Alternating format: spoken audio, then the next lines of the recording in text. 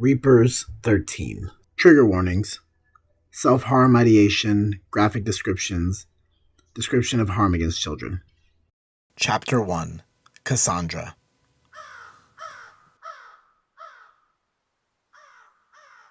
Darkness is not something you choose to live with. It's something that festers in the soul and waits for those moments when you're at your lowest, when all the light in your life is gone. Staring down the barrel of the black steel revolver, my hands trembled on the trigger. It would be so easy. The quiet stillness of the forest on that gray morning invited me to join it. It beckoned me to become one of the dead scattered around. Cultists, victims. Corpses always followed at my heel, and for all my good intentions, my battles always ended the same. Nothing I do makes a difference. Nothing I do matters. The soulless eyes of a little girl stared back at me, cold and afraid. A centipede-like carapace connecting to the torso of the girl coiled around the inside of a spilled cauldron. The only cure for her near transformation was a bullet to the head. Meaningless. Everything I achieved and everything I might achieve in life would be meaningless. A shot rang in the forest, sending the crows darting away. Coward, I yelled to myself. I fired 3 more shots into the corpse of the cultist leader. His body was long dead, rigor mortis already setting in. Still, it satisfied a deep wish to kill him again and again for what he had done. But it didn't change the fact that a little girl was dead. Crows encircled flight, ready for the feast. More arrived, adding to the flock until it became a murder. I watched them with their hungry eyes, deciding on which body to partake in first. Dread beckoned me stay alert to protect the corpse of that little girl. Like shooting stars or meteors falling to the ground, crows landed around the field. They picked at the bodies with reckless abandon. How hungry they seemed. But none touched the little girl. In that way, we were kin. Many neared, many watched from the treetops to the log I sat on, maintaining the same distance as myself. For all the horrid omens they are said to represent, it is often forgotten they knew death the same as intelligent life forms. Like me, they feasted and they mourned. They understood. "I'm sorry," I said, as though the little girl could hear me. I'm sorry, I'm sorry, I'm sorry, I'm sorry, I'm sorry, I'm sorry, I'm sorry, I'm sorry, I'm so fucking sorry." Tears fell with reckless abandon. The thought kept teetering at the edge of my mind about how simple it would be to finally end that pain. But I lacked the will myself. Somehow, there was an even stronger desire, or fear, or duty, whatever it could be called, that kept my hand from finally pulling that trigger. I was forced to realize that I was trapped in a prison of my own making, and I couldn't find the key. I slumped down to the floor, leaning back against the log. What is the point of it all? I couldn't answer that question. It was impossible. There was no end to the world I helped create, and there was no simple answer to fix everything. "It's not your fault, Cass," came the gentle voice of a young man. He walked over to the girl's corpse, sporting a vest and a kind expression. His eyes turned to me. "You didn't do this." "Don't say that," I snapped at him. "I only needed a few more minutes. I wasted too much time gathering information. Worse, I was slow in my approach. I should have just rushed in. I've done this too many times to still be so slow." "There was nothing you could do. I was the only one that could do anything." That quieted him. But by his expression, I don't think he was satisfied. I knew he was right. It didn't change the feeling inside, though. He stood up and sat down next to me, placing an arm around my shoulders. He was warm and comforting. I missed him so much. "You didn't make the decision to destroy her life," he told me. I knew he was right, but still, it was my fault. Everything wrong in the world was my fault. Think of all the people you saved. I let out a sardonic chuckle.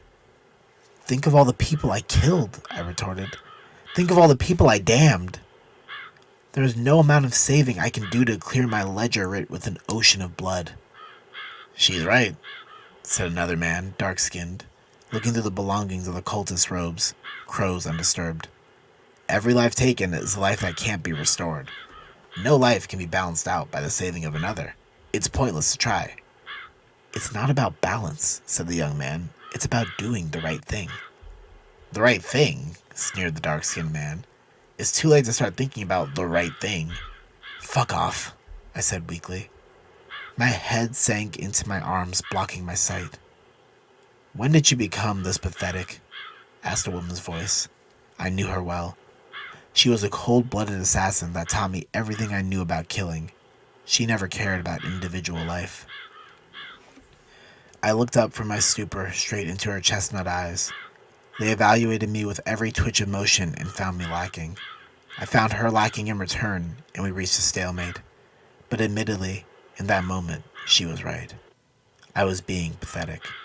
At least, I felt pathetic. But I also couldn't reason away to see a light beyond the clouds. The clouds can only be seen because there is light, said the young man, still keeping an arm around my shoulders. You have to hold on to hope. Hope? I chuckled. I have no power as I am. I have no true agency. I have no control. I can't change a damn thing anywhere. Even on the small scale, I am unimportant. My effort has no discernible worth. My pain has no discernible end. People all over are dying for a world so out of their control. What am I supposed to do? I nearly yelled. I can keep going around as some sort of mercenary taking jobs that clear out monsters or a vagrant saving person to person, but at the end of the day, I save as many people as I can't. Why do I? My words didn't have the heart to finish. Maybe the world would be better off without you, the woman told me in her cold, emotionless voice. Her eyes were daggers ready to strike. My gut wound was aching. Blood was still slowly dripping. I nearly forgot about it. I've suffered so many wounds that I couldn't take them seriously anymore. My body was strong enough to handle it regardless, but this one was really taking a toll. Maybe this will be the wound to end me, I said. You know that's not enough to kill what we are, she told me. To kill us, heart or head, else we have a good chance of pulling through. Heart or head. He could have gotten a lucky shot. The council will be more than pleased to hear of my passing. The woman kneeled before me, inspecting my body. Where did they shoot you? She asked me. It was a bolt of lightning, actually. I was careless. Where? She pressed. I slowly moved my hand from my gut to show the open wound. Without the pressure, I felt the blood rush and stain my clothing. The woman showed no expression. She put her hand to my wound. It hurts? She asked. A little, I said. She nodded. Without mercy, she plunged her fingers deep into the wound. I flinched at the burning rush of pain flowing through my body, flaring up with every wriggle and twitch of her finger. That's enough, the young man yelled.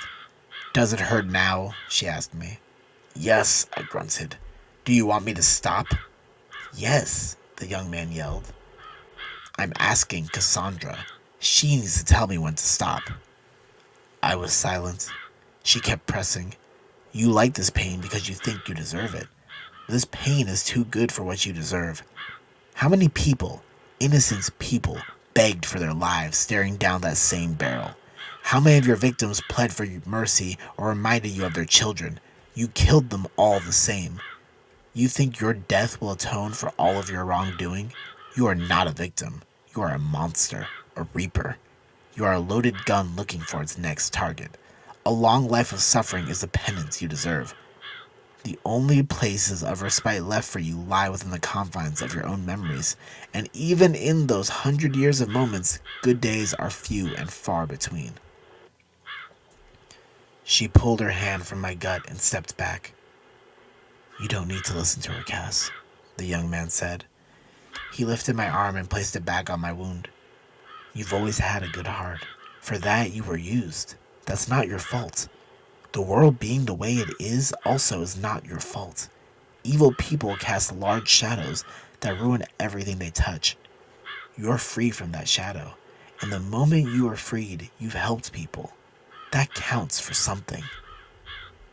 Mard watches us all from his place above, I said. Mard judges us all. Mard never forgets. The church is gone, the woman said. It was all bullshit anyway. We all end up in the dirt no matter what path we take. The high road, the low road, or any other all takes us to the cold, hard dirt where we die alone. We only pretend there's sights to see and people to meet along the way. If you need to put some sort of balance to the universe for your own sanity, then keep your focus. She pointed a gun down at the fallen cultist leader.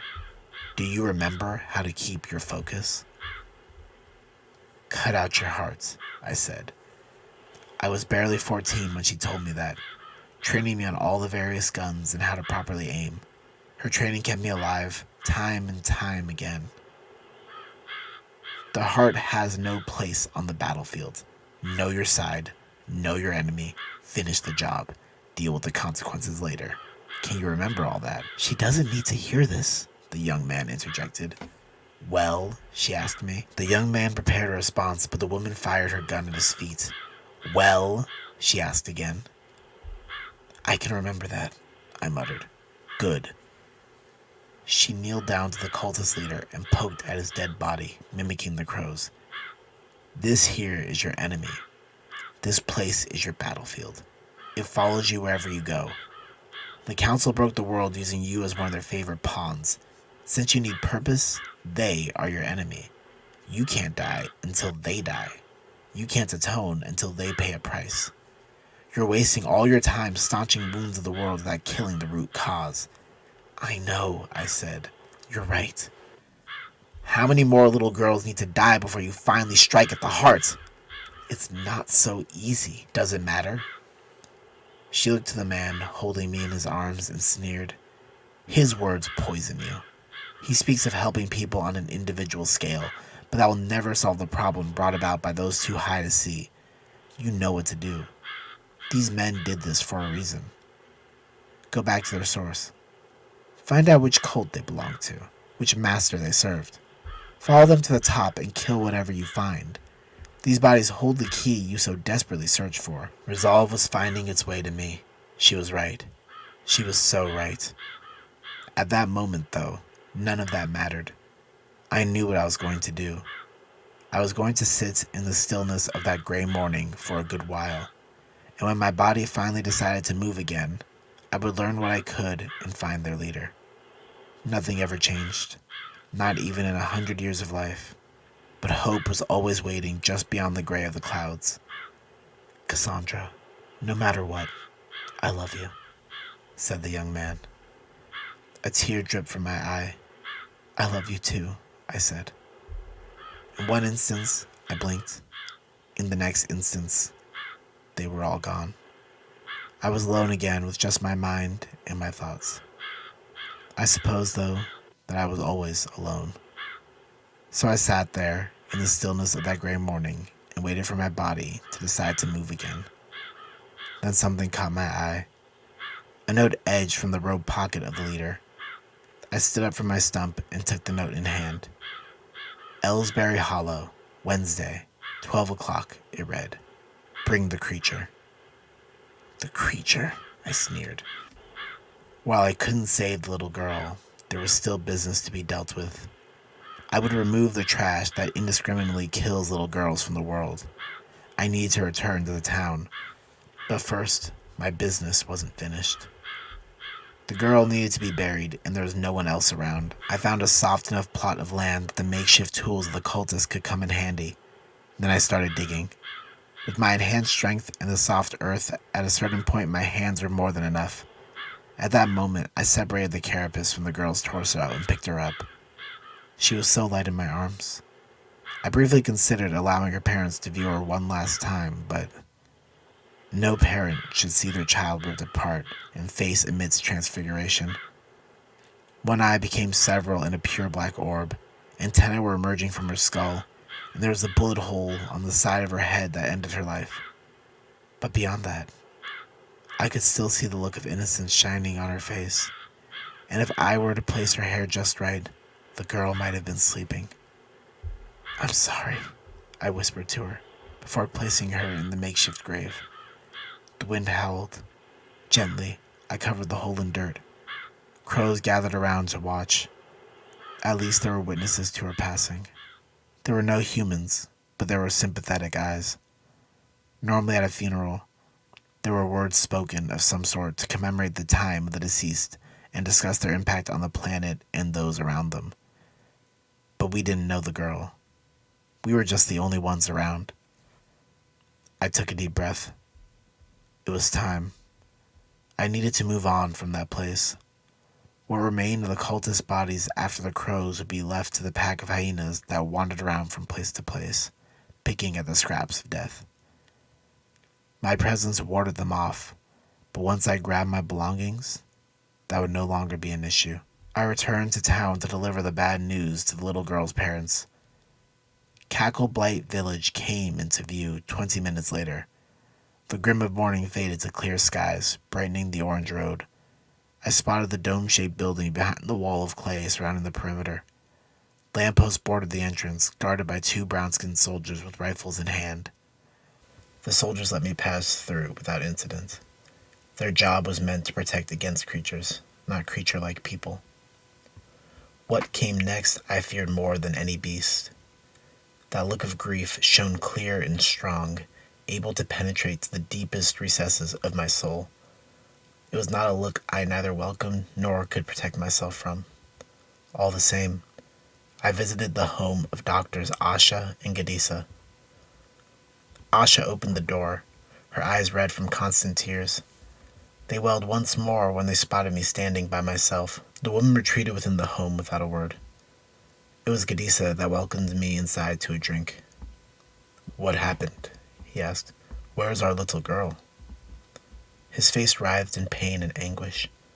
I wanted to look away, but the intensity of the gaze kept me locked to him. "She..." I sucked in a deep breath. I've delivered bad news to many a person, and yet it never got any easier. "They turned her into something else," I said. "I'm sorry." Asha's eyes became 2 full moons, gaze a fixed expression of disbelief. Gadisa seemed to be struggling with the news as well. Worms formed and collapsed on his lips with every breath. "The cultists," he finally managed to say, anger barely held back.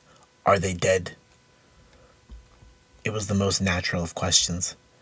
Anger always inspired a desire for vindication or justice. I felt the same way.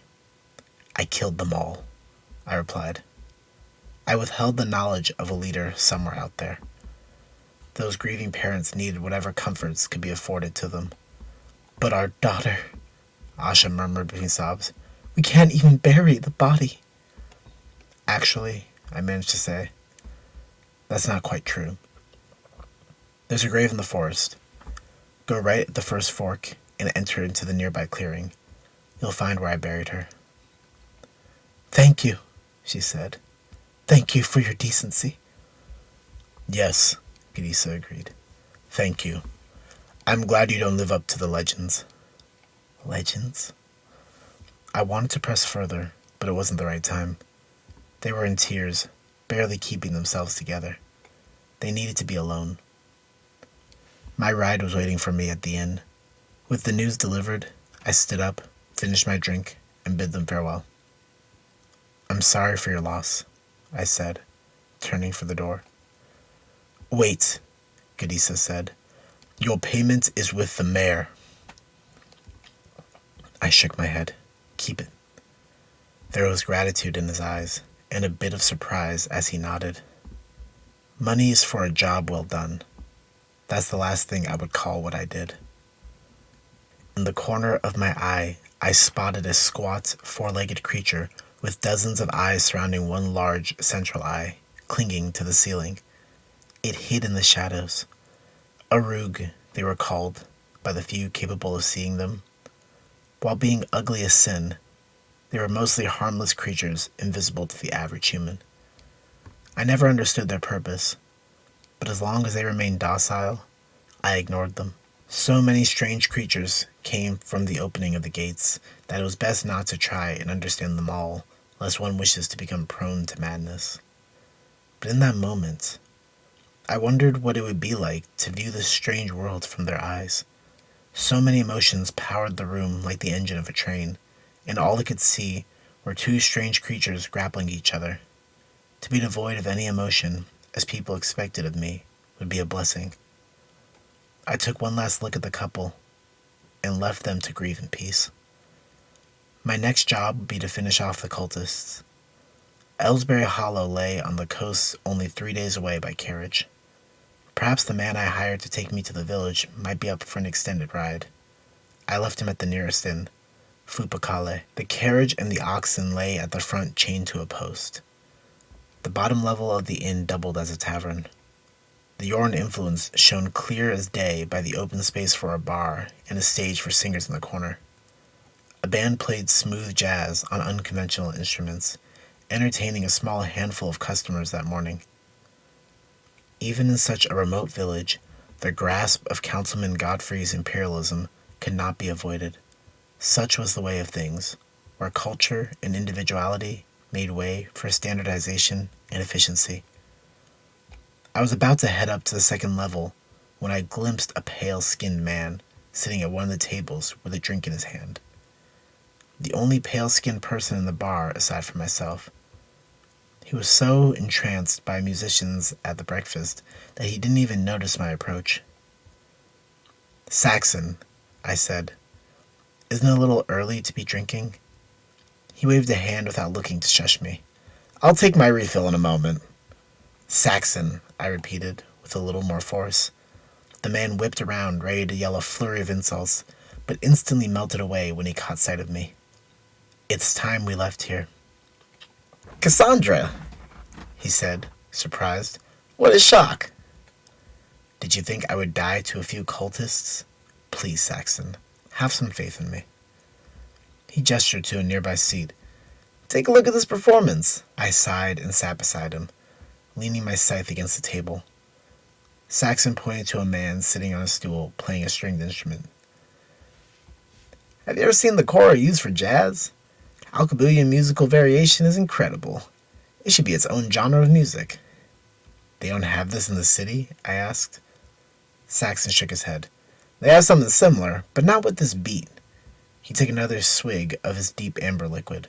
"Mard's ghost! You smell like stale dung from a not-too-healthy cow's ass. There's a water pump out back if you need to clean up." "There's a shower in the room," I retorted. "Anyway, we need to leave. I have business in Ellsbury Hollow in 3 days' time. I'll pay you for the extra distance." He turned to face me, his glass hanging in the air for a refill. "You know the problem with you, lady?" He didn't wait for a response. "The problem is you're too impatient. Rushing from one place to the next slaying monsters is no way for someone like yourself to make it anywhere in this world. You should be out looking for a rich husband." "I do just fine," I hissed. Saxon snorted.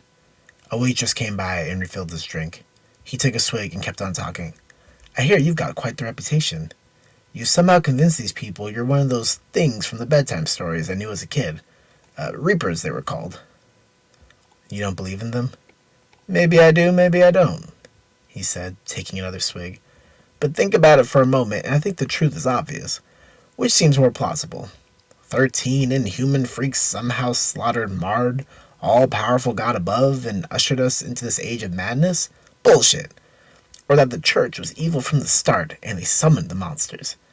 Things didn't go as planned, causing them to be sacrificed in the process, and leaving behind this shitstorm."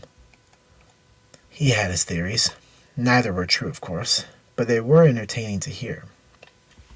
I leaned back in my seat, slightly amused by his outlook.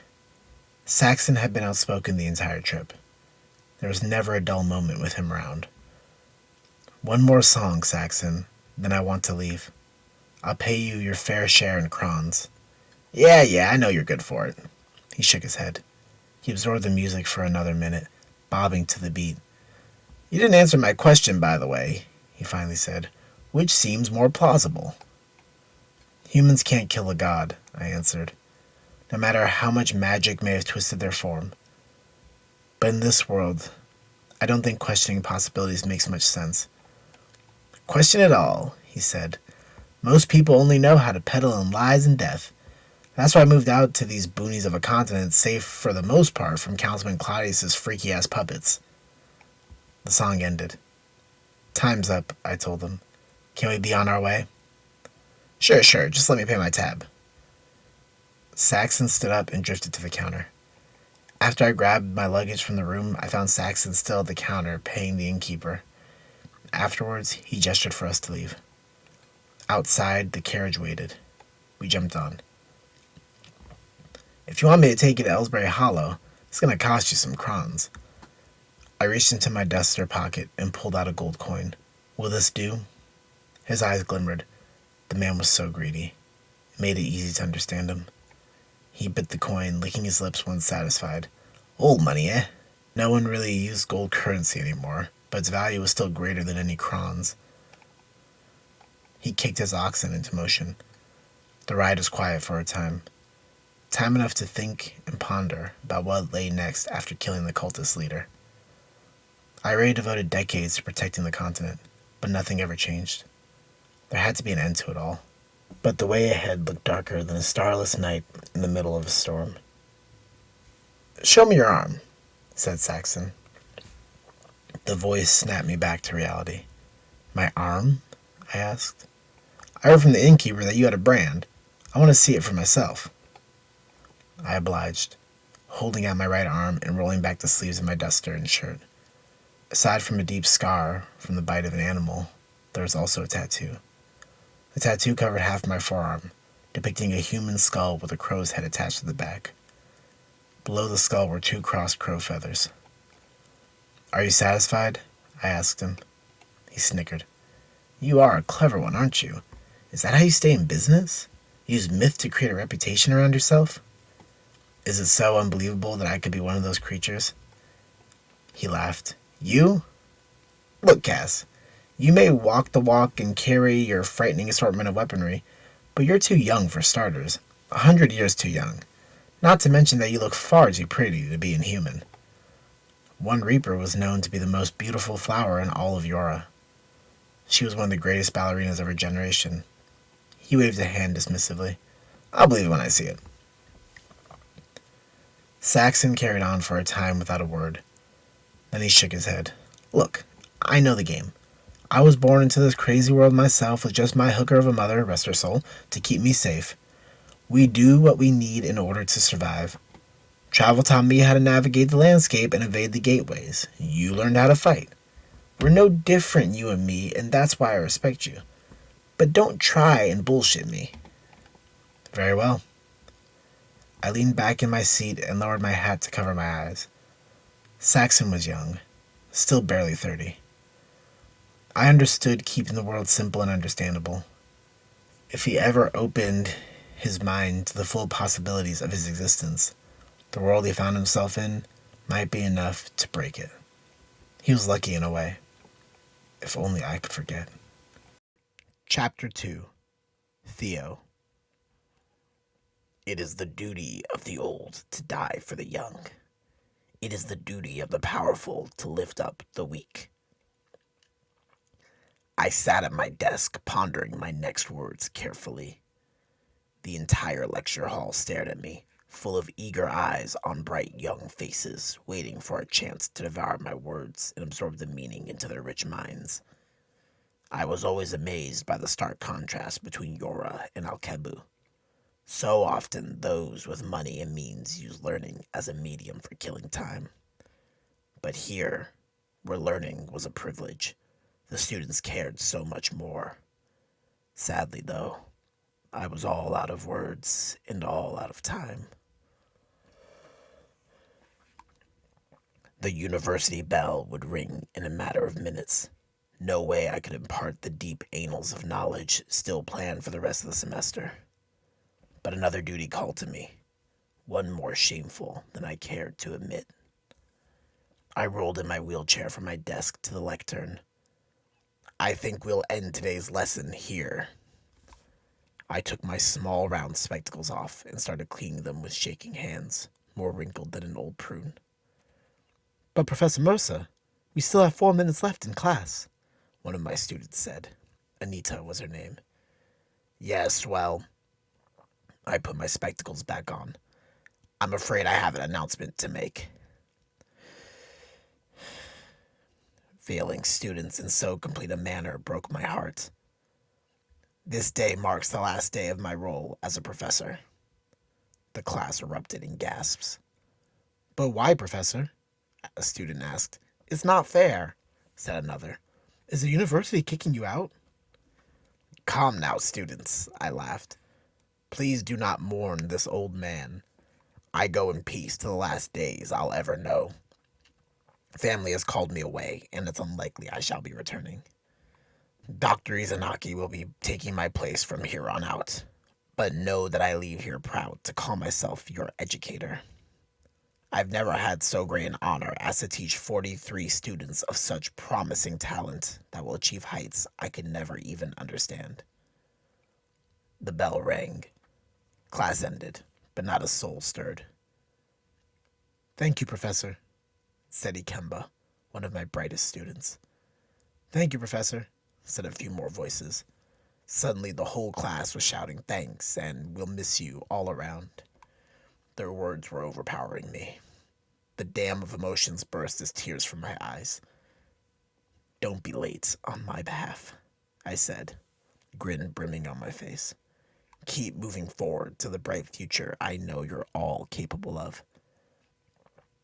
After a while, the students slowly shuffled out one by one until only Ikemba remained. Professor, he said, why did you not tell me about this?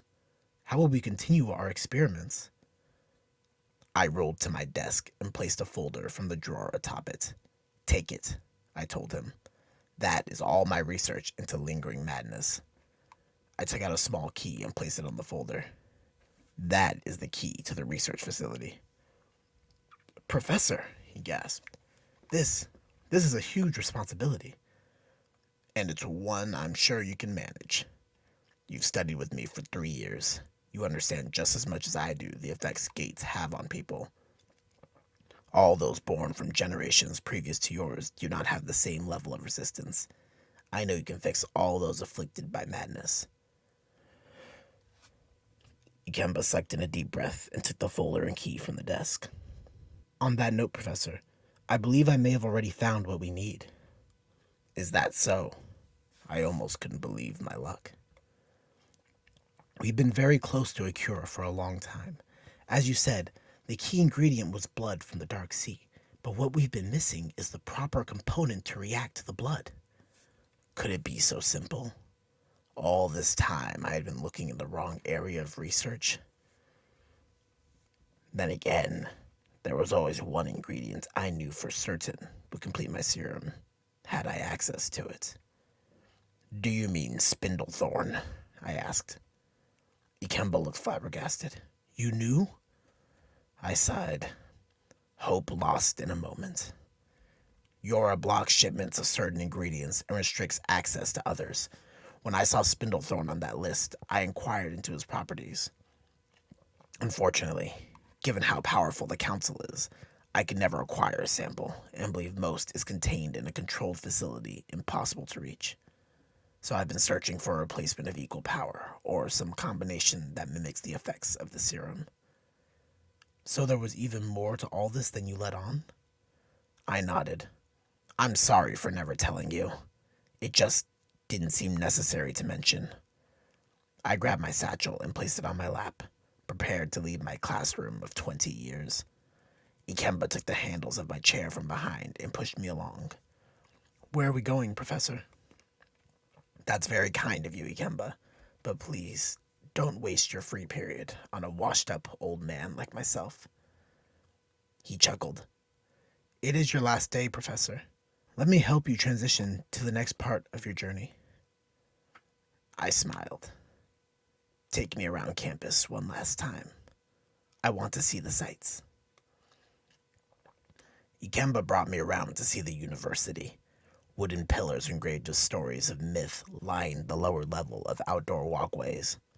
For the most part, it was a small campus with only 3 round-top main buildings, all forming a partial rectangle around a central courtyard and dorms just across a sports field. The main courtyard filled with a fountain and flowery bushes extended to the front gate, where beyond the arched entrance lay the short walk to the beach and the city. I elected not to visit the research labs between the dorms and the central buildings. I'd rather my work be cleanly left behind. I think you're on to something, I told Ikemba on the way to the front entrance. Looking for something that reacts to the blood of the Dark Sea rather than stifles it will open brand new venues for you to explore. But it won't be the same without you, Professor. Then it will be better, I replied giddily. For once in my life, I feel as old as I look, which means I'll only be getting in the way of things for youths like yourself. We reached the front entrance. I gently pushed Ikemba's hands away and began rolling myself. Take care and study hard, were my imparting words as I took the path towards the city. I stopped at my home halfway, a little cottage just off the beaten path. Once inside, I placed my satchel atop the dining table and pulled out a syringe full of a silvery liquid tinged black. The effects would be instant and last a week, maybe two if I kept the physical strain to a minimum. But even if one vial ran out, I had another 7 prepared. It almost felt like a last meal, committing myself back to a life I so despised, all for the proper formula. The life I had grown so accustomed to, the life I cherished, would be tossed aside like a ship in the heart of a storm. Though, if everything went according to plan, perhaps I could die happily, and maybe even move on to whatever awaited me beyond the choking coil of mortality. With a deep breath, I injected the liquid into my arm above the brand of the Reapers. A rush of energy pulsed through me like electricity, sparking the circuits of my broken body. Aching joints suddenly became numb to the pain and moved without a groan, as though greased. For over half a century, I confined myself to the chair, nearly forgetting what it was to have a body capable of motion at will. I stepped out from my chair and stood up, just as any ordinary man might, and for a brief moment, I felt young again. But only for a moment. As quickly as I rose, a sudden jolt of pain shot through my right knee. One of my springs came loose, I thought to myself. Where's my damn cane? I grumbled. My old body limped casually to the bedroom and opened up my wardrobe. I groped around for the hidden panel in the back to reveal a keyhole. Inserting the key from my necklace, I opened up a secret compartment containing relics of a past impossible to forget. An old hat, duster, sniper rifle, black steel mask with no socket for eyes, and a cane stared back at me. Tools of the trade. I strapped the rifle to my back and put on my duster. I switched my walking cane for my proper one. My mask went into my satchel, which I took with me outside to the stable. Ghost the Second whinnied at my arrival, still as beautiful a horse as ever with his milky white skin. I attached the suitcase to the saddle and jumped on.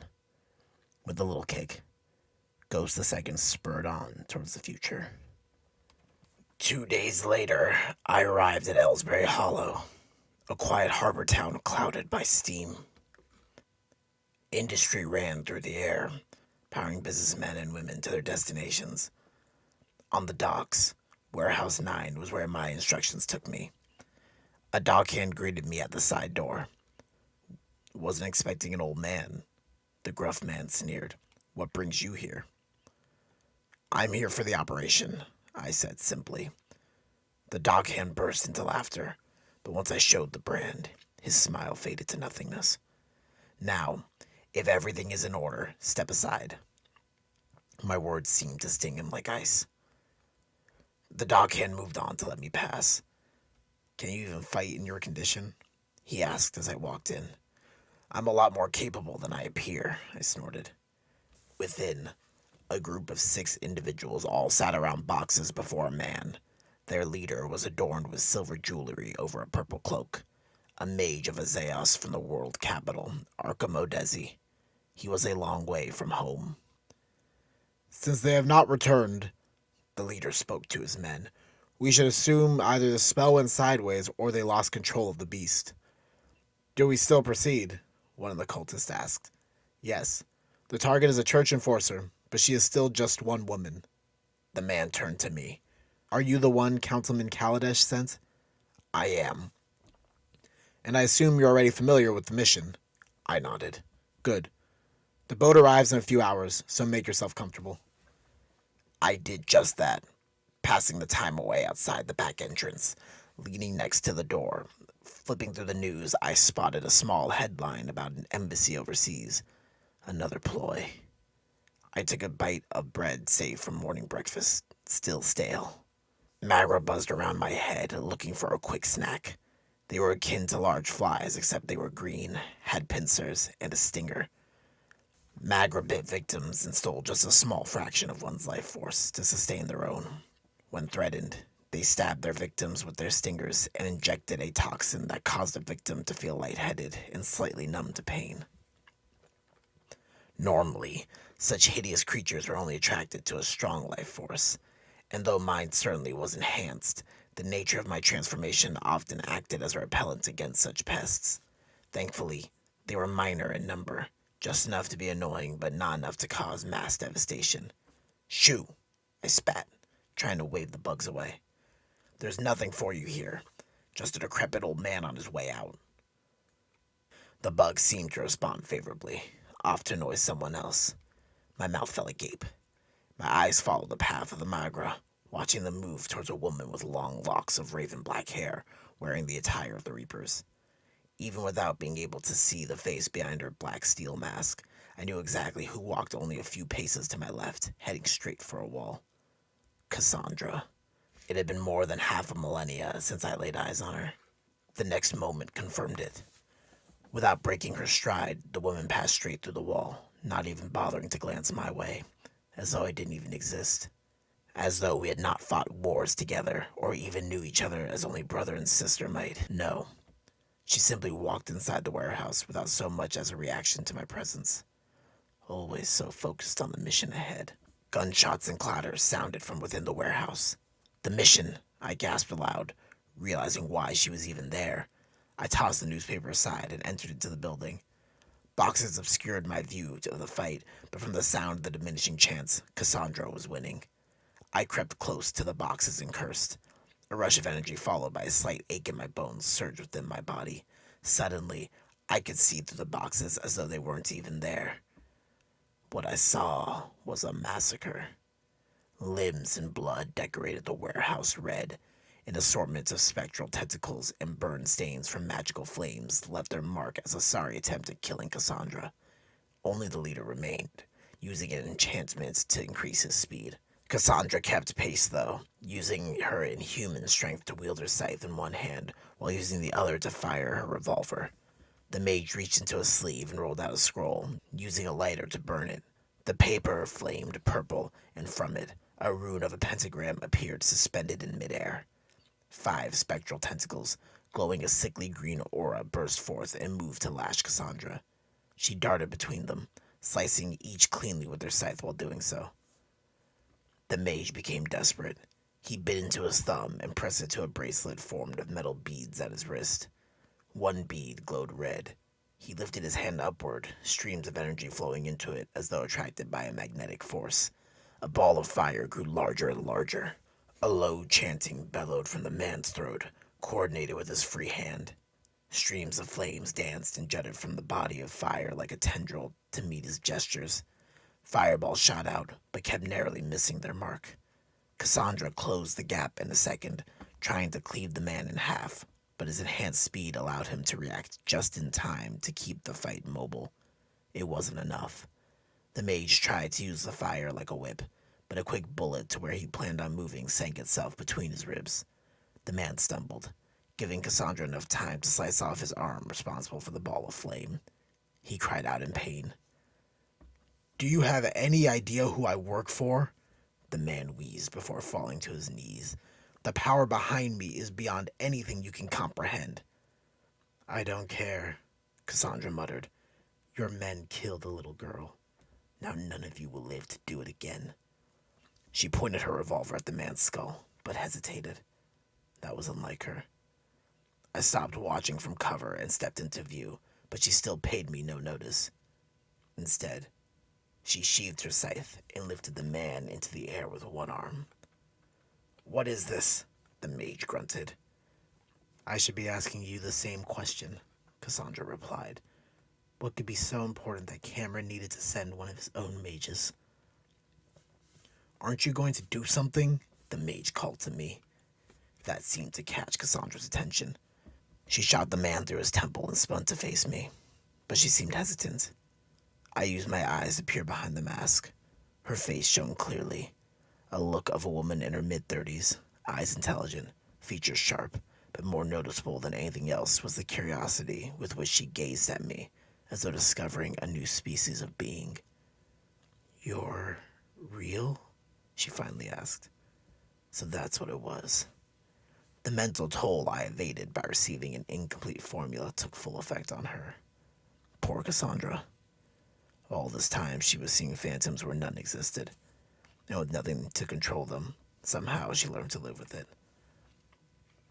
How? What are you doing here, Cassandra? I managed to ask through my surprise. You're not dead? These cultists killed a little girl a few days ago, she said without betraying a single emotion. Now that I think about it, you do look older than I remember. Then she cocked her gun, still pointing directly at my unmasked face, a reminder that her threat of a bullet was serious. Are you working with them? She asked. Not to the extent you're imagining, I replied carefully. Come now, Cassandra, this isn't necessary. The council banished all of us the same as you. The horn of a docking boat sounded loudly from outside the warehouse. I was not banished, remember? I left. She sighed. And for all I know, your banishment was a clever ploy to take the fall for their misdeeds, all the while still operating under their orders. Don't play me for a fool. I'm not, I grunted. Honestly, Cassandra, you'd think all these years of life might teach you to lighten up a little. She shook her head defiantly. I'll give you to the count of 3 to tell me why you're here. Then whatever we had in the past will be severed and you'll become my enemy. 1. I was called here by Kaladesh as support in their operation. What operation? Her gun kept firmly pointed, waiting for its call to action. Kaladesh placed a hit out on some woman, I explained. A church enforcer coming here by boat. She's probably arriving right now as we speak, so if you're done with your little interrogation, I need to be off. Cassandra lowered her gun, but kept still, considering something. What brought you back to them? The serum, I told her while limping away on my cane. This has nothing to do with you, Cassandra. She didn't respond as I left the warehouse, not even to chastise me. A cargo ship was parked on the docks, still being unloaded. I limped faster through the throng of people working amidst steam and dockhands carrying wide and heavy loads. Several people came off the boat in a thick crowd, pushing in every which direction towards the marketplace or the main street. No one showed enough common decency to move out of an elderly man's way. They crashed into me time and time again like rolling waves on a beach. I nearly found myself carried away in their current, but somehow I pushed through to the ship and found my target, a woman with dark tanned skin, wearing white robes and carrying a satchel, already slipping through the cracks in the crowd. I followed, quickening my pace to match hers, ignoring the pain of old limbs. The woman ambled around the docks searching for something, perhaps the road out of town, which she had already passed, or perhaps the woman merely wanted to find a stealthier avenue. After all, she had to know she was in dangerous territory. The latter, it seemed. My target chose to head through an alleyway, giving me the perfect opportunity to eliminate her. It seemed too easy, though, but hoping for problems only created them. "Excuse me, miss," I said, in as feeble a voice as I could muster. Even with the rifle on my back, most people never took me for the slightest bit of a threat. With all the downsides of unspeakable age, that was the only silver lining. The woman turned around. Her vibrant face seemed to glow with youth. She may have been 23, maybe 24. I would have killed to experience that age, when everyone said the body was at its best. But alas, I settled for abusing the few perks of being elderly. Oh, hello there, she said in a cheery tone. Is everything all right? She was so young and so naive. I limped a few steps closer. Do you have any crons to spare an old vet? I asked. The woman placed a hand to her heart, clearly moved by my emotion, a foreign sight to behold. Of course I can spare a few crons. She reached into her satchel and pulled out a wallet. Her eyes lit up. Oh no, she gasped. I only have marks. That's quite all right, miss. Anything you can spare will do. She gave me a warm smile and approached with an outstretched hand, holding the money. My moment was arriving. I twisted my cane in hand, feeling the slight click of the sheath unlatching. Just a little closer. A gunshot broke the silence of the alleyway. The woman jumped back, startled. Get away from him, came Cassandra's voice from behind. Damn it all. He wants you dead. The woman looked to Cassandra, and then to me, and then back to Cassandra. But, she stammered. Run or I'll shoot you myself. Whatever the woman saw in Cassandra's eyes seemed to frighten her well enough, for without a second thought, she fled from the alleyway. I told you to leave this matter alone, I growled, turning towards Cassandra. I can't, she replied simply. Do yourself a favor and step away while you still have the chance. You don't understand. I clicked my sheath back into position and continued using it as a cane. If I kill that woman, I get the serum. If I get the serum, I can replicate it and disseminate it amongst patients plagued by madness. But at what cost, Theo? She stepped towards me, planning to go around, but I blocked her way. You know you can't stop me. Please, Cassandra, give me this one thing. I felt tears resting themselves from my eyes, emotions building up for far too long. Please, just let me do one good thing with my life. Let me save millions. You will do many more. I feel it in my bones. She crossed her arms, frustrated. Just think about it. The council sends a reaper, an Arkham mage, and a group of cultists with a monstrous pet all to handle one church enforcer. That means something. And while I don't know what exactly, if my hunch is right. She bit her lip and stepped right through me, as though I were but air. No matter how noble your intentions are, if you acquiesce to the demands of those with hands stained black, you are no better than them. Our hands are stained the same as theirs, I replied to no response. I heard her footsteps walking away. Anger gripped me. I twisted my cane and spun around, striking like lightning. The black steel blade slid out of its sheath with ease, cutting clear through the air to strike across Cassandra's backside. But she was fast. Cassandra rolled forward and fired 2 shots back at me. Both dodged. She prepared to fire another shot, but I was too close. My strikes were fast and precise, mixed with blunt attacks by my sheath. She phased through my attacks backwards and switched to her scythe. Beads of sweat rolled down the sides of her face. Prolonged use of powers adversely affects the psyche. Were she too careless with it, my age would no longer be an issue. The scythe came high. I parried and countered with a quick blunt strike to her ribs. The scythe swung around low. I blocked with my sheath and made a quick lunge of the blade, grazing across her thigh. Cassandra pulled her weapon back and fled from the alleyway. I attempted to give chase, but my limp kept me from pursuing at a reasonable speed. On the street, I used my special eyesight to spot Cassandra a block away and the woman a couple more than that. If only I kept Ghost the second on hand. But another horse sat nearby tied to a trough. It looked weak and a little old, but that was good enough for me. I cut the rope, keeping the horse at bay, and took it for a ride. In the skies above, a giant eyeball with tendrils at its backside floated. No doubt, one of the councilmen, if not all of them, was watching the events transpiring on that day. Cassandra made a grave mistake, showing her face again. Too many people crowded the streets for me to make a smooth pursuit, but years of riding a horse never truly left the body's memory.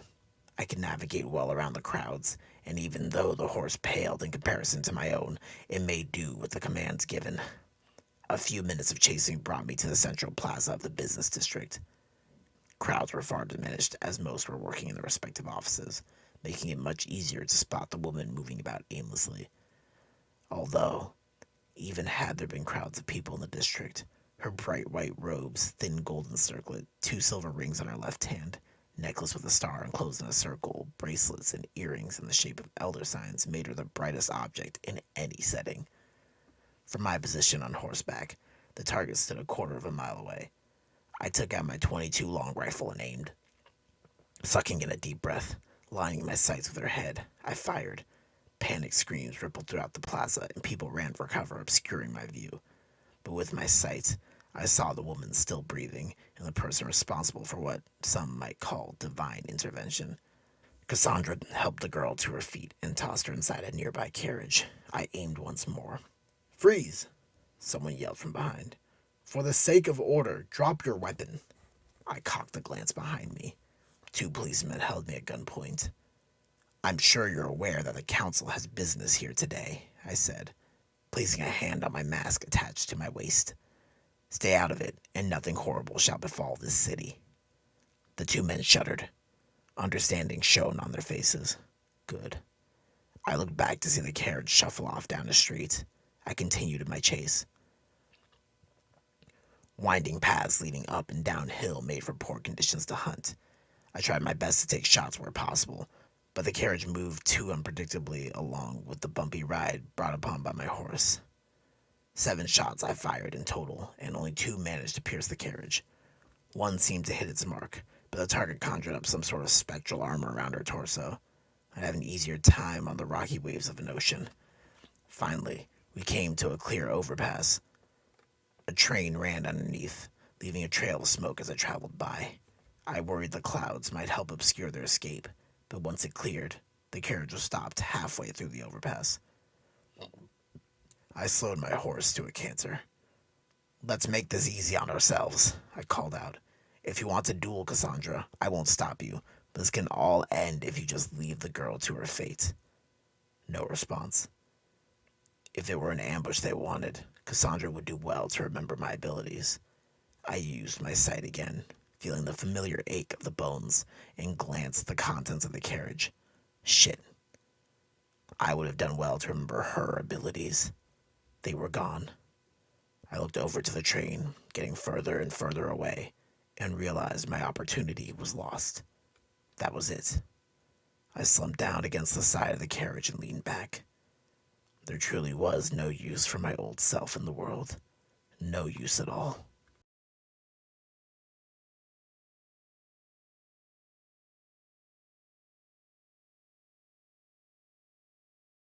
Chapter 3. Jonathan. Morals should stand above all else. When one considers a decision, they should always weigh the morals of their actions. I felt nothing from him, not even a drop of emotion. Day sat next to me at the West Wing dining table, staring blankly from his wheelchair. A bowl of porridge sat before us.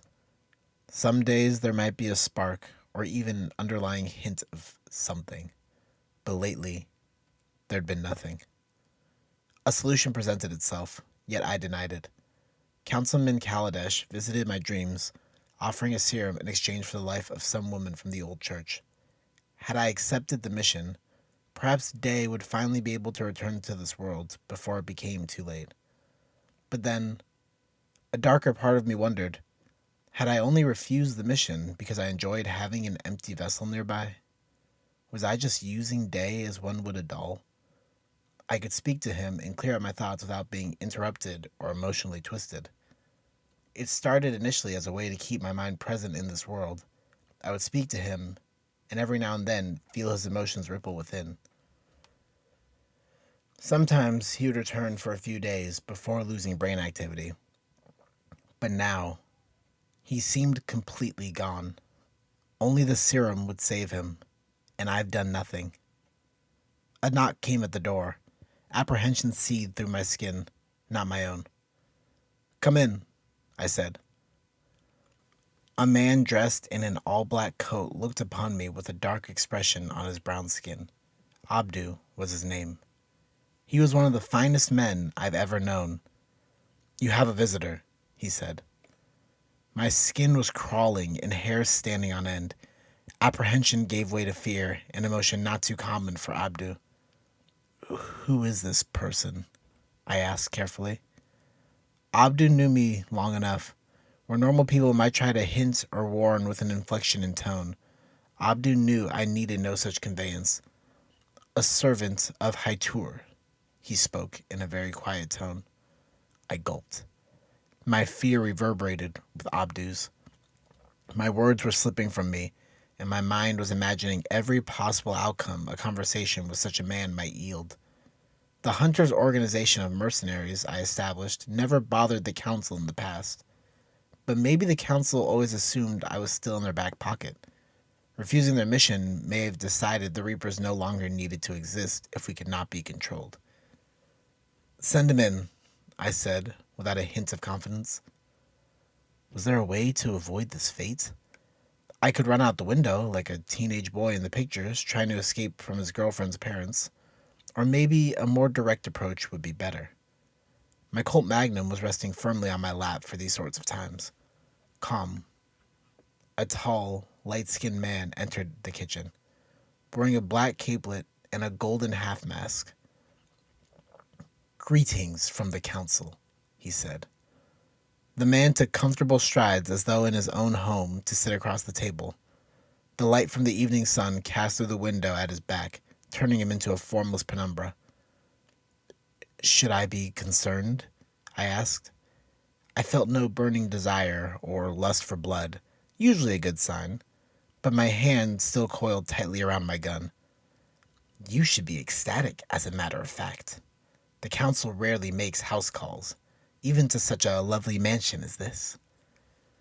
I considered invading my dreams a more personal space than my home, but quibbling with people about minor details usually only made enemies. I'm assuming this has something to do with an opportunity I've previously denied, I said. The man made a slight nod before reaching into his coat. I twisted my revolver towards the man's gut. It wouldn't kill him, though it would hurt. But to my surprise, the man pulled out the eye of an animal, a beak, and a grater. No magic can be conducted inside this house, I said. Is that so? The man asked. Well, when I saw the wards, I was of the belief they only protected the home from outside assault. A sort of way to protect your little mercenary group from invaders that might have access to magic. That was the idea, I said in a far too calm manner. I felt no threat from the man, even though everything in me told me to see him as a threat. But those overpowering emotions of calm forced my hand to loosen its grip. Only the logic of my situation kept me from letting go of the gun altogether. It only made sense to feel apprehension towards the man, and even if I felt none, the wards against magic were specifically meant to keep me safe in case the council ever decided to send their mages after us. The hunters stopped the monsters. The wards stopped the mages. The man placed a small handkerchief on the table and delicately plopped the bird's eye at its center. With a small grater, he shaved off a significant portion of the beak onto the eyeball. Eagle beak over an eagle's eye. The man spoke with a bit of delight in his tone. Small feelings of joy tickled in my consciousness. Magic can be such a simple thing, but it always yields interesting results. I found myself nodding in agreement to the man's assertions. I am a vessel. The man spoke softly before downing the eye in one gulp. All the waves of emotion stilled to nothingness. The man's body fell back against the chair, limp. Impatience, curiosity, joy. A pressure filled the room like gravity, hardening all around. I never expected such an outcome, but he was here. Through his vessel, Councilman Claudius stopped for a visit. It has been far too long, Jonathan, the man said in a foreign voice about 1 octave lower. I see you're living quite comfortably. Get to your point, I snapped. Had I known you wanted to make small talk, perhaps I would have set down some tea and crumpets the way you like it in Entalacia. Are my emotions getting the better of you? He laughed, and I joined him. Do your people even realize they follow someone so unstable such as yourself? They realize I'm not normal, I said. Logic gets me through most situations, though. In truth, logic presents many different arguments, always colored by the emotion. I try my best reasoning to pick the correct path, but I'm not perfect. I'll get right to the business, he said, calm. The council seeks your aid. I believe I've already made myself perfectly clear. I'm not a hired gunman. Claudius cocked his head to the side. And yet you run an entire organization made of mercenaries. How odd is that? I should be annoyed. I gave a patient smile. This organization only exists to protect places threatened by beasts. We make no profit off of those we protect, and we take no jobs involving any other sort of work. He smiled. This is also an orphanage of sorts, yes? He asked. Of sorts, I answered. There are far too many lost children in this world of ours, and no one to help them. The least I can do is take them in. The apple doesn't fall too far from the tree. Cameron would be proud. No matter how powerful Claudius's emotions reverberated, the deep well of sadness within my heart still found a way to move me upon hearing that name. He used to be a good man, I said. He created something special at one time. I only wish to carry on that legacy. Hatred, palpable and intense. That man grasped the sun, Claudius sneered. And just as soon as the emotions flared, it faded back to a soothing calm. Enough about old times, though, he said. This current mission is something new, and should you succeed, not only will the serum be yours, but the Reapers as a group shall be allowed to return home, reinstated. All will be forgiven. I felt no sign of betrayal in the man's tone or emotions. Somehow, with only a few words, he suggested impossibility. She and I could be together again? But I've already built a new life from the shambles of my old one. I can't go back now. Think carefully about what it means to be reinstated. Everything you're doing here also comes with you. The money and resources at our disposal are limitless and could be yours for the taking. You could save so many lives with your hunters if you return to us. It was just as easy for the council to save those lives without even breaking a sweat. What could be so drastic that you would offer so much? I asked. I'm glad you finally asked. Claudius leaned over the table, brushing aside flakes left over from the beak. About 3 hours ago, the target we asked you to assassinate survived. But what makes it interesting is not the fact that she survived, but how she survived. Someone else came to her rescue. And you want me to kill this other person, I assumed? Very much so. I sat there considering. For the reward, it sounded easy. Later on, I knew I was going to hate myself for even giving the council such a long moment of my time. Once I knew the topic, I should have told him to leave. But I sat there, considering. Kill 2 targets. Get reinstated, I said. Well, who is this other person? You might know of her, actually. Joy. Sick and twisted. She was an old friend of yours back in the day. I knew whom he meant to say. The only reason he would feel such sick pleasure in dragging out her name was because it was her. And as such, this was an ultimate test of loyalty for me. Just say it, I said through gritted teeth. The council has ordered the execution of Reese Noble and her new little friend, Cassandra Bruenbach. My heart dropped. Do this, and everything you once were will return to you, and more. But don't think of this assignment as a winner-take-all situation. Any Reaper that shows loyalty at this time shall be reinstated. In your case, Day's loyalty shall be based upon your own. Take that into consideration. He's been in the Dreamlands for quite some time now, and Councilman Kaladesh only has so much patience. I'll consider the offer, I said, knowing full well it was a lie. But the opportunity was exciting and terrifying. My thoughts were scattered to the furthest reaches of the universe. I needed to be alone, absolutely alone, to make any clear decision. Well, if you do make the correct choice, she was on a train heading for Ebbington. The name change is more recent, so you may know of it as Ukakwempi. I shook my head. I'm not familiar with cities outside of West Alkebu. Claudius dismissed the thought with a wave of his hand. No matter. You will find it if you need to. And if she is killed before then, expect a visit from Kaladesh in your dreams. Message received. Claudius smiled and stood. This vessel is occupied, he said. Suddenly the strong pressure vanished. Relaxed. The man with the yellow mask made a slight bow. Good day, Mr. Ford, he said, taking his leave. I waited a moment. I waited for the emotions of the room to dull into the background, like the waves of the ocean at low tide. Emotions of the house were nearby, but not powerful enough to break my serenity and clarity. I focused my attention on Day's emotional state and found my void of thought where I could, for brief moments, be myself again. Love blossomed stronger than the freshness of spring. My heart was afire, so easily set ablaze by the light of hope. Not a day went by when my thoughts had not gone to her. Now I had a location, and so did the others. I would never consider harming Cassandra in any way, but Isla definitely might. For that matter, the twins, Lucy, and even Nicholas were all equally likely. It might even be easier to consider who wouldn't harm her, being Day and myself. Some family. Shock.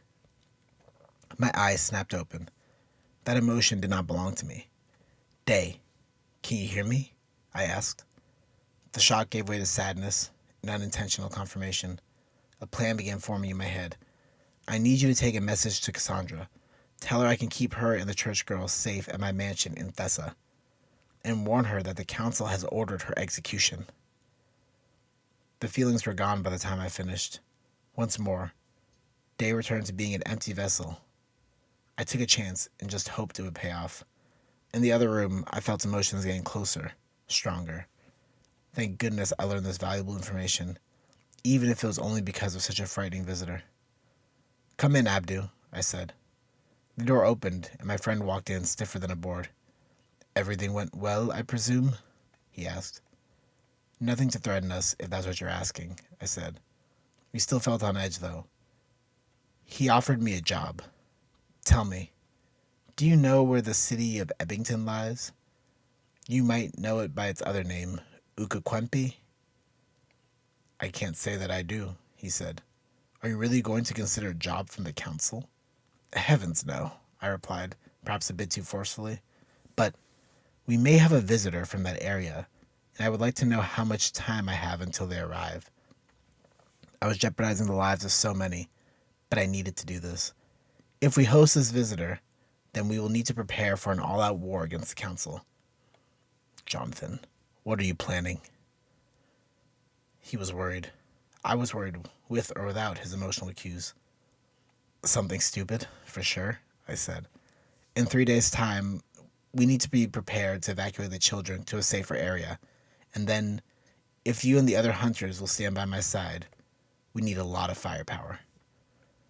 Abdu placed a firm hand on my shoulder. We will make this place an impenetrable bastion. Not even the council will breach our doors. Thank you, my friend.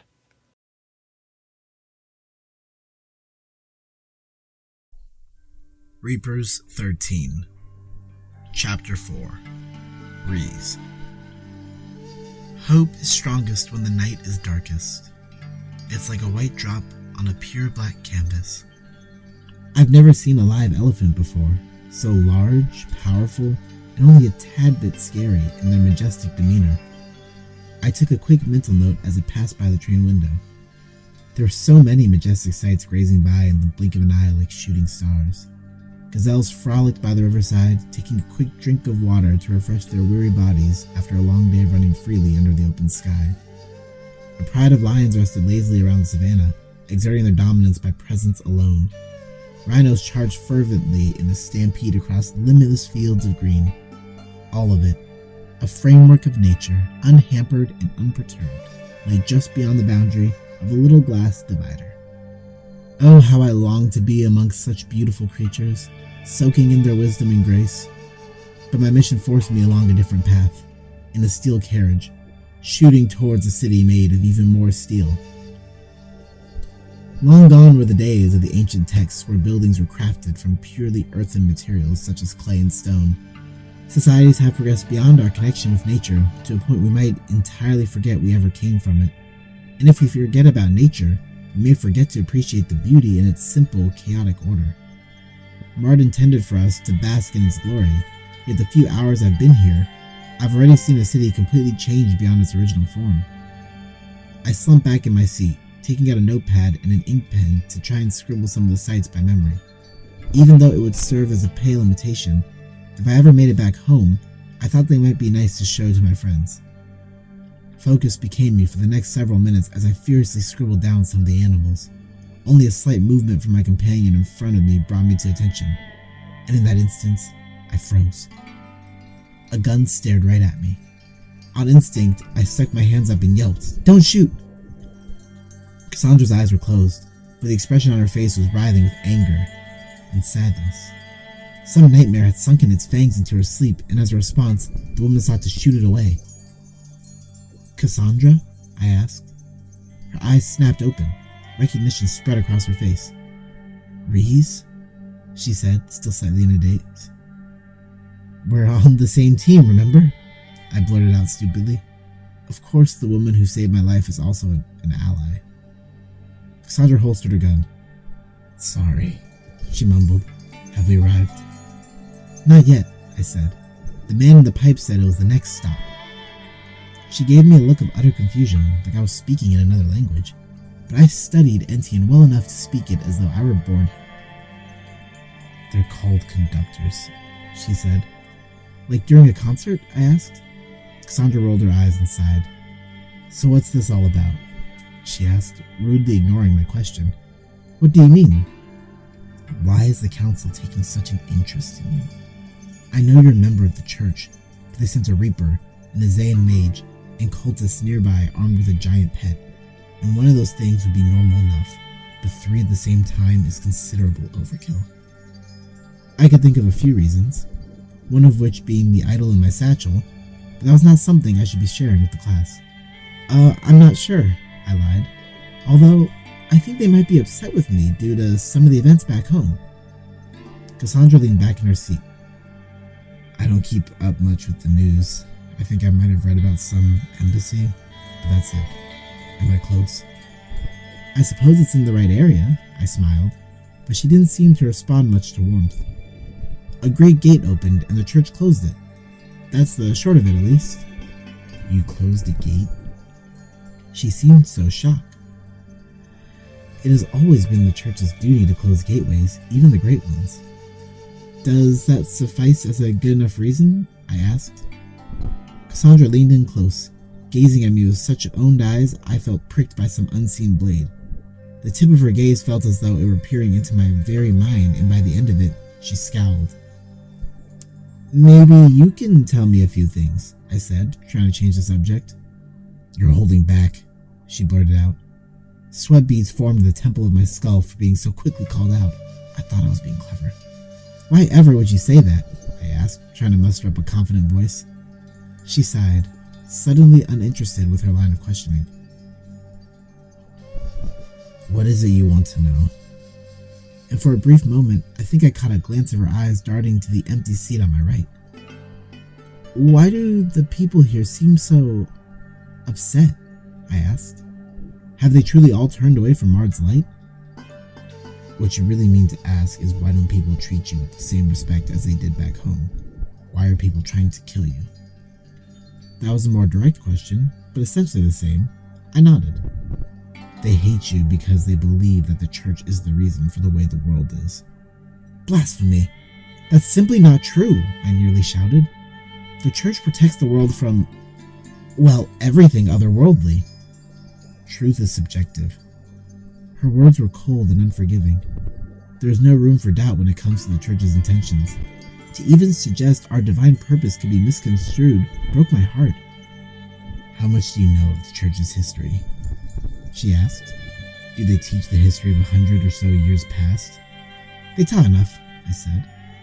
"The church, established since ancient times, discovered a plot to unleash the evils of the Great Gates.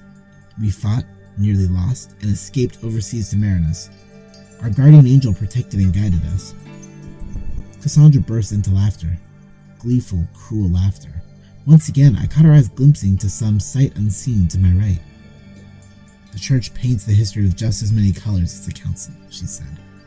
"Are you insinuating that I'm lying?" I asked, truly trying to understand this woman before me, both savior and danger. Were my instincts wrong? As I said before, truth is subjective. Somewhere between the lies you tell and the lies you hear is where you find absolute truth. And even if you manage to find that truth, most avert their gaze and see it as another lie, a drop in the sea of them. She laughed again. I do not insinuate that you lie, but merely see the crack in your truths. Does that suffice as a good enough answer? To sling my own words against me. Clearly this woman was not pleased with the half-truth I told her earlier. I grew quiet, matching her disposition. I had many more questions, but she gave off such an antagonistic aura, I felt I'd be better served keeping them to myself. Where do you go from here? Cassandra asked me after a long moment of silence. Should I tell her the truth? She saved my life, but everyone has their own reasons for what they do. My mission was far too important to jeopardize by revealing too many secrets at once. If it makes you feel better, the council will want my head as well. Like it or not, we're in this together. That was a good point, and it did ease some of my worries, as though she could read my mind.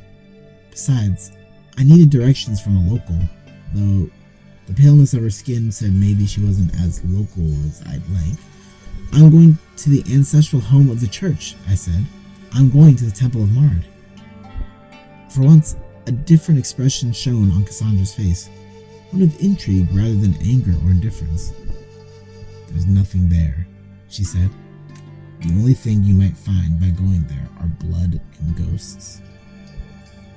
Now arriving at Ebbington, came the voice in the pipes. Ebbington.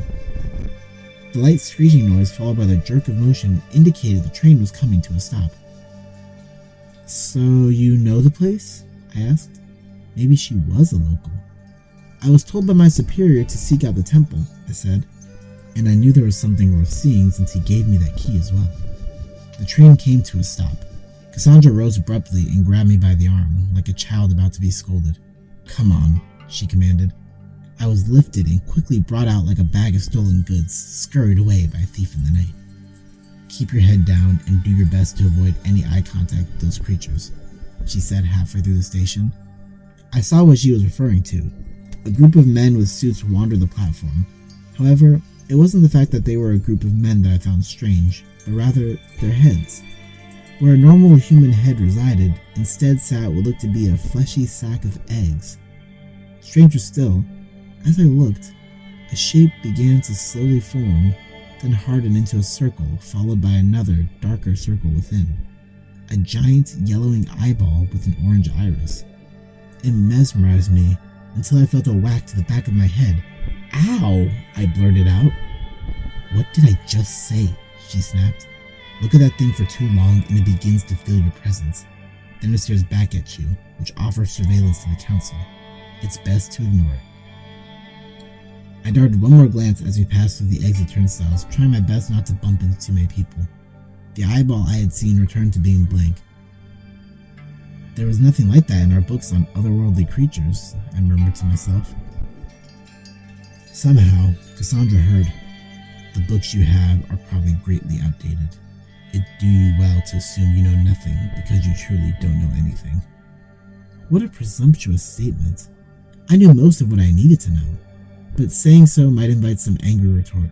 So I kept my mouth shut as Cassandra dragged me out of the train station to a city covered in steam.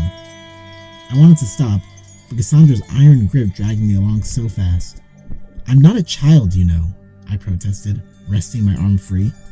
This is all so new to me, just give me a moment to take it in. Take it in elsewhere, she grumbled. We have to move. Those clothes need to go, and we only have so much time before the sun sets. She marched forward into the city. I followed, making sure to air my frustrations with a pointed sigh. Since we're on the subject of changing clothes, would it not be wise for you to change your outfit? That coat, while very stylish, is also very unique. At a glance, this coat doesn't stand out nearly as much as a priestess walking around. Already I was reminded how lost these people were. As we walked the streets, I caught glimpses of people's disgusted looks. I really did stand out in my garb, which I wore so fondly only a little while ago back home. Just like me, you'll be receiving all the warmth and hospitality this nation can give. That was an odd statement. Did she mean now that this council was after her, people would know somehow as though everyone were connected in some large mental spiderweb? Or was there a simpler answer?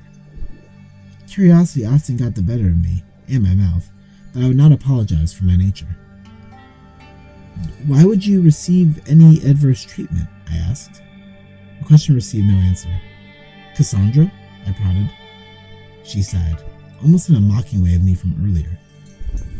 For those in the know, my coat is a symbol normal people would try to disassociate themselves with. She said nothing else on the matter. I suppose nothing else needed saying. Now keep quiet while I think about a way to get us to your temple. I proudly held my head up. I will not be silent if I have a question, I declared. Then do as you like, she snapped. I smiled, feeling satisfied with myself, and followed along. Cassandra brought me to a crowded street full of stores with all varieties of things to buy, from clothes to books, from jewelry to food. The streets had it all. Welcome to South Ebb Street, she said. Ebb Street? Like ebb and flow, she explained. The central street that leads from the top of the city to the south is Flow Street, and along the way you run into shopping streets called Ebb Street. 4 for each cardinal direction. In between those streets are the residential areas divided by wealth, and at the center of it all lies the mayor's office. Wow, you're very knowledgeable. Phew. I felt relieved to know that she, at the very least, lived in the area long enough to know a good bit of the locations. I come here a lot, she quickly blurted out. Did I detect a hint of embarrassment?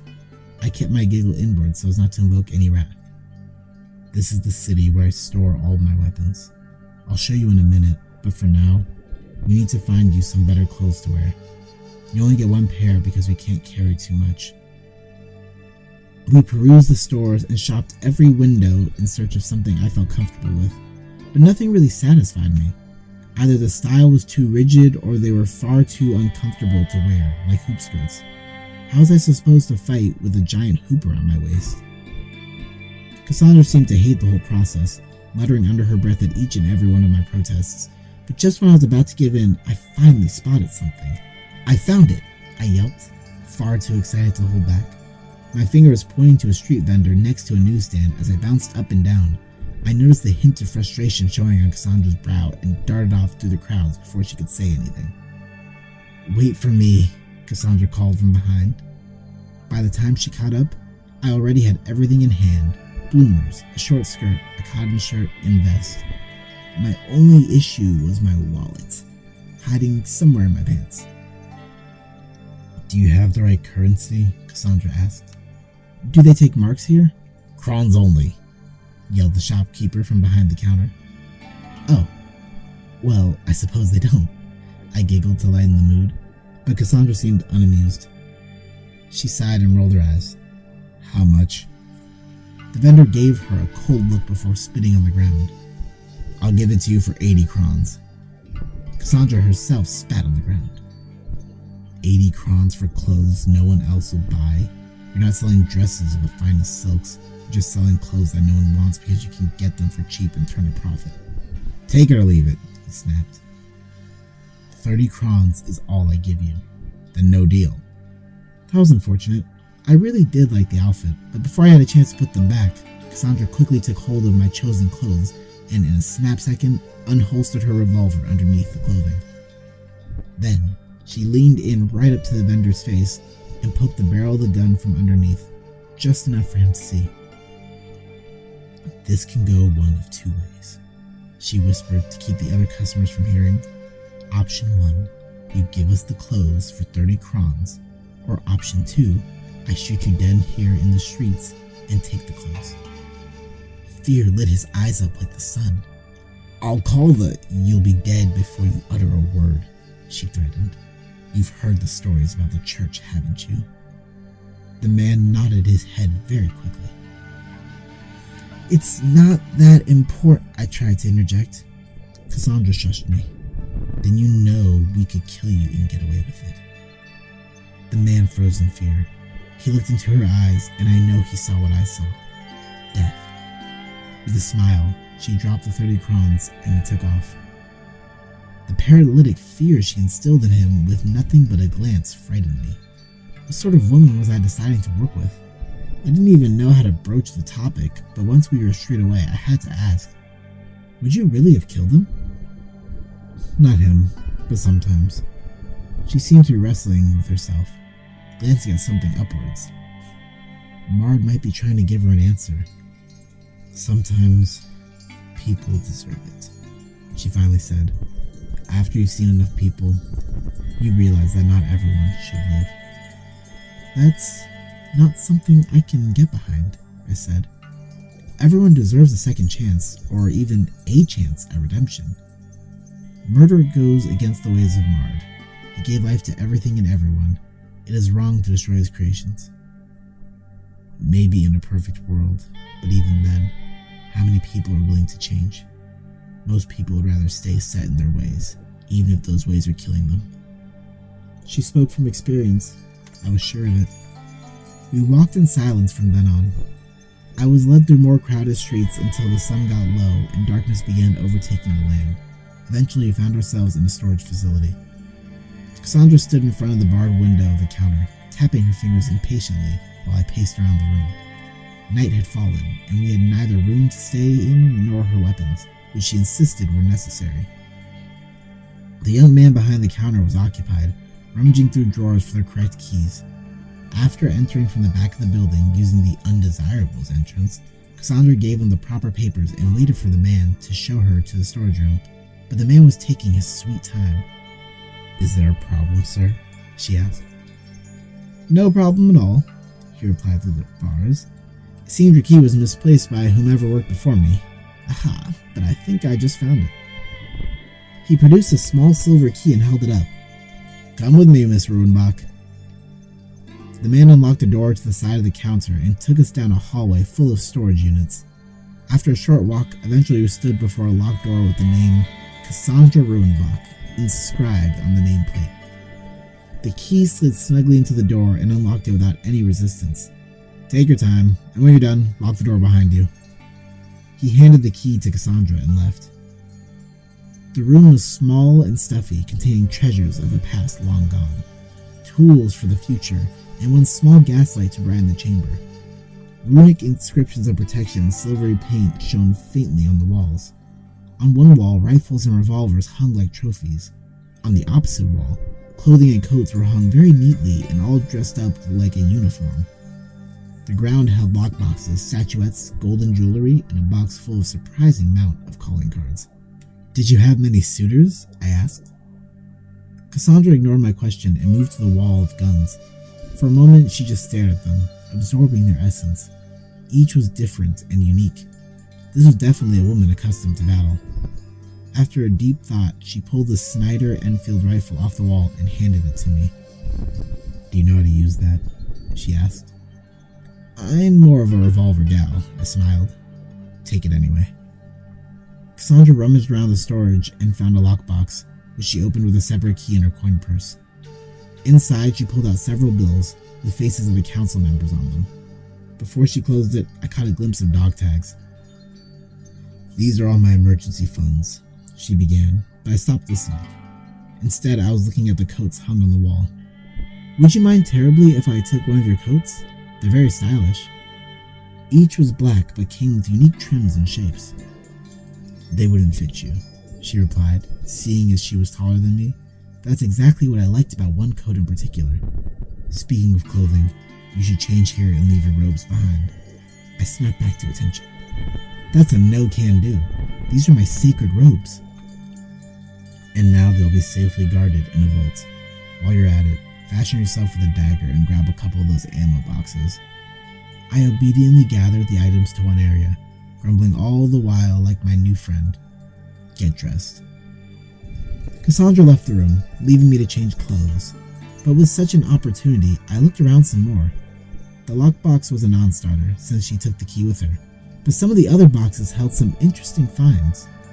One in particular held newspaper clippings of strange sightings. A line of ink struck across the entire page, marked many of the clippings, while others were left untouched. Another box held medals of valor. Impressive. She looked too young to have seen war, but it might explain all of the grumpiness. I was completely unfamiliar with any history outside of Maru's, but I assumed, given the state of the world, many wars were fought in the aftermath of the church's fall. And now I was taking too much time. I stripped my clothes quickly and switched into my new ones, but something was missing. The wall of coats called to me, knowing my thoughts. Happily, I grabbed a coat that seemed more on the petite side, just right for my body. It fit better than expected, and the length fell to my calves just like I wanted. The only problem was the sleeves. Cassandra took issue with much, but I doubt she cared for the jacket. Using my dagger, I made a slight modification and chopped off the sleeves so that my tattoo on my right forearm would show. My arms needed to breathe anyway. No one enjoyed having their skin so restricted. I was about to leave when I saw one more thing of interest. A journal lay on a bundle of clothes sloppily tossed in a corner of the room. Time was short, but it too called to me, pulling me in like a magnet. I just had to stuff it in my satchel before finding my church robes and lying them neatly where the journal had been. I closed the latch on the storage door before leaving. Cassandra waited in the alleyway behind the building, where we entered, still smelling strong of urine. Something put her on edge. Her revolver was in her hand and eyes scanning the darkness from the obscured lanterns. "Sorry that took so long," I said. "Why does it seem so quiet?" "People are in their homes," she said without looking at me. "Curfew starts soon. We should..." Her sentence cut short. I was pushed aside, dodging something. Cassandra flinched back, her shoulder the source of the motion, clearly pierced by something. She uttered a curse. "Take the main road out of the city and go west to a bridge overlooking a river." She dodged another invisible object from somewhere. "When you reach the river, follow it upstream to a farm. I'll find you there." "But..." I began to protest. "Go," Cassandra commanded. "If you find a horse, grab it." Biting my lip, I obeyed. Clearly danger found us, and I was its target, so I shamefully ran towards the end of the alleyway, opposite to where Cassandra was facing. But once there, I had to peek just to help me understand. The assailant stood where Cassandra glanced at earlier, making herself known. She wore the same coat as Cassandra, and the other gentleman when I thought about it, a cowl over her head and a theater mask worn during comedic plays. The assailant jumped off the roof of the building with the grace of a cat and seemed to swing through the air from an invisible wire on a nearby lamppost, blocking off the other exit of the alleyway. "You chose not to run?" she asked in a cold voice devoid of any emotion. "I know how you operate," Cassandra replied. "I left after that." Cassandra was stalling, and I didn't want it to be in vain. I ran along the streets of the city looking for a carriage. It felt wrong to steal, but times were tough. Instead of a carriage, I spotted a horse locked in a stable beside the building. "I invoke the 22nd name, Zahari," I whispered. A glyph appeared in the air before me. I reached in and pulled out the flaming sword of a warrior and used it to cut through the paddock. The horse whinnied, slightly fearful of me, but I quickly put my hands up, allowing the blade to fall down and turn to ashes. "Calm now, calm," I whispered. It responded to me, a mirror of my own emotions. I only needed to approach it with respect and kindness before I was able to leap on its back and take off. I hoped Cassandra was alright, but I needed to focus now. Worrying did no one any good. "By the grace of Mard," I yelped. A giant centipede-like creature with pincers and glowing red eyes traveled around the buildings, writhing and twisting further into the city. I would hate to be in that thing's path. Reapers 13. Chapter 5. Nocturne. We are all slaves to something, be it Mard, duty, money, sex. And if we must be slaves, then let us be slaves to logic and reason. For a long and successful life, passionless logic will create a path clear as glass. I began slowly walking towards Cassandra without a word. She looked different than I remember. Her movements were sloppy and mind unfocused.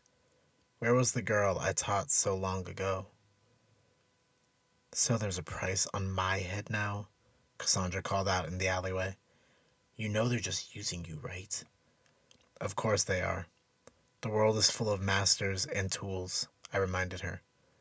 I paused only a few paces away. Taking any more steps would scare her into erratic action. I needed her collected and predictable. Cassandra took her scythe from her back and held the blade down in a defensive position. Good. In return, I unsheathed a small dagger from my waist and bent my knees in preparation for battle. What did they offer you in exchange for my life? So many questions. More money, of course. They tried to offer the serum, but I didn't want it. Twisting matter into invisible objects was my gift, and the serum only prevented my full capabilities. In exchange for yours and that girl's death, they offered me access to most of the great cities, which they gave me an advance on.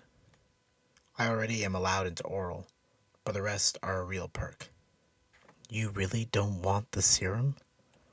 That was a stupid question, not worthy of a response. I lunged forward at Cassandra, but quickly ducked to the side once I noticed Cassandra's scythe coming for a fatal blow. In a mere flash, I jumped to a wall and propelled myself into a backflip, during which I threw two invisible daggers at Cassandra. One dagger cut across her stomach, but the other lodged into her thigh and quickly vanished. I don't want to fight you, Elizabeth, said Cassandra. We can be more than their puppets. Trying to use the familiarity of my Yoran name against me was embarrassing. I pulled out a revolver and fired 3 silent and rapid shots as my retort. Cassandra dodged them and swept her scythe low. I dodged, then high, in one smooth and continuous motion. Impressive. I hoped to cut the distance and eliminate her from close range, but some of her skills seemed to have improved rather than dulled. It demanded a new tactic. I directed the matter around my dagger to become more focused, transforming it into a saber. It was a weapon of perfection. I made a wide L with my feet and lunged forward, took a quick step towards her and lunged again. Cassandra kept her distance and tried to use her range to her advantage, so I switched tactics. I sheathed my dagger and formed a spear. We kept each other at bay, but the look in her eye told me that Cassandra knew she would lose in the end. I was faster and more adaptable. In the alleyway, her scythe's potential was limited. She needed to escape, but I blocked the quickest exit, which meant she would need to use her gift. The adverse effects would weaken her. Surely her mind was doing the same calculus, for she provided me an opening. I caught her off guard and slipped an attack with an invisible dagger. The blade soared through the air and pierced Cassandra's gut. Her head swiveled to the wall, an escape route. That delicate brain sitting between her eyes was a porcelain shop looking to invite a bull. Without any indication, she jumped through the nearest wall and vanished like a ghost. I always found that to be the most irritable trait of her gift. When she made her body intangible, not a single trace showed in the air. A special eye might be able to make out a glimmer of my invisible arsenal. With a sharp enough eye, they could even make it out to be something akin to glass. But with her intangibility, she simply was touchable in some instances and untouchable in others. I followed, of course, taking her out far more acceptable. With my gift, I created a grapple hook and pulled myself to the rooftop of the storage facility. The air was cool, and city noises down to a death-like quiet usually only found in the aftermath of a battle. It was the way things should always be. Hunting became much easier when the steps of prey echoed. Cassandra barely even tried to conceal her footsteps. Poor woman's mind was probably betraying her. She ran up Flow Street thinking I couldn't keep up, but the chase I enjoyed the most, and in the distance I saw a great hunting dog. A giant centipede-like creature traversed the rooftops of the city, moving away from our position. I took out my rifle and aimed. Normally I chose not to use real ammo, but this time I wanted the creature to hear me. My shot cracked through the night and struck the creature on its armored torso, barely breaking flesh, but it seemed to catch its attention. It reared its head back towards me and twisted around the tenement building to come my way. Cassandra tried to spot me 2 blocks down. I aimed and fired a silent shot. The invisible bullet pierced the air and found a home deep in Cassandra's stomach. She doubled over in pain. Taking the opportunity, I fired another silent bullet, but this time, Cassandra rolled to the side and dodged it. Her reflexes were impressive as ever. I took another shot, but aimed for a lantern, watching it crash into the cobblestone streets. That seemed to get the bug's attention. It narrowed its eyes and focused on the only person in clear view, Cassandra. My former student continued down the street, running through the building to reach an alleyway on the other side. The creature gained speed on her, and I right behind it, keeping to the shadows so as not to draw any attention. The alleyways were dark and fraught with smells and smoke, from the homeless burning fires and trash cans, and from steam powering the various machines around the city. She came to a fork in the alley, making a decision on the correct path. The beast closed in on her. I kept on the rooftops, waiting to hear the results of the battle. Gunshots echoed across the streets along with the scraping of her scythe against the brick houses. The creature cried out horrid screeches of pain. It was losing the fight, but that meant little to me. I only needed it to manage a hit or lose some of its acidic blood on her. A few weak cries told me the creature had died. Peeking over the rooftops, I made out a few bits and pieces of the creature's remains between the steams. Cassandra looked tired, but not injured. Oh well. She moved on, as did I. My prey traveled smoothly through the alleyways, darting between clouds of smoke and narrow corridors of grime. Under the cover of darkness, I descended into the clouds in front of her, creating an invisible rope to lower myself with absolute quiet. She never saw it coming. The blade cutting through the bit of dark and slicing across her chest. I rapidly fired 2 shots from my revolver with invisible bullets, but they passed right through her intangible body. I almost had her on death's door. I holstered my gun and created a spear in my hand, ready to make the final plunge, but my prey sunk into the ground and fell into the sewer system. I cursed and looked for the nearest grate a few steps away. But then crimson splotches of blood stayed my hand from a quick chase. Both the priestess and the former reaper needed to die. One led to the other. Hunting revolved around patience and endurance. Even in her weakened state, Cassandra very much retained her fangs. I waited 10 minutes before continuing my pursuit. Little gaslights lined the walls of the sewers, providing a modicum of light in an otherwise bleak environment. Rats, the size of bricks, ran across my feet, and the water roared to the side. Blood marked the path along the sewers. As expected, my prey made a quick escape rather than a smart escape. Though the spacing of the blood and the way it hesitated in spots told the story of an injury, no doubt she injured her ankle while falling down from such a height. At the end of the pathways was a locked gate where all the water, diverted from a river, flowed in. Lacking the gift to move through objects, I bashed the lock with an invisible hammer. Eventually I came across a small bridge with a river flowing underneath. A large pool of blood, still fresh, stained the wooden panels. It looked to me as though Cassandra briefly collapsed. Regenerative capabilities of our ilk increased with rest. Even if only a few minutes passed, her wounds recovered enough to leave only a small blood trail after. It would take more time to follow, but on dirt roads and grassy banks, tracking became far easier than compared to the cobblestone streets of a city. Suddenly, broken twigs, depressed bits of grass, and mud in the wrong places all guided me towards the right direction. Crossing the bridge, following the river south, and rounding a bend through some trees took me to a farm. A barn stood tall out in open pastures against the moon, casting a long shadow towards me, and a little ways away from that stood a small 2-story house where the farmer lived. A single horse was tied to a post outside the barn, quietly nibbling from a trough. It was all too easy. Only for a moment did I consider the possibility of a trap.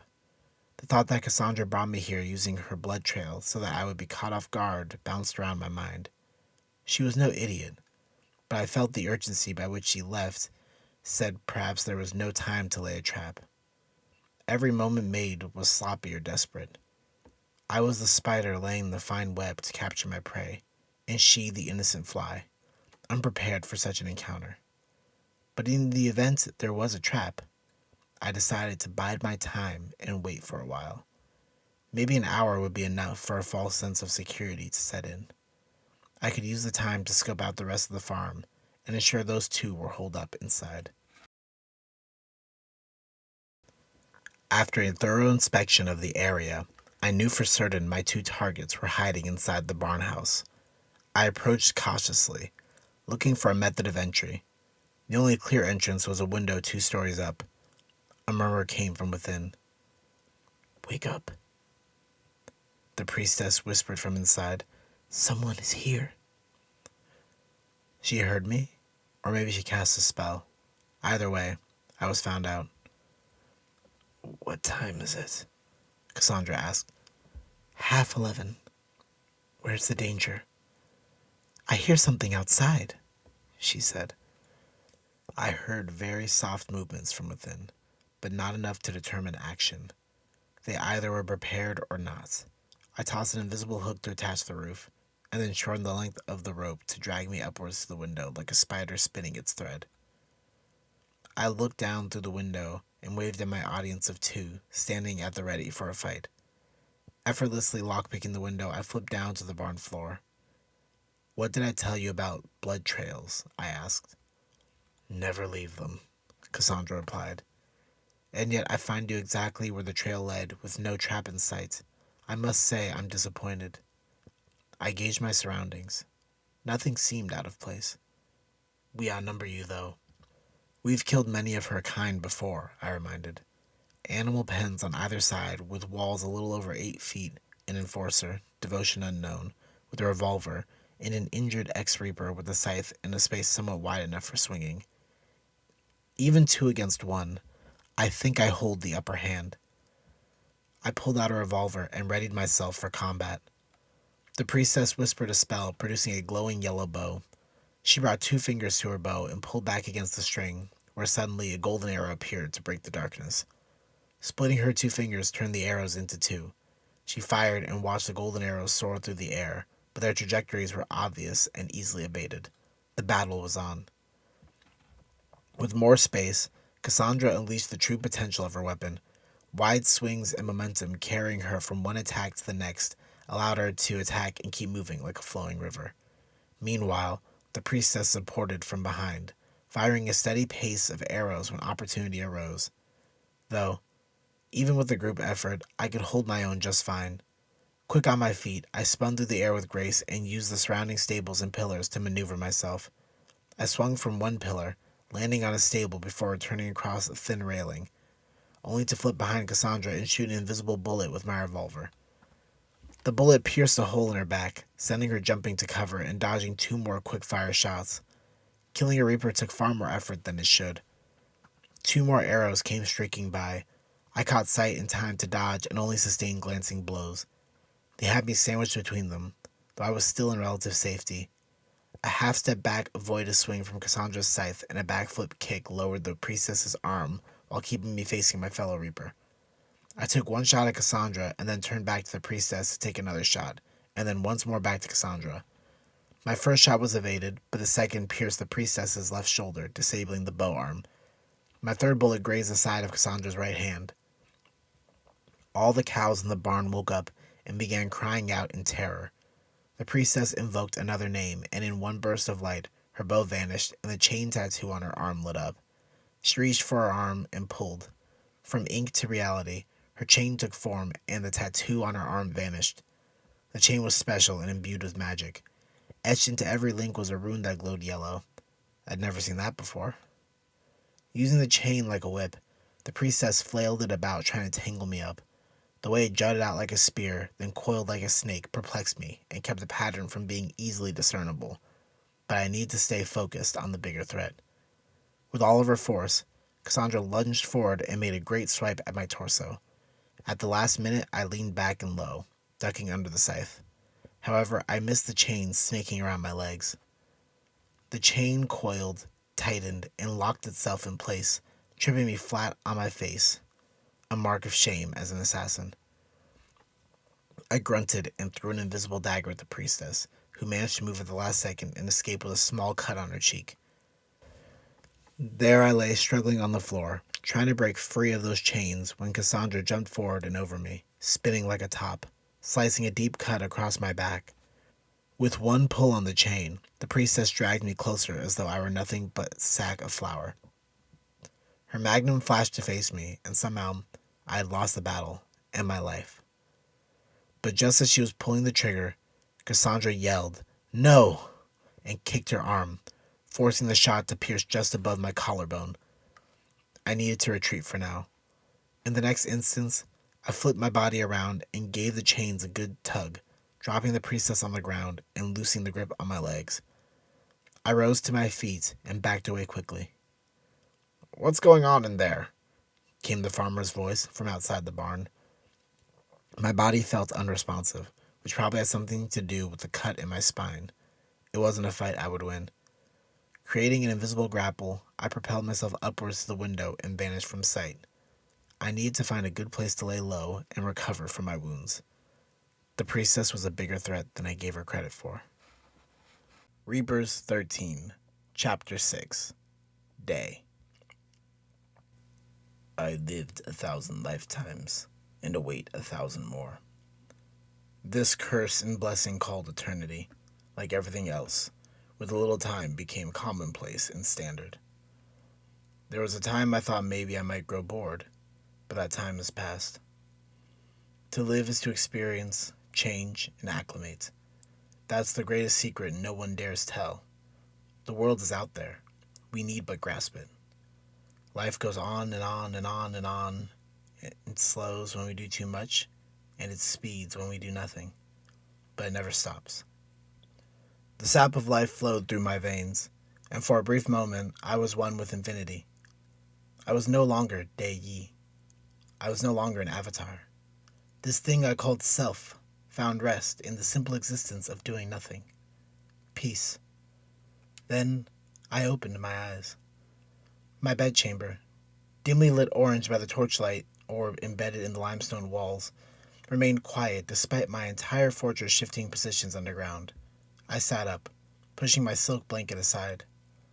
"Autumn," I called out.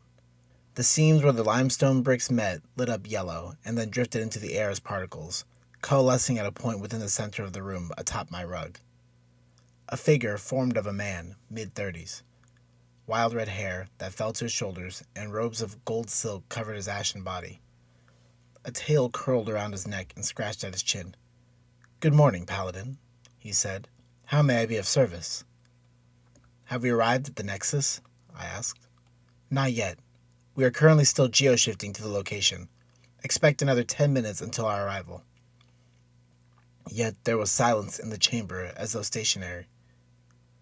Why can't I hear the process or see the vibrations? Remind me of what I may have forgotten.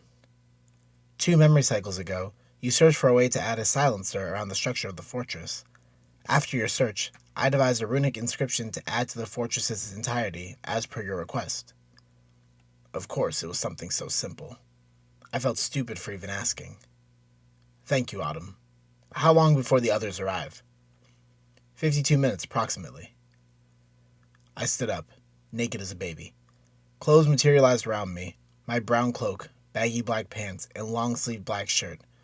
"Might I suggest you add the memory of silence to your permanent collection?" Autumn asked.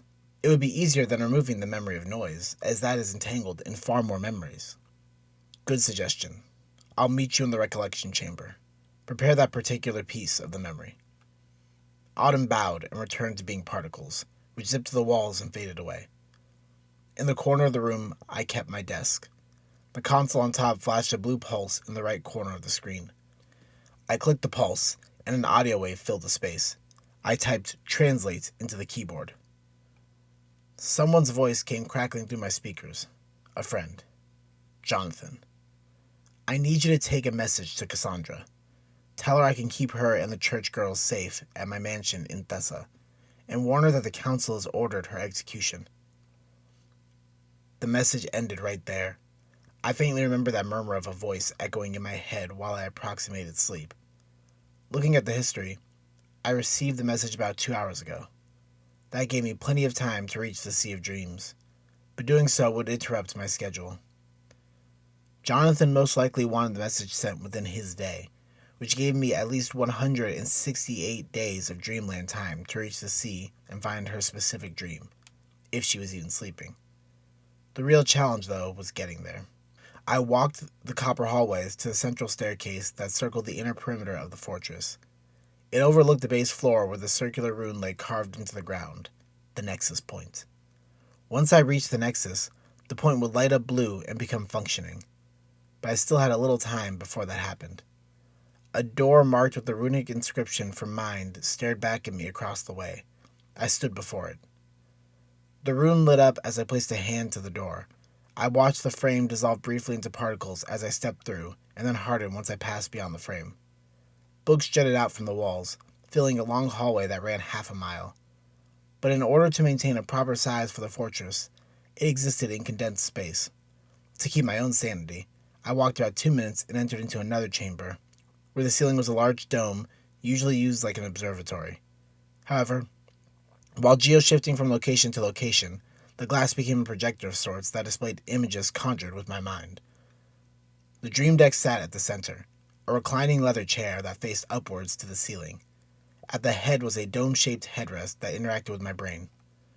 Understanding the magic required to create the device took me several centuries, but thanks to my earlier days in the Dreamlands, it came naturally to me. Autumn appeared next to the dream deck, holding a book in hand. "Have a seat," he said. I relaxed in the seat, allowing it to fully recline. Autumn opened the book, and then he placed a hand to my head, activating the chair.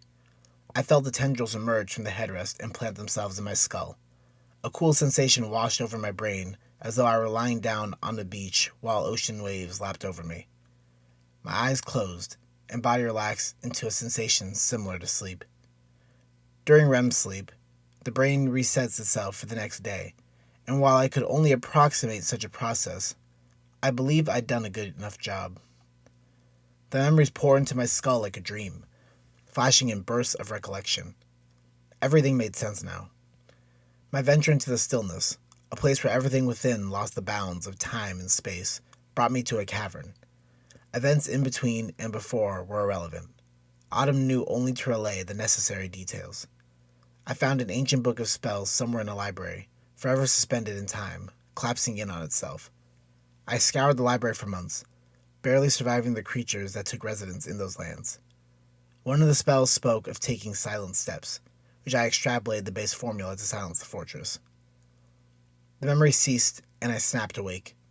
6 minutes until the others arrive. Shall I prepare evening supper? Yes, I said. Do so. Autumn vanished into the floor. I stood up and headed back to the central stairway, seeing the Nexus Point at the bottom glowing a bright blue. I could either jump down or simply walk. With 6 minutes to kill, I decided to walk. The bottom landing looked more like a loft than anything else. A large roving picture screen was built into one wall, with a sofa facing it. A kitchen was on the other end of the Nexus Point, between 2 of the 3 large doorways leading to the other points in the fortress. And at the other section, between the other 2 doorways, was the game area with a pool table and dartboards. 3 clouds of orange energy formed around the area, hardening into people, 2 men and 1 woman. They each wore garb similar to my own, except they added an embellishment to each of their attire. Hassan, the eldest man, somewhere in the mid-20s, wore a feathered headdress from his tribe. Esperanza, a woman in her early 20s, wore her hair in a braid tied by roses, and the last man, Laith, wore a shamag to cover his head. They all approached me on the Nexus Point. "Good to see you all again," said Esperanza, hugging each of us. We all said some greetings before getting down to business. "What's on the agenda, Paladin?" Hassan asked, his eyes glowing embers of excitement. I looked to them, knowing how my next words would hit them. "There is no adventure this time." All 3 gasped in unison. "Explore the outer realms. Keep mapping the surrounding areas. Look for ether wells. Make your own adventures for now. I have some business to attend to." I tried to walk away down the hallway adjacent to the stairs, but Lay's protest kept me from leaving. "Paladin, you never break your word. Last time you promised you'd let us help you in your battle against Lord Kaladesh." I knew I'd regret making promises to a man of oaths. "You're new here," I heard Esperanza say. "The Paladin lies." I took offense to that, turning harshly on my heel to face them. When have I lied to you? When have I lied to any of you, for that matter? You've been saying for real-world months that you'd let us help you. Yet here we are again, where you send us off on some busy work while you handle whatever you need to handle. But you are helping me, I told them. This busy work has brought you in contact with new civilizations and found me many places to expand my network of resources. Without those resources, I cannot continue my battle. But where were we when you rescued Laith? Hassan asked. 4 sleep cycles ago, you had us negotiate with the Farai for the herbs, and when we finally returned to the fortress, he was just there with you. Those herbs helped me immensely in creating new runes for extra forms of sight, but I doubted they would care about my research. Rather than talk things through like an adult, I walked off. Time was not particularly of the essence, but I'd still rather use it on something else. You have your adventure, I called back to them. Even in my ethereal form, arguing stressed my nerves way too much. I needed to get a move on. The arsenal was a door marked with a sword and shield intersecting each other. It opened upon my visiting.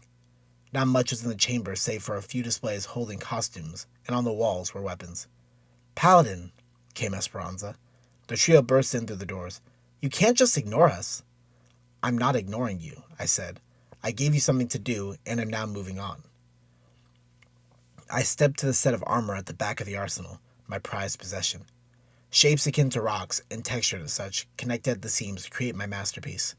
It covered my torso and shoulders, holding small designs within its edges for style and runes added in gold lining to give it the appearance of highlights. When activated by ether, the armor shined blue. The gauntlets were their own form of master craftsmanship. While simply covering my forearms, they held 2 runes on the point where my wrists kept tightly snuggled. Combining those runes once created a spectral army to support me, and combining them twice recalled the army.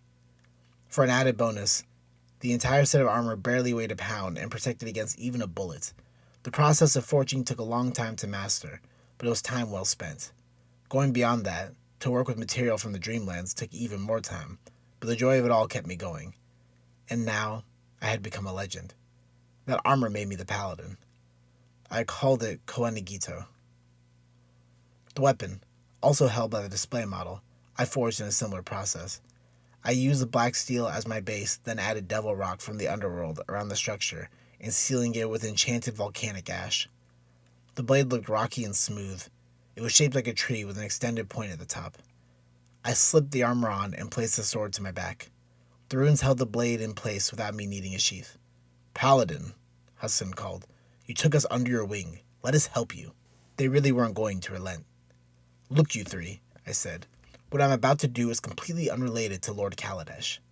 Esperanza was taken back. Exactly. I just need to deliver a message to someone in the waking world. After I finish, I'll return here. Don't try to sugarcoat your intentions, Laith said. There's only one way to communicate with the waking world from here. He narrowed his eyes at me. You intend to evade the mind of someone living. In other words, you intend to go to the Sea of Dreams. Hassan gawked. Paladin, you can't. Lord Kaladesh keeps the entire border around the rift locked down. I never understood why people felt the need to tell me what I already knew, as though they were saying some revelatory secret. I'm not going in blindly, I said. With a press to the side of my now empty pedestal, the mannequin separated and folded, allowing a new display to rise from below. What hung in its place was simply a pitch-black coat, a white mask with 2 small eye holes and expressionless lips, a gat, and a pair of gloves. But above all, what hung was my crowning glory, my truest masterpiece. We want to be part of this adventure, Paladin, said Esperanza. We've been with you for nearly 4 centuries of Dreamtime. We deserve this. Like I said, I just need to send a message. But is it worth risking so much over a little message? She looked hurt and betrayed. All of them did. Even Laith. I needed to tell them something, but opening up never came in drops. Once you gave them a little, all the secrets began rushing out in a heavy downpour. I have to send a message to someone the council has targeted. Do you 3 remember what I told you about them? Well, yeah. Esperanza hesitated to say more, as though they were watching her now. They are currently manipulating all the evil in the world. Back home, they even began an invasion into my country. Mine as well, said Hassan. My tribe knows not to trust them, but the way you've described them seems unreal. It's all true, said Lath. I didn't notice it then, but I've looked around more since we were told. I come from the choke. Councilman Claudius controls the territory. I saw someone step out of line once and watched over them, afraid for what might happen. In the night, the yellow guard came and took her. They moved in so quickly and quietly, I barely saw them as they whisked her away, flying through the sky like ghosts. But when they were above me, I saw a tail peeking from underneath their cloaks. The next day, the person was acting completely different and completely subservient. What did they do to her? Esperanza yelped. She was corrected. It's something that gets said in hushed tones, but most people treat the idea as though it were a conspiracy theory. But I've seen it, or at least I've seen the end result. Then that makes you a warrior of two worlds, Hassan said to me.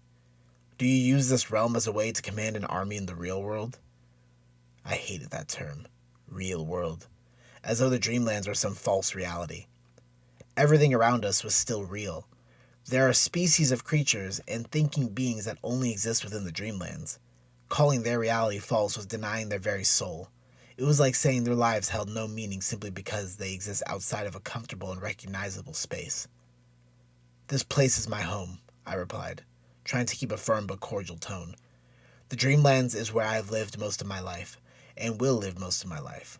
Even were my ethereal form to be destroyed and I'm whisked back to my body, I would die long before I matched the time I spent in this realm. Of course, returning my body meant becoming a vegetable. To live such a bound life trapped within a hollow prison, I couldn't imagine that horror. Were I not a dreamer, I never would have been able to escape that hell. But you do fight in the real world, don't you? Hassan pressed. My body is in the waking world, but I only do this out of respect for a friend. He keeps me safe while I'm in here. It's the least I can do for him. I saw the questions brimming on their faces. When it rains, it pours. And before you ask, he is not fighting the council either, though with this message, it might be seen as a declaration of war. What of Lord Kaladesh? Lath asked. I've heard his name mentioned before. Isn't it true that he's a member of the council? The other two seemed surprised by this new information. So you are fighting them? Esperanza asked, her eyes burning with curiosity. I took the new garb and placed it over my armor. The mask I attached to a belt loop. No sense in wearing an object of fear around my allies. I left the room and began walking down the hallway to reach my command center at the end. Lath repeated his question along the way. Kaladesh is a member, I admitted, but he only became my enemy when he declared himself the ruler of the Dreamlands. At that point, I knew my friend, my mentor, was gone. He lost the spark of adventure that brought him to this world in the first place, but I only recognized this once I saw how he had transformed Kadath into his playground for experimentation. On his campaign to assert his dominance, he exterminated the Yane and took all the secrets they cataloged within their kingdom. He also took control of the ports and captured women so that he could rape them and study the process of birth. The list goes on for millennia. You've only come in on his latest scheme. Kidnapping dreamers is far from the worst thing he's done. He's a monster, Hassan murmured. We reached the command center and entered into the moderately sized chamber. A large station with a built-in monitor stood at the center of the room. All around it were different circular pads for different spots in the world where I placed the nexus. I sat at the monitor and pressed a button on the terminal. The screen came to life, pulsing bright blue while it scanned my form. When it finished, the screen showed an assortment of files and programs. I launched the Sentry application and waited for it to load. Kaladesh needs to die, I said. But since he holds the crown of Cathalius, he's basically a god in this realm. Slaying him is not so easy. I tried once, but he overpowered me. It was only thanks to this cloak I was able to get away. The cloak? Hassan asked. Is it magical? I've only taught them a little about the science of magic, but explaining the intricacies of magical objects would take far too long. Instead, I tried to keep it simple. Objects can only hold a certain amount of ether, I explained. The Sentry app loaded, so I began looking for the right drone. Living beings can hold more ether and are constantly absorbing it into their being. Some beings can use it, and dreamers can do so in extraordinary measures. This cloak requires an inordinate amount of ether to function, which is why I crafted it using a living being. Essentially, I'm wearing a life over my body. I also had to weave it with dream silk and dye it with a plant only found in the underworld in order to keep the flesh alive. Not to mention, after the siege on the Yane, the final survivor on his deathbed told me to skin him and use his body as a weapon against Kaladesh. In the end, I created a cloak capable of holding an approximation of all my fellow Reapers' abilities, but my allies did not need to know all those details. None of them seemed too thrilled by my story. So you see now that this isn't a game to me, I continued, hoping to drive home this point. All this time, I've been looking for a way to beat him. I spent thousands upon thousands of years creating the basis of magic and formulae to understand it while keeping him from gaining too much of the power he desperately desires by capturing dreamers. This is a war for me, and I'm losing. In order to keep the Dreamlands a place for an infinite adventure, I need him to be the last vile king. At least, for as long as possible before the next tyrant tries to rise up. Esperanza placed a hand on my shoulder. "We understand," she said. "No, you couldn't understand." As soon as I shouted, I regretted my tone. But how could they possibly conceive the depths of my pain when they were just tourists? "You're just here for the adventure," I snapped. "All any of you care about is escaping your painful reality in exchange for a more colorful one. But to me, this isn't just some playground. Lord Kaladesh isn't just some evil king we need to slaughter so that his world might be saved. He's destroying everything this realm symbolizes. He's turning it into the waking world. And if people can't even escape in their dreams, then where can they go?" I didn't realize, but tears were falling from my face. It had been so long since I had cried that I thought I forgot how. "Don't shut us out," Leif said softly. "We know this isn't just a game. Even if we never knew the full extent, we understood that dreamers, people like us, are dying or being exploited simply because we have a gift." "It's a story that gets told again and again," I murmured. "But we can put a stop to it. We can make sure those dreamers never die for trying to live in a better world." "But they aren't living in a better world," I snapped. "They're escaping their own nightmare of a world. It'd be better if dreamers never came here and instead focused on fighting the council. It would be better for you all as well." Esperanza crossed her arms.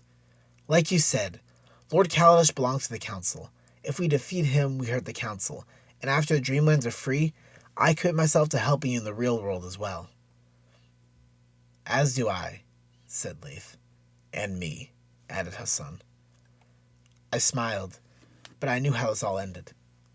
"You're not the first to join me," I told them. "Others have been by my side for a time, but they died along the way or were captured by Kaladesh. Or they were painful memories I'd rather keep stored in my mind but never speak of. Fine. You can come along, but I'm telling you, this isn't anything major. I just need to break through the barrier blocking the rift into the dreamlike void. And we can help," and Speranza emphasized again. I relented and waved them to the screen. My drone flew around Elvia, the city nearest the rift of the Sea of Dreams. It looked the same as always, but I was more interested to see if my nexus, the one I placed under the city ages ago, still remained unguarded. After zipping around the buildings and examining the entry point within the sewers, it looked as though Kaladesh hadn't spotted the vine-covered doorway. But once I used it, the spike in ether might alert his guards. It would give us a small window, but we also needed to commandeer a boat and break through the barrier at sea without getting caught. And if I made it to the dreamlike void, searching for the dreams within my magical algorithm could take a while. They'd need to stay hidden until I could emerge. It was a lot of variables, but we had 168 days until the end of this dream cycle. Against all odds, we managed it. I was floating in the dreamlike void 152 days later. I found it amazing how time seemed to cease, the same as when I entered into my dreamlike state in my bedchamber. Within that weightless space, I no longer needed to breathe or needed to see light. Everything emanated its own glow within pure darkness like stars in the night sky. Large human-sized bubbles floated about the space, reflecting images of the dreams within. By my calculations, only a little over 12 hours passed in the waking world. The council would most likely pester Jonathan around noon, so at this time, in the waking world, people should be sleeping. On my left wrist, I clicked a button and a touchscreen appeared. I clicked the app I created for dream searching. Runic inscriptions spiraled around me, forming a bubble of lines and patterns. I floated in that space, legs crossed, being zoomed through the void. It took a few minutes to sift through the hundreds of millions of people dreaming, but it finally brought me to a bubble reflecting paintings in a hallway. I fell into the bubble and found myself emerging from a dark corner of what appeared to be an art gallery. Cassandra stood, staring at a large portrait at the center of the hall. On either side of me were paintings of familiar faces, reapers and councilmen. She glanced my way and stared, not betraying a single emotion, rummaging in her thoughts. I needed to tread carefully. In another person's dream, my connection to ether greatly diminished. The person asleep, however, held more power than even a dreamer within the dreamlands. That person, with barely a thought, could shape all of reality. A revolver formed in her hand.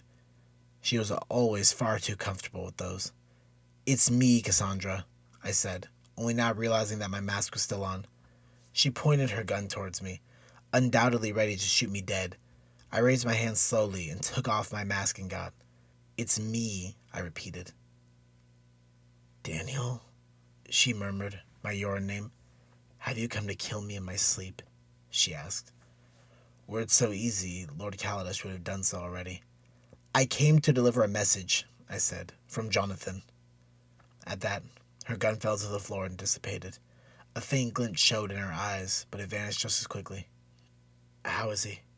she asked. "Safe enough," I said, though I had no idea how Jonathan was faring. "He wants you to head to Thessa and take refuge in his mansion. The council ordered our fellow reapers to execute you." "I know," she said. "Elizabeth tried to off me a few hours ago." That name brought back memories. Elizabeth was Ira's Yoran name. "If Jonathan sent you to warn me, that at least tells me 2 of you are allies. Though, I can't head for Thessa. It's out of the way." So there was a goal in mind. "Where are you headed? There's nowhere the council can't find you." "The Temple of Mard," she said. "Even they cannot breach those sacred grounds." "You're going back to where it all started, then?" I asked. "No. I'm going back to where it all ended." She looked back to the large portrait decorating the lonely hall. I stepped to her side, seeing it for the first time. It was a portrait one might hang in the family room of one's home. A father sat on a chair by the fireplace, poring over his papers. His children, a daughter and son on the ground, played with toys. It was a portrait of Councilman Cameron Veritas and his adopted children, Cassandra and Jonathan. "Cameron said the painter failed to capture my likeness," she remarked. "You were never the type to play with toys." She smirked. "He wanted me reading a book, but the painter said reading was unbecoming of a proper lady. He has serious guts to argue with the councilman." We had a small chuckle at that, before Cassandra turned away and stepped into the display room behind us. Memories lay locked away behind shattered glass. On one pedestal stood a tiny house like a dollhouse on fire. The nameplate read, "Memories of Ash, 1830 MY. On this night, a girl became a murderer." "This is where it all began," she said, as though in a trance, while she slowly walked to the other end of the room. "It all began with a stupid book." I walked to another pedestal in the room, holding the grimoire of Isaias. The description read, "A young man found this book and tried to understand its secrets. In those secrets he found a truth. In that truth he found a solution to all of humanity." I already didn't want to see more of her twisted fantasy. This place would slowly become a nightmare if I didn't pull her away from these dark thoughts. "Cassandra," I said, chasing after her. She stood before another painting, this time of Councilman Veritas, pointing over her shoulder while she knelt down aiming a rifle. "I thought he was a good man. I believed in him and trusted him. But he just used me like a tool, the same way Bauer used Nicholas. Even flesh and blood can't be trusted." "Cassandra!" I snapped. That seemed to break her focus. "Do you have a plan? Once you get to the Temple of Mard, do you have a plan?" I needed to keep her focused and engaged. She looked at me, cold eyes, completely broken free from her downward spiral. "I wish I did," she said. "Reese wants to go for some reason she's not saying. I think she found the last idol and is trying to find something in the temple to keep it safe." She closed a great gate? Cassandra nodded. This is unbelievable. I'm running out of time, I said.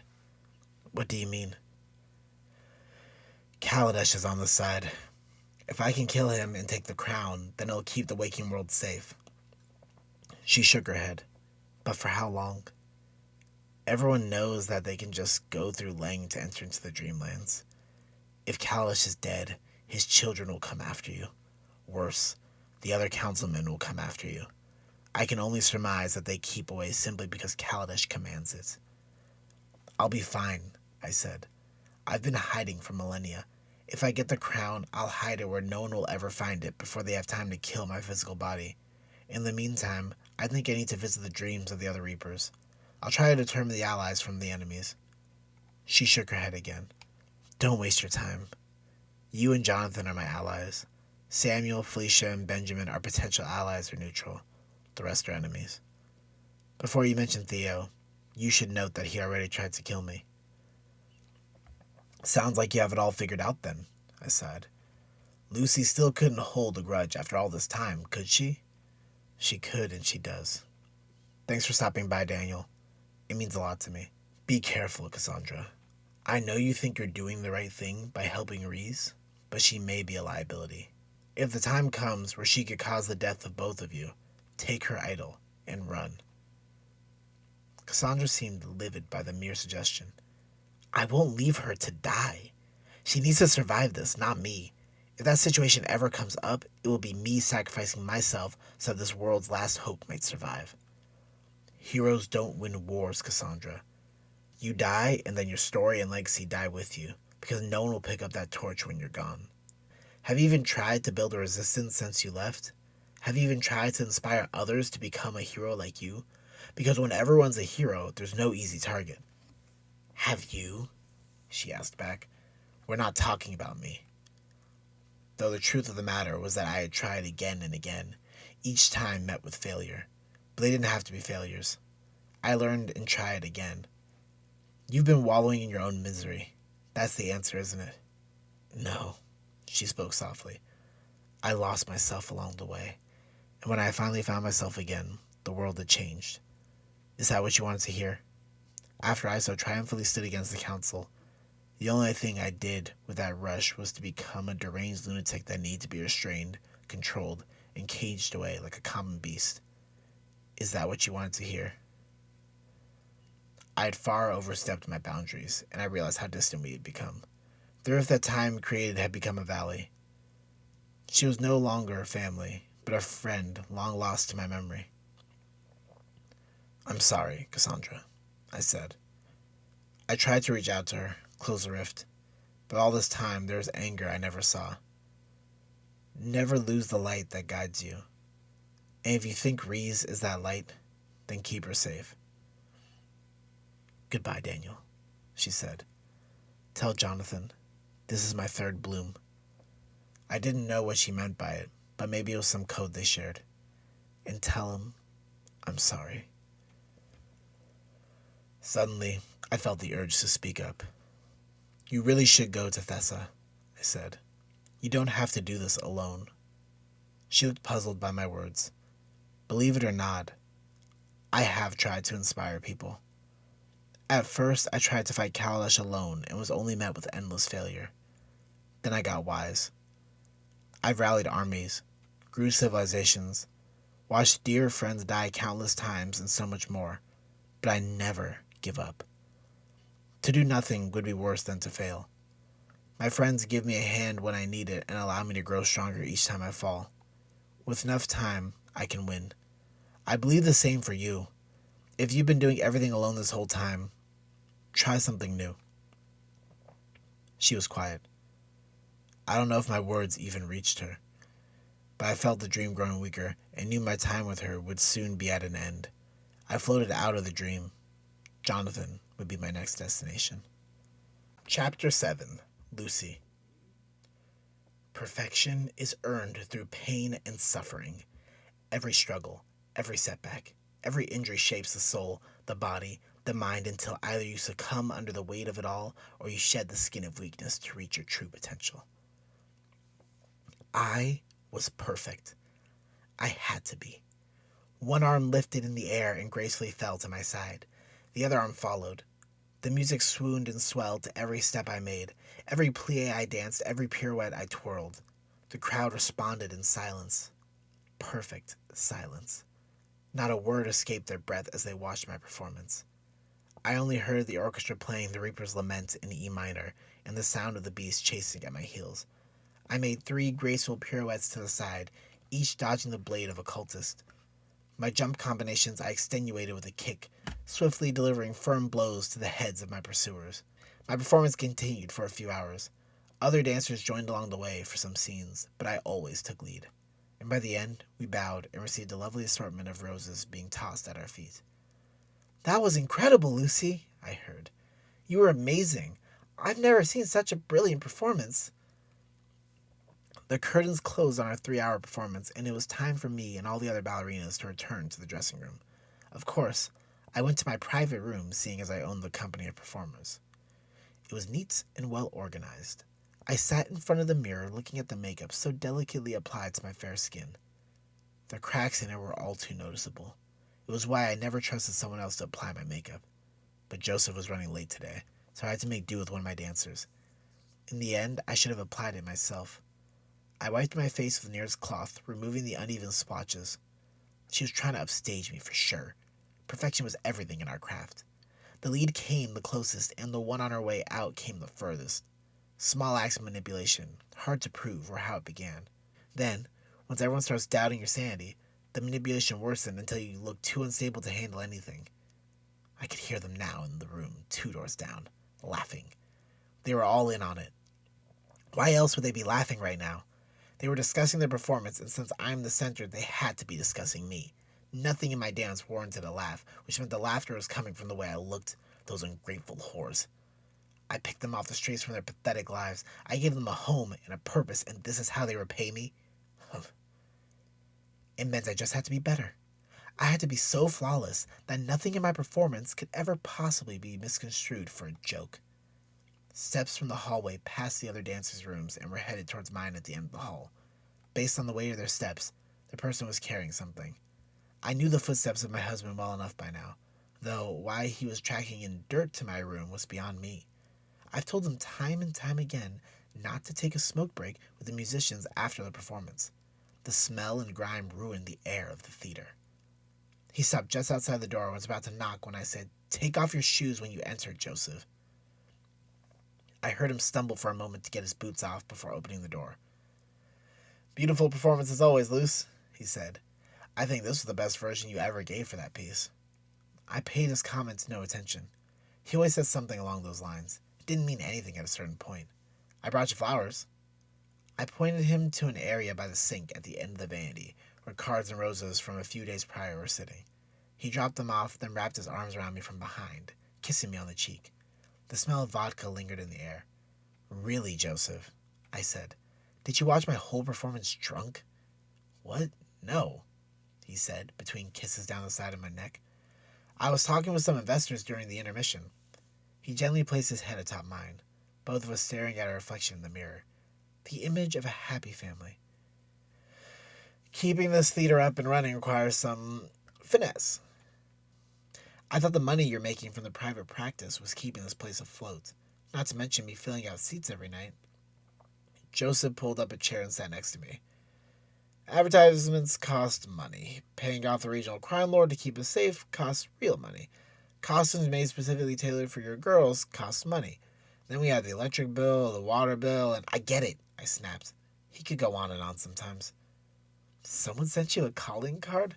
Annika, you're always getting the boys' attention. Oh, that's why Lucinda gives her all the important roles." "These girls are so young," I said. "They're talking about boys right now and getting calling cards. I miss those days sometimes." "You did receive your fair share of cards in your younger years. Was it so bad being old? We know how the world works now, and we know what to expect. And we've been through enough change to know how to adapt to it." What did age mean to us, we creatures of near immortality? The mirror reflected an image of a woman in her mid-30s, possibly. Youth gave way to the refined features of maturity. My blonde hair darkened, losing vitality and sheen. My soft cheeks grew more slender, more defined, but still vibrant. My eyes lost the innocent wonder of childhood, but they gained the look of pensiveness that garnered respect from those of similar disposition.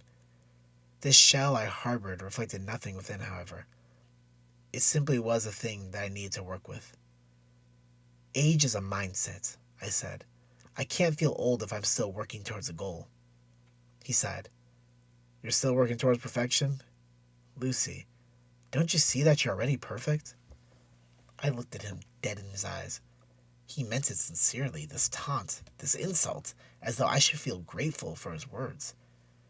We've had this argument before, and I didn't want to have it again. I'll never be truly perfect, I said. This body has made sure of that. A close inspection of my body already says I have just a little too much tone in my muscles and my breasts are too big. Even in this tutu you made, it doesn't hide these stupid C-cups enough. Then maybe you shouldn't be hiding your form. Be proud of the way you are. Own it. He smiled, trying to be supportive, I assumed. I like them the way they are, he said in a playful manner. It was unnecessary, but I allowed it. 3 sets of footsteps were approaching. By the movement in the air, the weight of their steps, and the materials in motion, I could say 2 of them were armed in one heavy set, a nobleman and his bodyguards. Of course you like my breasts, I replied, playfully patting him on the cheek. Silly man. He embraced me and snuggled up to my face with his nose. Only for you. A blush of a kiss brushed against my lips when a knock came at the door. Come in, I said. One did not tell a nobleman to take off his shoes. The door opened, and in came Ivan. He was a local mob boss that Joseph had been working on recently to get my troop water appeal. Lady Lucinda, he said, that was wonderful. He left his 2 bodyguards outside the door and came to give me a hairy hug. The big man felt so muscular. It wouldn't kill Joseph to build his body a little more. Even if it was only aesthetic, I would appreciate the drive to look more appealing. And maybe a beard like Ivan would help him get along better here. Everyone in Eurasia had a beard.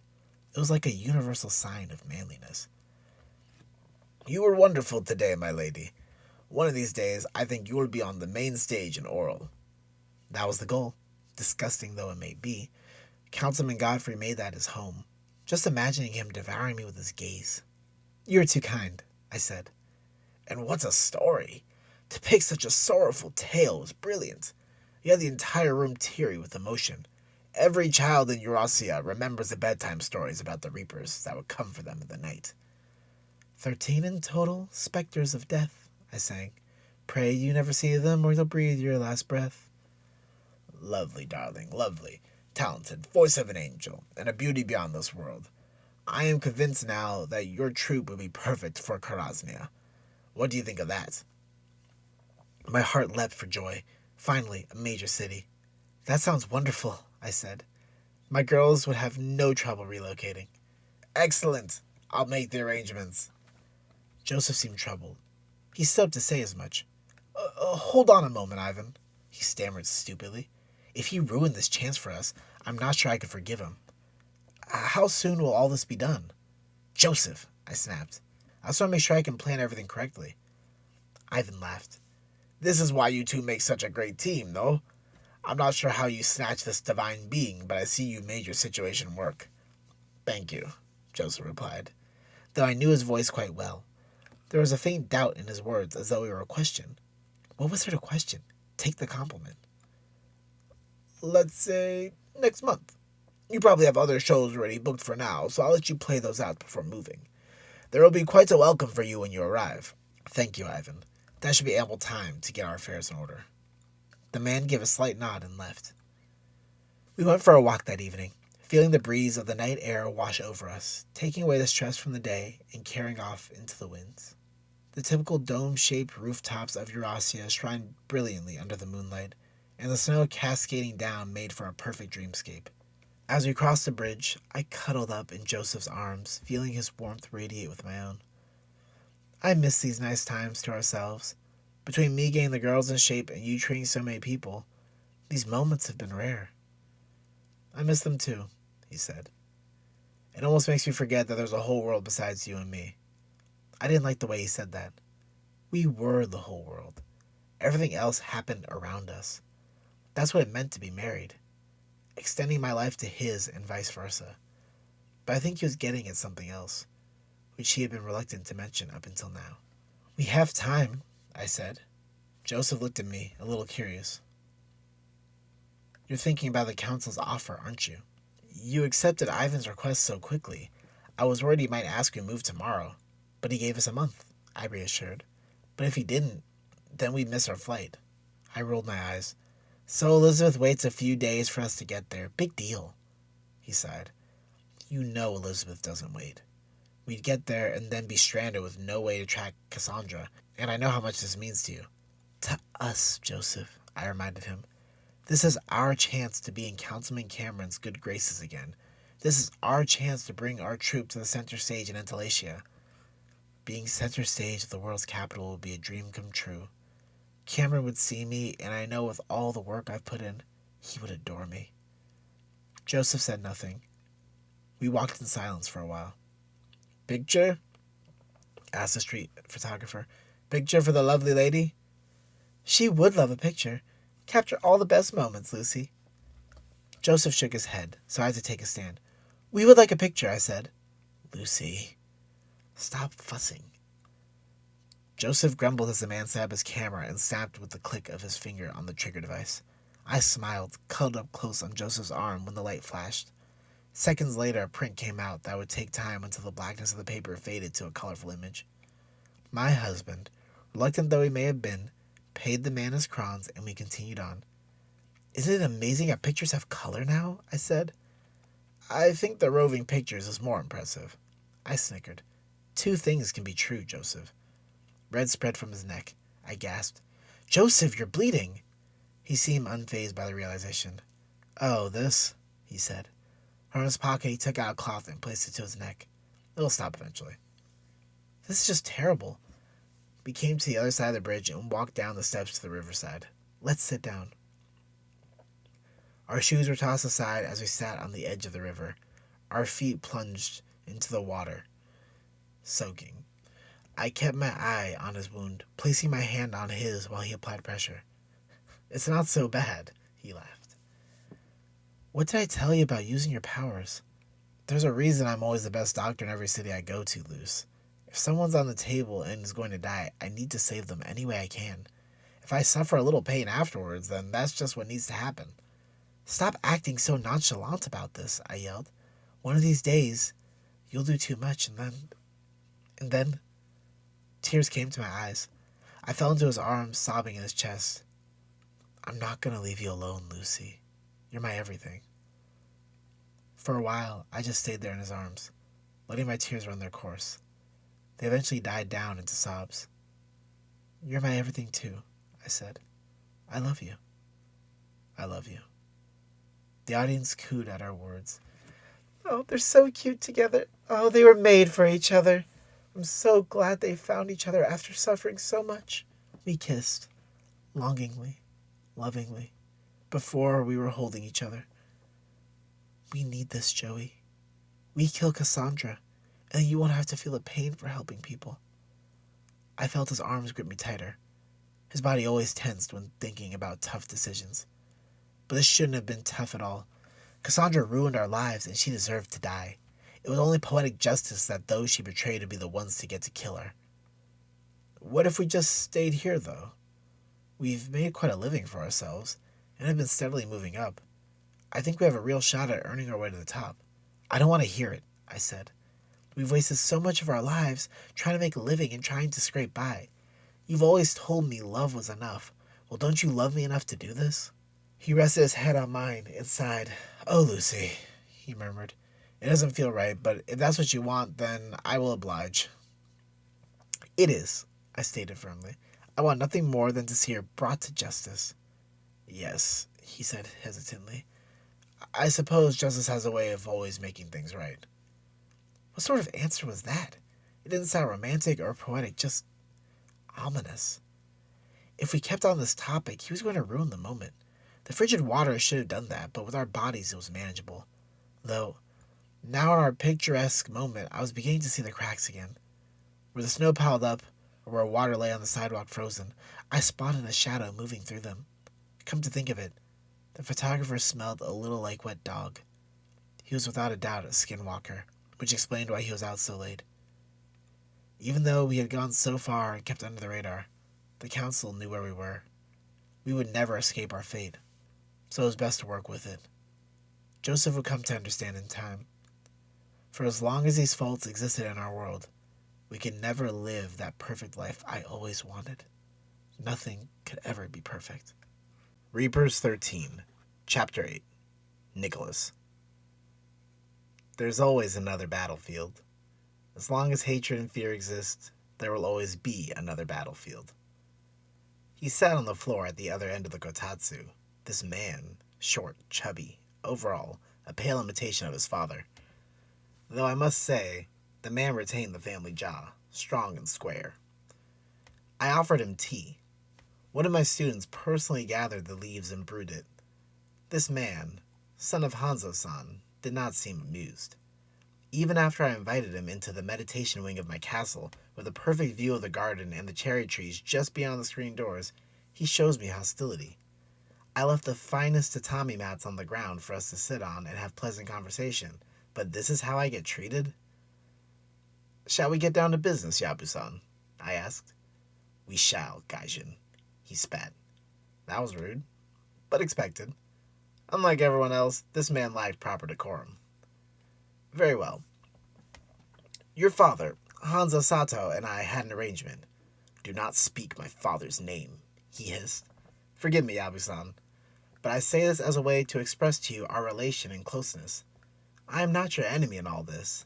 In fact, for several decades, your father and I were the closest of friends. I gestured to the tea, showing goodwill by drinking some as well. I gathered the black steel from fruitful gates, and he forged them into the finest weapons possible. Together we repelled the monsters and kept this province safe. You may have inherited his position, but he gave me his most valuable asset in his student, making you effectively useless to me. You insolent... I raised my hand for silence. I am not finished, nor will I allow you to keep showing this particular brand of rudeness in my premises as my guest.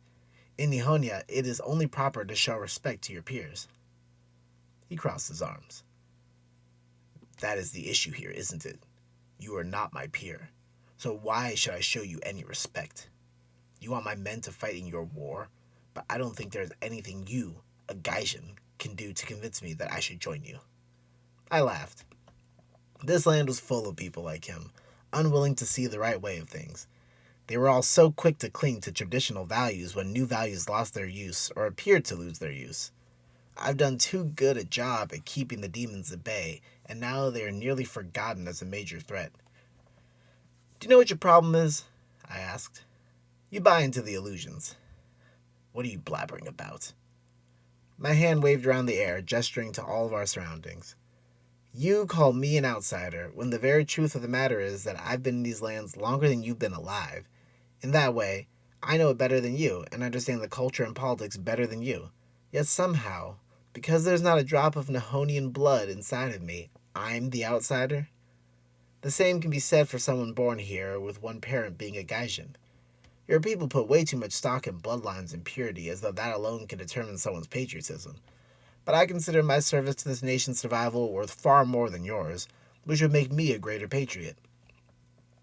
Yabu-san took my cup of tea and spat in it before setting it back down and taking a sip of his own. You are a common drug lord, Nicholas Singh, among other things.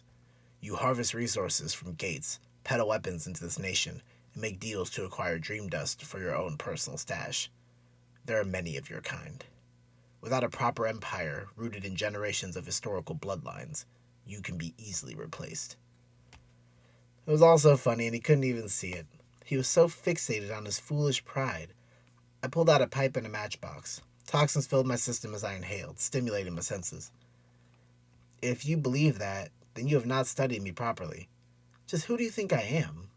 My coalition of crime lords has been the only thing keeping Nihonia free from the Council's grasp. Yokai invade these lands every day and every night, trying to find a crack, but only I keep them at bay. I've heard the legends. Some say you're a yokai with intelligence. Others say you are infected and need to drink their blood to survive.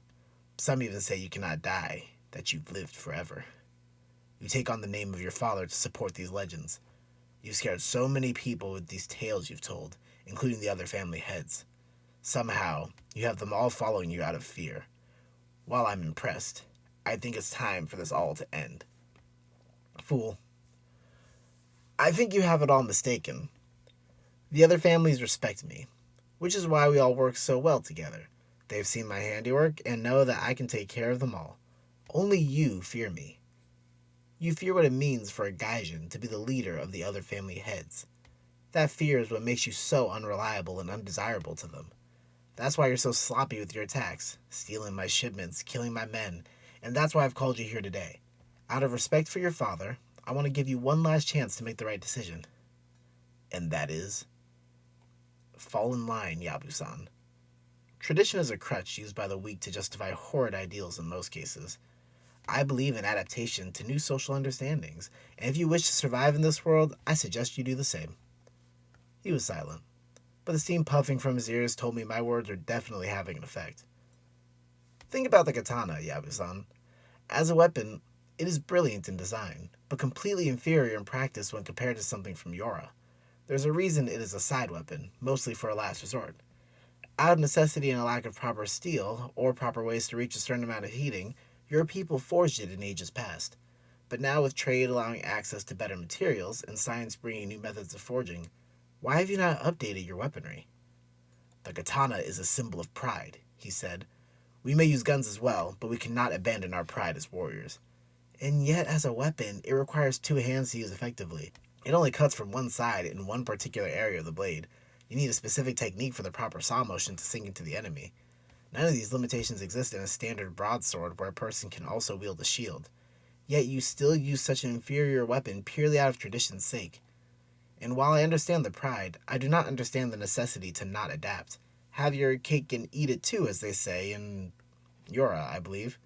Take my katana, for instance. I use black steel to forge it. By using a more flexible, denser, durable material than steel, I've removed most of the limitations while keeping the style of the katana. What is your point? I'm glad he asked that. I took another puff from my pipe, ready to expound the knowledge and wisdom left to me by a wealth of life experience. None of this is real, I said. It's all a social construct, yet we cling to it like a dying breath. Break it all down, crush it to dust. I emphasize each by slamming an unoccupied hand into the table, without shaking it, of course. We are creatures without rhyme or reason to our existence or our purpose.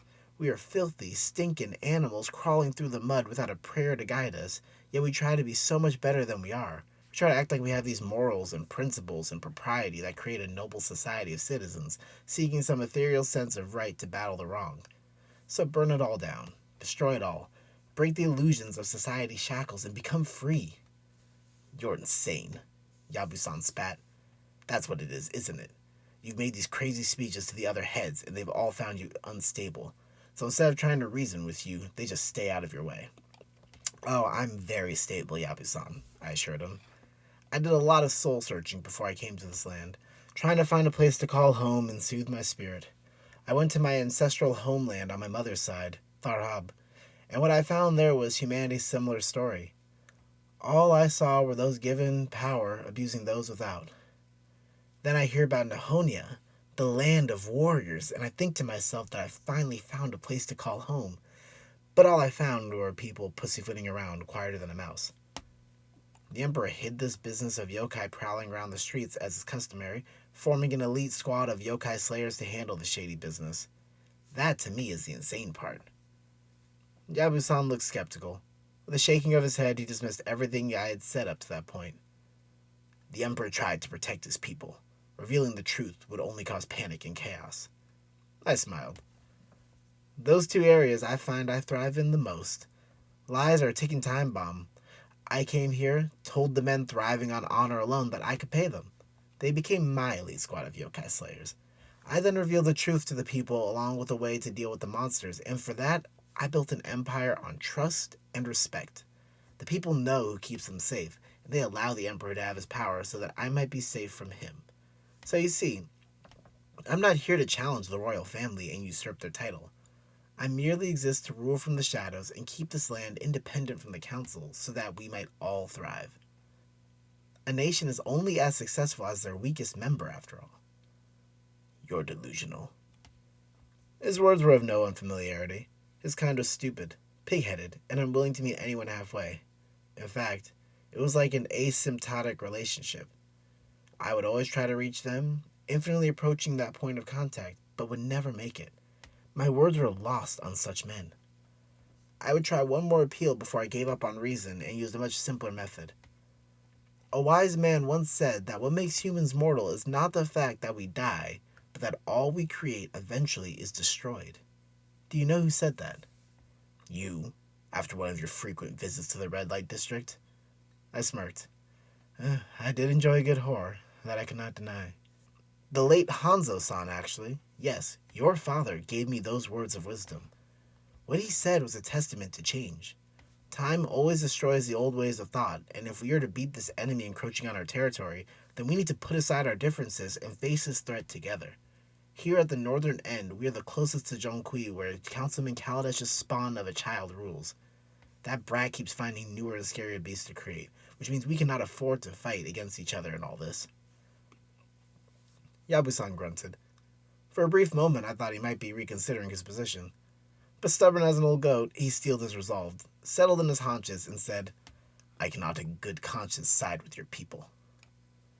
I was disappointed, to say the least.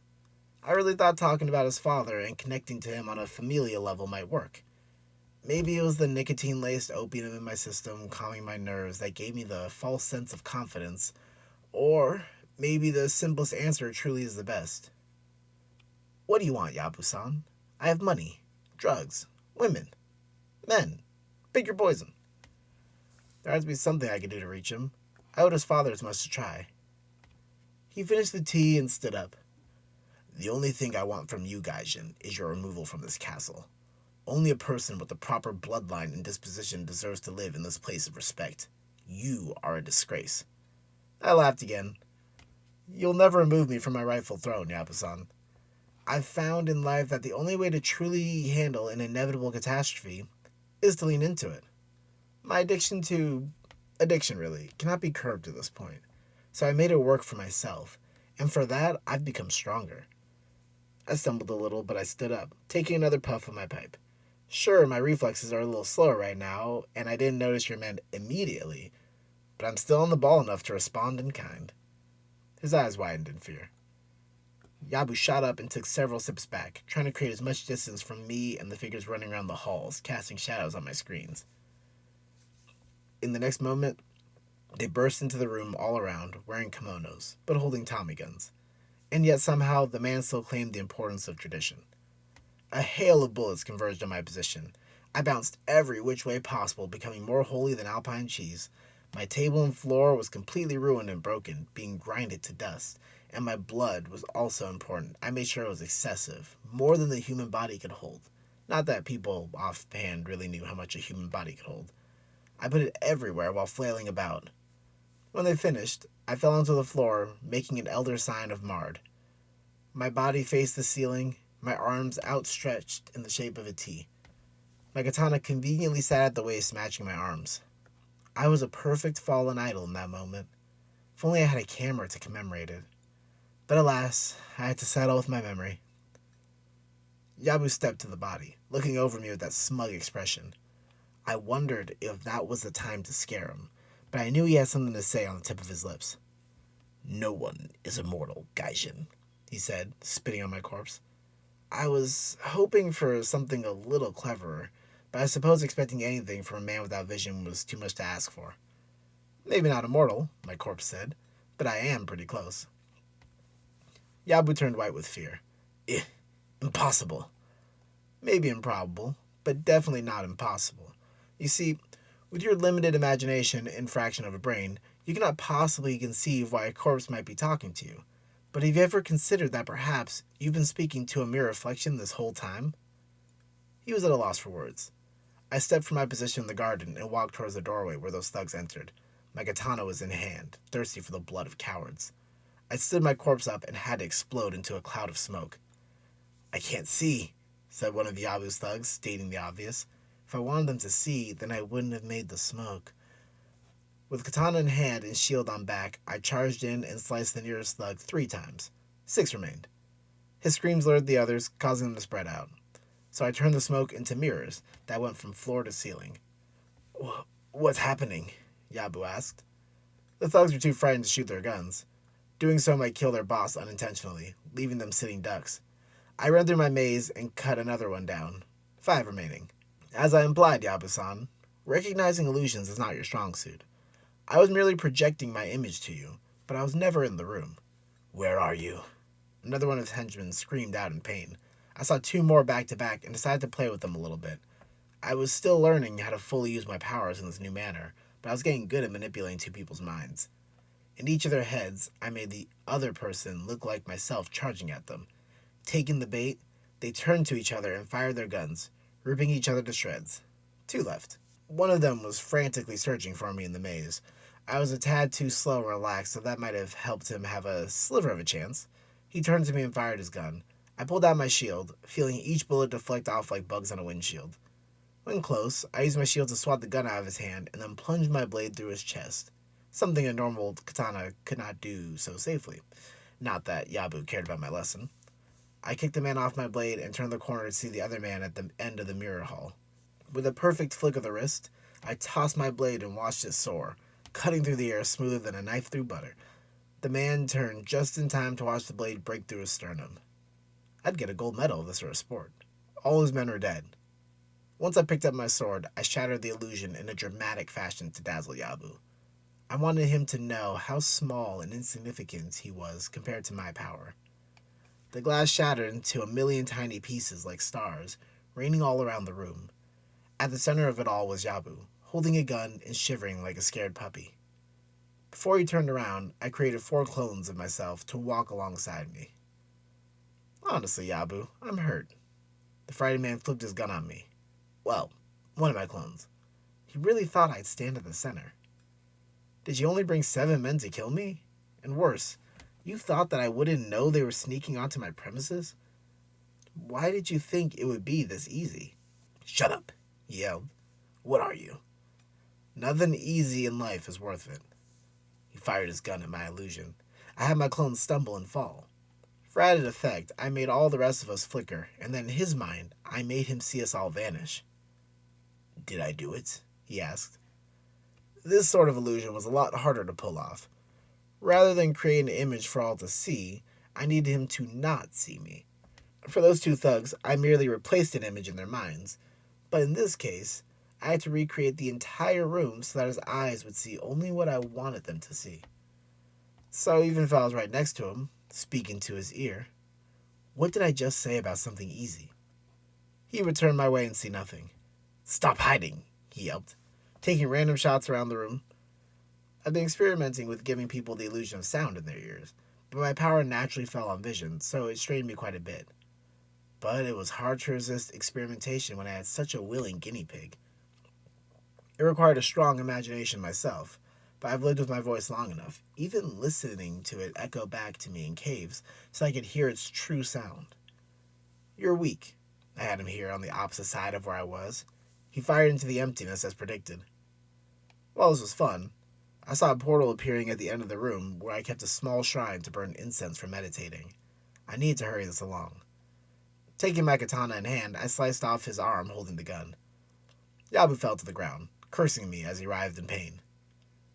Out of respect for your father, I said, I'll allow you to take your own life. You may die retaining what little honor you might have, or I could just kill you now. He wriggled around to face me, and with his left hand he reached for a small blade, a tanto, at his waist. You are a monster, he said. I curse you with my last breath. Heard that before. The man stabbed himself in the gut and carved through his stomach, committing seppuku. Suki-chan, I called. A man and woman, twins, walked through the portal. Their dark skin looked so out of place in this land, just like my second. Suki-chan, my darling concubine, entered from a side door. Yes, Sing-sama? Tell Hiroshi-san that Yabu did not see reason. The Empire is his. I shall commit to our agreement. She bowed and left the room. You've been busy, said the male twin, Marcus. I thought you said this was a good time. It is. I just finished up here. I walked over to them. I immediately saw the female twin, Margaret, reach for a gun, and so I stopped in my tracks. That's far enough, she said, still paranoid. I sheathed my blade and placed my shield on my back. I agreed to Kaladesh's kill order, so why are you threatening me? You've always been unstable. How do I know you don't want us dead out of past jealousy? I gave her a warmer smile. The warmest I could muster. If I wanted you dead, you would be dead. Just because your little mercenary company made a home out in the open sea doesn't mean I can't reach you. I beg to differ, said Marcus. We'd see you coming long before you reached us, and then we'd kill you without giving you a chance at our lives. Look, we're all students of my father. At the very best, in your case, it would be a tie. Margaret relaxed her hand to her side. You're the only failure, though, she said. Are you ready? The council won't keep this portal up forever, and Nocturne's waiting. How is Lizzie after all this time? Getting slower, said Marcus. She had a chance to kill Cassandra and failed horribly. That's why she's calling backup. I stepped up to them and pulled a large travel bag from behind the podium. It was going to hurt to leave my home for a while, but arrangements had been made to keep everything up and running in my absence for several months. My second, Yasuke, is very capable and can easily take care of things while I'm gone. Fine, let's go, I said. Once she was dead, Kaladesh promised to keep off my territory, and once I became a hero, then no one would ever try to usurp my authority. Chapter 9. Samuel. You can't escape the past. It's always by your side, following at your every step, and even when you think you've escaped it, the scars it left bleed anew. The headline read Mercenaries at War, dated 1942 MY. The article spoke about an incident a little over a week prior, involving 3 mercenaries fighting each other in the streets of Evington. While 2 of the mercenaries were unknown, the other mercenary was identified as the legendary assassin Nocturne. The assassin's origins date back to 1821 MY from the Choke. However, there are claims it started long before then, leaving many to believe the title is inherited from generation to generation. The article speculated for a while about who the assassin might be, asking readers to go to page 6 for the entire expose. However, at the end of the front page portion was a city-issued warning about the mercenary activity being nearby. The article asked people to contact police if they noticed anything suspicious. Details about the appearance of the other 2 mercenaries were hard to come by, but some identifying factors on one was long locks of black hair, and the other was caramel skin, short hair, and a sleeveless coat. It didn't take much of a brain to figure out Nocturne was hunting Cassandra and Reese Noble. It helped that Dave visited my dreams and told me as much, though asking for my help was beyond what I expected. That life was behind me, and has been for a long time now. Jaya, my wife, caught me in thought, clearing her throat to get my attention. You saw it too? She asked. The article about the mercenaries. It's a little frightening having these rogue soldiers fighting nearby, and one of them being a famous assassin is unthinkable. They're far too close for comfort. I don't think they're rogue soldiers, I replied. She gave me a knowing look. It told me she knew exactly what I meant, so nothing more needed to be said. My past is brushing awfully close. Should we be worried? The paper says they're most likely in the area. I didn't have an immediate answer. I like to think Cassandra wouldn't hurt innocent civilians, but I couldn't be sure of her mental state. She vanished without a word and without a support system, so I doubted she'd be able to handle her own mind. It was always far more volatile than my own. Then I thought to Nocturne. Without anything regulating the toll of her powers, she loses all emotions and acts purely on logic and instinct. As an assassin, killing people, blocking the path to her target meant absolutely nothing to her. With some more careful consideration, I finally said, I don't think there's anything to worry about. There are enough other cities from where they came from that the chances of them ending up here are slim. Jaya seemed to wrestle with the answer in her mind, but ultimately accepted my response. Is it normal for them to have disputes like this? She asked. It was another tough question. I never did go into much detail about my former life. While I gave her an outline, the horrors we faced were mostly watered down as I saw fit, and I also hadn't mentioned the second visit to my dreams. I needed to keep her free from excessive worry.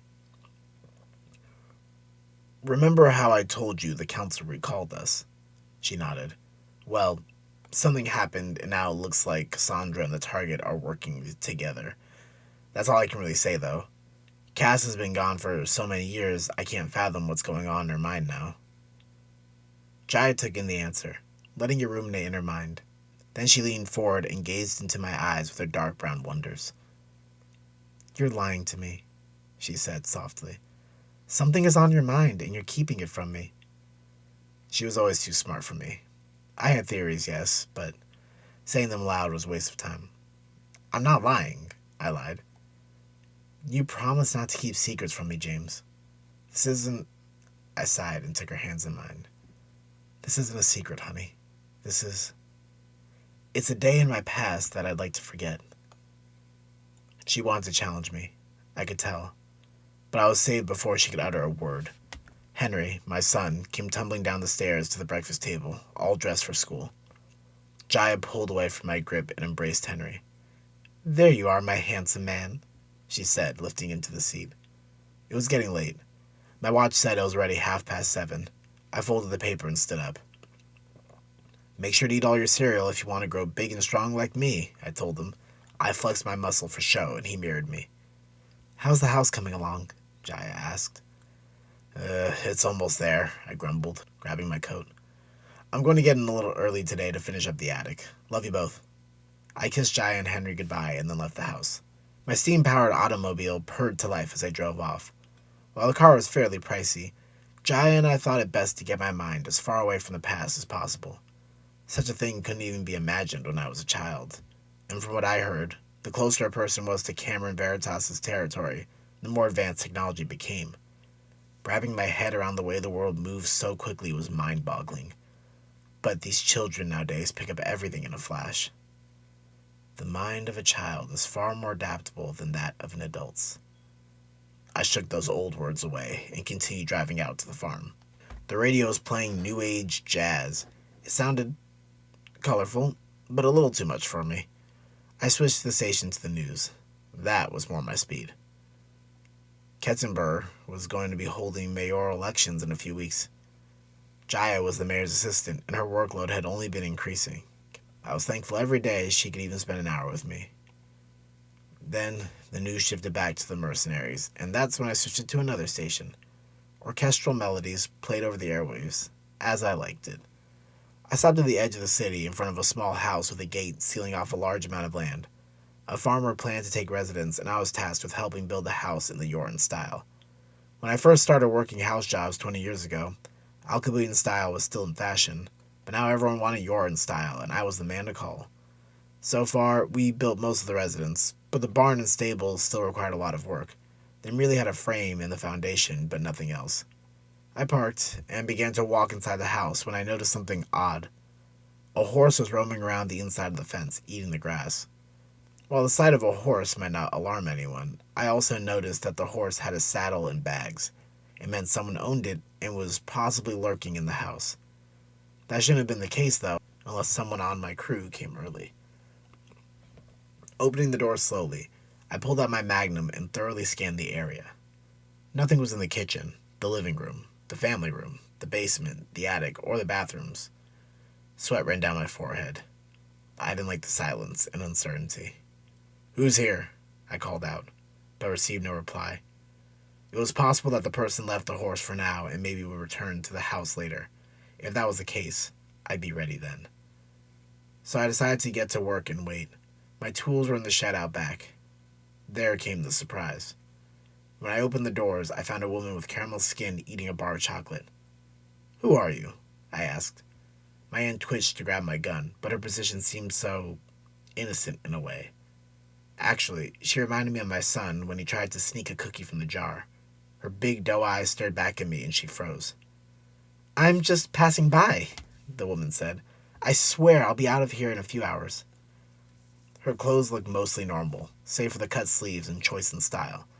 Another thing that stood out to me were her tattoos, which looked eerily similar to something I had seen long ago. The paper mentioned a sleeveless coat, not a shirt with sleeves deliberately torn off. Though the woman was obviously strange.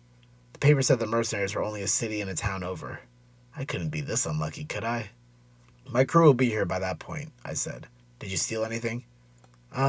Maybe a knife?" Oh, what should I do? I pulled out my Magnum and pointed at her. "Get up," I ordered. "Leave the knife and get out of here." The woman was about to speak, but then she bit her lips, looking past me. How had I not heard their approach? It seemed I was losing my experience from my past life. What I did hear, though, was the click of a loaded gun. "Perhaps you might want to drop your weapon," came a strong woman's voice. I knew then, without a doubt, that it was Cassandra standing behind me, while the woman innocently eating a chocolate bar in front of me was reasonable. "Fate never ceases to amaze," I mumbled, slowly lowering my gun. "I never thought I'd see you in a place like this, Cassandra." "You know who I am?" I turned around and faced my fellow Reaper. At first, she seemed confused. When she last saw me, I probably looked to be in my mid-20s. But now, I looked how I imagined I would in my mid-30s. "Samuel?" she said, finally seeing my similarities rather than the differences. "It's James now, actually," I retorted, "and I'd like to keep it that way." Cassandra was wearing a black hat, a long-sleeved shirt, and a vest. In one hand she held a bag of supplies, and in the other she was still holding a magnum revolver to my face. I figured it kept her from being identified as a Reaper, although black-scale revolvers would be a dead giveaway for those in the know. Then I realized that she wasn't carrying a Reaper weapon or her engraved revolver.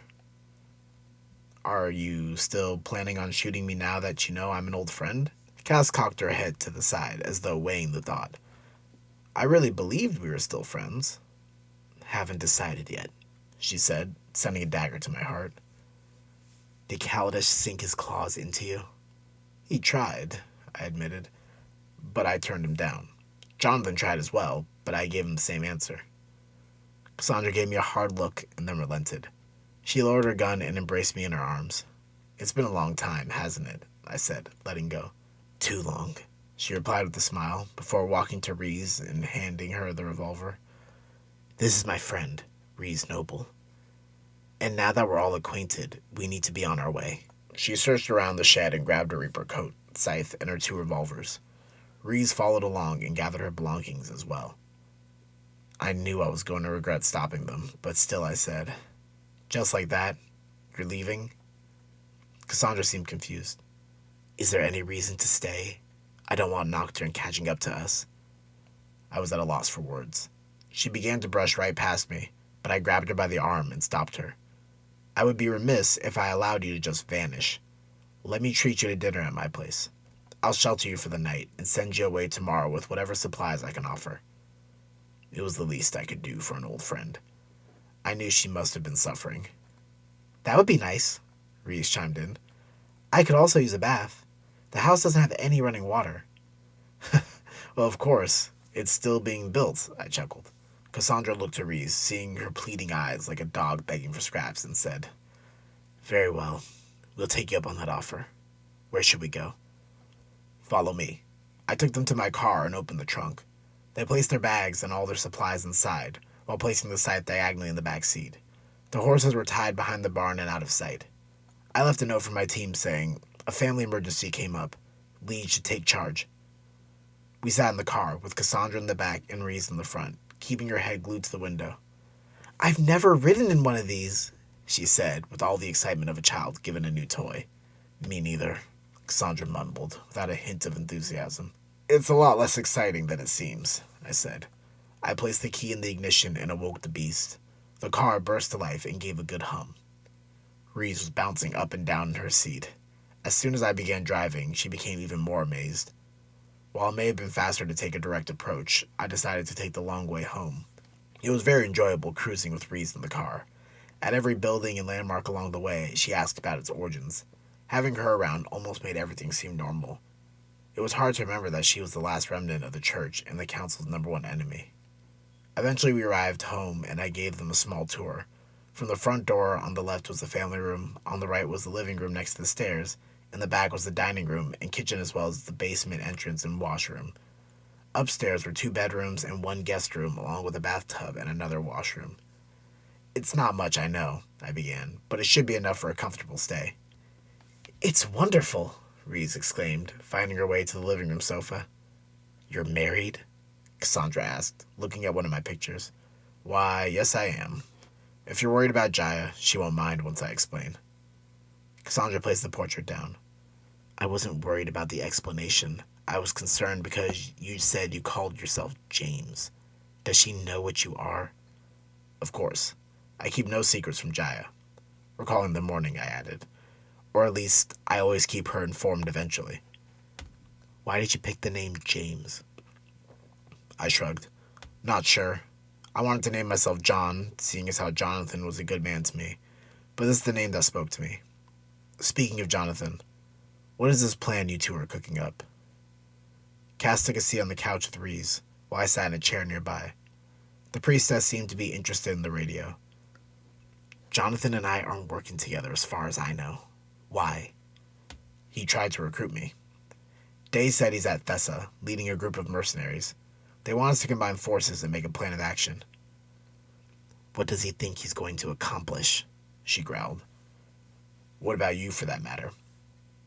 The look she gave me was more frightening than the silence. Whatever the case is, Cass, Jaya and I need to hear it tonight. We don't need to stay here, she snapped. I sighed. No, we don't, she said, as though replying to someone else. I want to stay here, though, said Reese. It's a nice place, and I can finally shower. Cass turned to the woman. I knew that look of frustration. She hated being cornered. Usually in that situation, she allowed for no other result beside her own desired outcome. We're leaving, Reese, she growled. But Reese did something surprising. The young priestess sat there, unafraid of Cass's bite, and said, I don't want to. It's all right, Reese, I said. Cassandra wants to keep her secrets secret. But it's not a secret, Reese protested. We're going to the Temple of Mard, which you already know.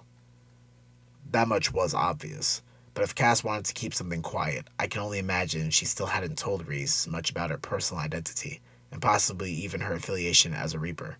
She wants to keep her reasons for her actions her own. All can be revealed by dinner, and if that doesn't sit right with both of you, then feel free to leave. But this is a house of truth. Is that understood? I understand that perfectly, said Cassandra. That's why I don't think either of us should stay. Reese will still keep you around once you tell her everything. We're staying, Cassandra, said Reese. I have no secrets that can't be shared over some polite dinner conversation. Are you curious about marrying us? She asked me. I suppose I have a little interest, I said. Although, in her case, I think Cass meant that whatever secret drove Reese to this nation would also come to light. And after tonight, Jaya would know everything. I stood up and walked to the kitchen to make tea. Make your decisions. Leave or stay. It makes no difference to me. After I brought them tea, I went back to the kitchen to prepare lunch. Simple sandwiches and some crackers would suffice. While I was doing so, I heard them converse in the other room. When I was a little girl, Cass said, one of the things I loved to do was get a hot cup of tea and read a good book on the couch. I always felt so entranced when I would look upon people in another world. And what I always found warming was that, no matter how strange the world was, the people and their struggles always transcended time and space. I didn't realize you had such a soft heart, Reese giggled. I was young once, though never whole. It was a terrible thought I wish I could unthink. I suppose we all needed to be a little broken, otherwise we never could become Reapers. You're still young, said Reese. I've never seen an old person wield weapons the way you do, and that assassin lady is not a pushover. I brought out their food. Make yourselves at home. I'm going to go to work and make sure Leeds hasn't broken anything. Cassandra seemed to be listening, but not to me. She stood up, hand hovering over her gun. If I hear a siren or see a cop peeking around the corner, I'm coming for you. She always did have a penchant for vengeance. This isn't a betrayal, Cass. I'm simply going to work. Leave or don't. But if you stay, be ready to reveal everything. That night, after a very awkward meeting, we were sitting at the dining table, laughing together. I sat at the head with Jaya and Henry to my left, and Cassandra and Reese to my right.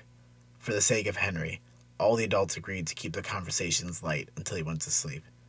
So, we talked about technology and books and other mundane topics to which Cassandra mostly kept silent, eating her food. So, Reese, Jaya questioned, you're from the independent states of Marinos, right? Guilty as charged, she replied with her usual bubbly attitude. I'm a born and raised Meridian. I always wondered what it was like there, being in the middle of so many different cultures, not to mention the lack of nightly curfews. Surprisingly, it's actually quite similar to everywhere else now, except instead of a council, we live under a president. Jaya looked confused by the concept. I just smiled. A monarch? She asked. No, not quite. He's an elected official of the people and accepted by the church. I heard a century ago, Intalatia followed a similar style of governance. I can attest to that, I said. The council in the past was forced to be reapproved every 4 years by the representative noble class. However, after the Great War of Reconstruction, the means became quite difficult to manage. With the constant expansions of territory, determining who held their right to voice their concerns in politics became an arduous task no one wanted to handle, so people placed all their trust in the current council. But to simplify it, said Cass, anyone that could be controlled got power, and those that refused didn't. The people in this territory must know much about controlling the masses.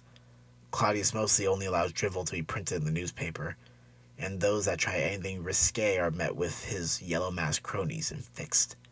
They have the people so domesticated that they've lost the mental will to pose a threat. What yellow-masked cronies? Jaya asked. You've never seen them lurking about? His yellow guard? They were rare in these parts. The closer one got to the choke, the more of those creatures they saw. I don't think it's a particularly important topic to discuss, I interrupted. Besides, I'm sure this topic is boring Henry to death. Everyone turned to my son, who looked like he was mostly tuning out. The table turned quiet as though all holding their collective breath when Henry said, You're really pretty, to Reese. Just like Mommy. When I grow up, I want to marry someone like you. Well, hopefully he doesn't want to marry someone marked for death when he grows up. That would be a nightmare. Reese gave him a big smile and chuckled. I'm sure you will, Henry, she said. Don't get too caught up in your dreams, Henry, Cassandra grumbled. You want to make sure you know where reality is. But of course, Reese quickly interjected before anyone else could speak, if you make your dreams a reality, then you won't have to worry about getting lost in them. Henry looked confused and unsure of what transpired. He had no way of knowing or understanding the many pains Cassandra had faced. May I be excused? He finally said. Of course, Jai replied. Let's get you to bed. The two of them got up from their seats and began to leave. Jai made sure to kiss me before vanishing with Henry. Really, Cassandra? Reese and I almost said in unison. Let my boy have his dreams. Dreams are dangerous, she replied, finishing her plate. Didn't you tell me earlier that you used to be a child? Reese asked. From what I've seen of children, I doubt it. However, I do know what it's like to be a bitter old woman now. It's very freeing. I sighed, remembering how stubborn Cassandra had been in the past. Jai returned to the table. Now we could finally discuss important matters. So, what kind of mess have you gotten yourself into, Cassandra? I asked. You know the story, James, she said. Councilman Kaladesh recalled the Reapers and instructed them to kill this young priestess. I happened to be chasing a lead on a group of cultists in the area. That's how I saved her. And I'm ever so grateful for your intervention, Reese said. Has she not been there? The old man in the alley would have gotten the best of me. She meant Theo. And why are you here, Reese? Jaya asked. To close the gates and save humanity, Reese happily replied. Cassandra's taken me to the old temple of Mard, where I was told I'd find something on saving you all. But that won't be enough. Don't you remember, Cassandra? Even if the gates are closed, the real danger will still be coming. The real danger? Reese looked confused. The 6 idols of the old gods, I answered. I knew Jaya wanted to ask questions, but she remained quiet. You said you closed the gate, right? Cass asked Reese. The priestess visibly stiffened. My partners and I did, yes, she said. Did you take anything from it? Reese looked nervous for once. Not me, technically. She chuckled to calm her nerves, but seeing Cass's angry face only intensified her fright. This is the time for truth, I reminded. She nodded her head. Sucking in a deep breath, she continued. Before the lead enforcer died, he told me to hold on to something. I thought it of the utmost importance to keep it a secret. If that counts, then I did take something from the gate. What he gave you was one of the idols of the old gods, said Cass. The council doesn't just want to kill you. They want to get that idol. You've never told me about these idols, Jaya chimed in a very neutral tone. I wish I knew which way she was teetering. Was it towards anger or understanding? The idols are Essentially a thread connecting an old god to our world, I explained. And any that hold an idol gain access to part of the god's power. If all 6 are collected and used at relay, then this world will be plunged to the Dark Sea. And what does that mean? This was not something I wanted to share with Jaya, for in my mind, it was inevitability. Everything you see right now outside the safe zones are pieces of the Dark Sea. From the creatures to the changes in the environment to the deteriorating mental health of people, the sea causes it all. For our world to be fully engulfed by it, well, I imagine people would become overrun by madness and transform into savage beings of pure instinct. Yes, said Cassandra. Humans will become empty vessels without freedom, just like the beasts we're fighting right now. I imagine at some point we'd be controlled by one of the old gods, and they would direct us to the other worlds to conquer. While the world may still spin, there would be no life to give it any meaning. The same as if this house lay here completely unoccupied. Just discussing the idea left me feeling empty. I thought I still had time, with the last idol being overseas. I thought maybe once the council declared war on Marinus, then I would know how close humanity was to the 12th hour. But here we all sat, with my 8-year-old son upstairs, discussing the final days of our existence. Reese broke the silence first. "I've told you all my secret," she said.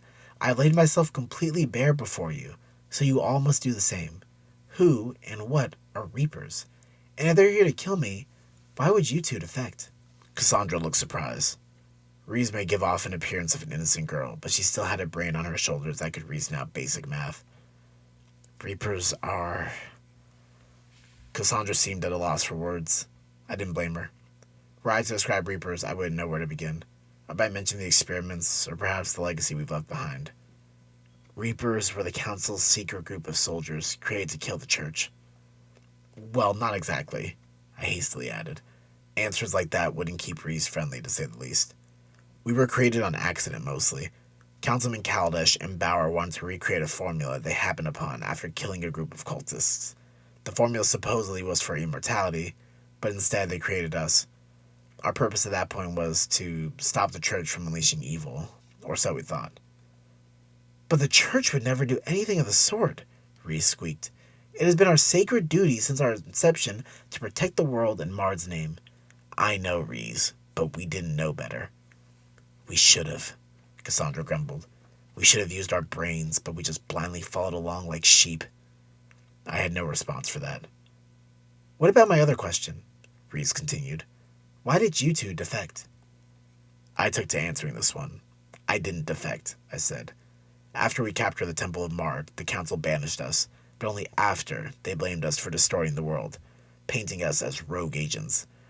They've given us the chance to be reinstated by killing you. And her, for that matter. But Cass could better explain why." Cass gritted her teeth. "What does he mean? Why are you considered an enemy?" Breeze asked. "We're laying ourselves bare, remember?" "Because I'm the one that defected," she said. "On that night, when I was sent to scope out the Temple of Mard and launch a preemptive strike, I decided not to. You left us," I added. "Without so much as a goodbye, you went to the Church and helped them escape.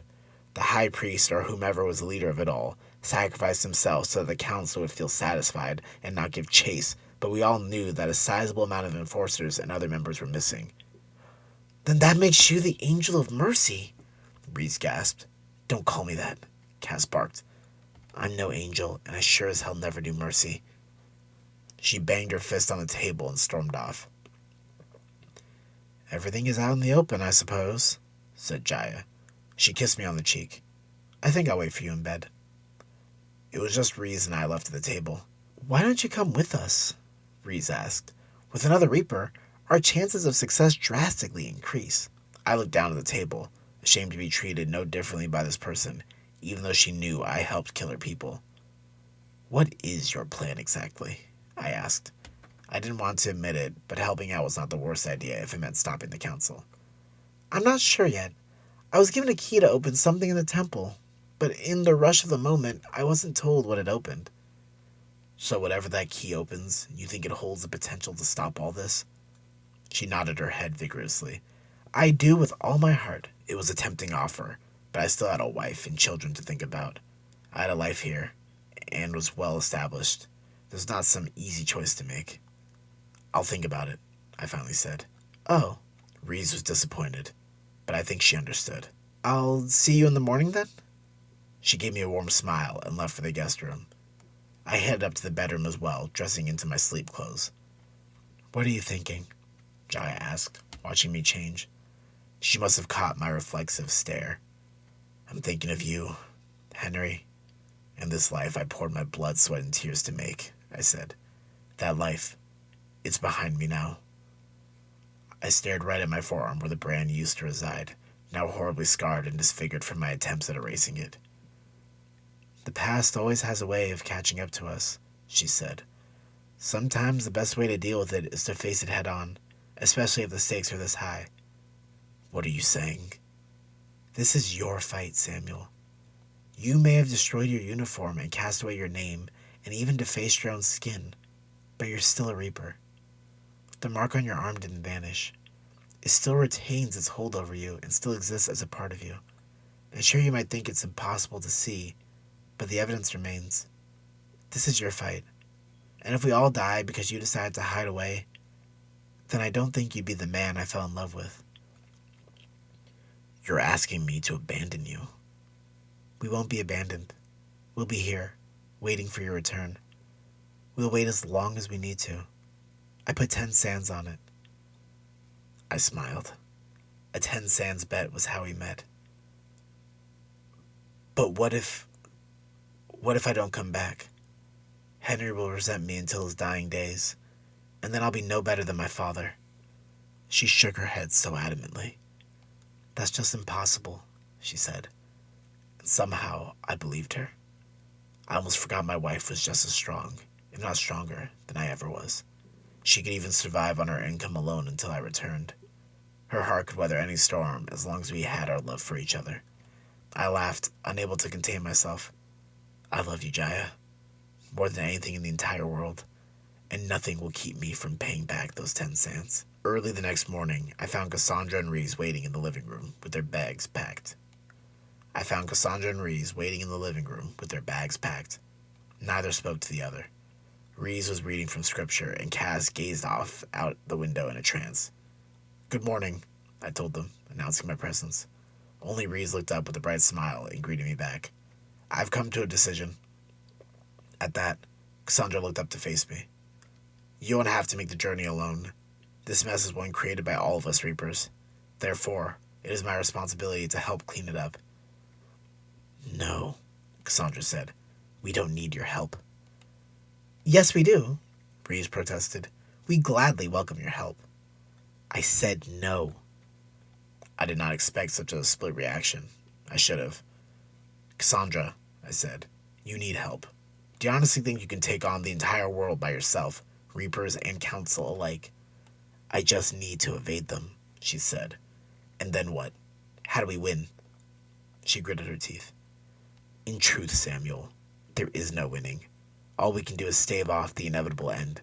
I will get us to the old temple and defend until I no longer am able to. Reese gasped. I don't plan on dying, Cassandra, Reese said.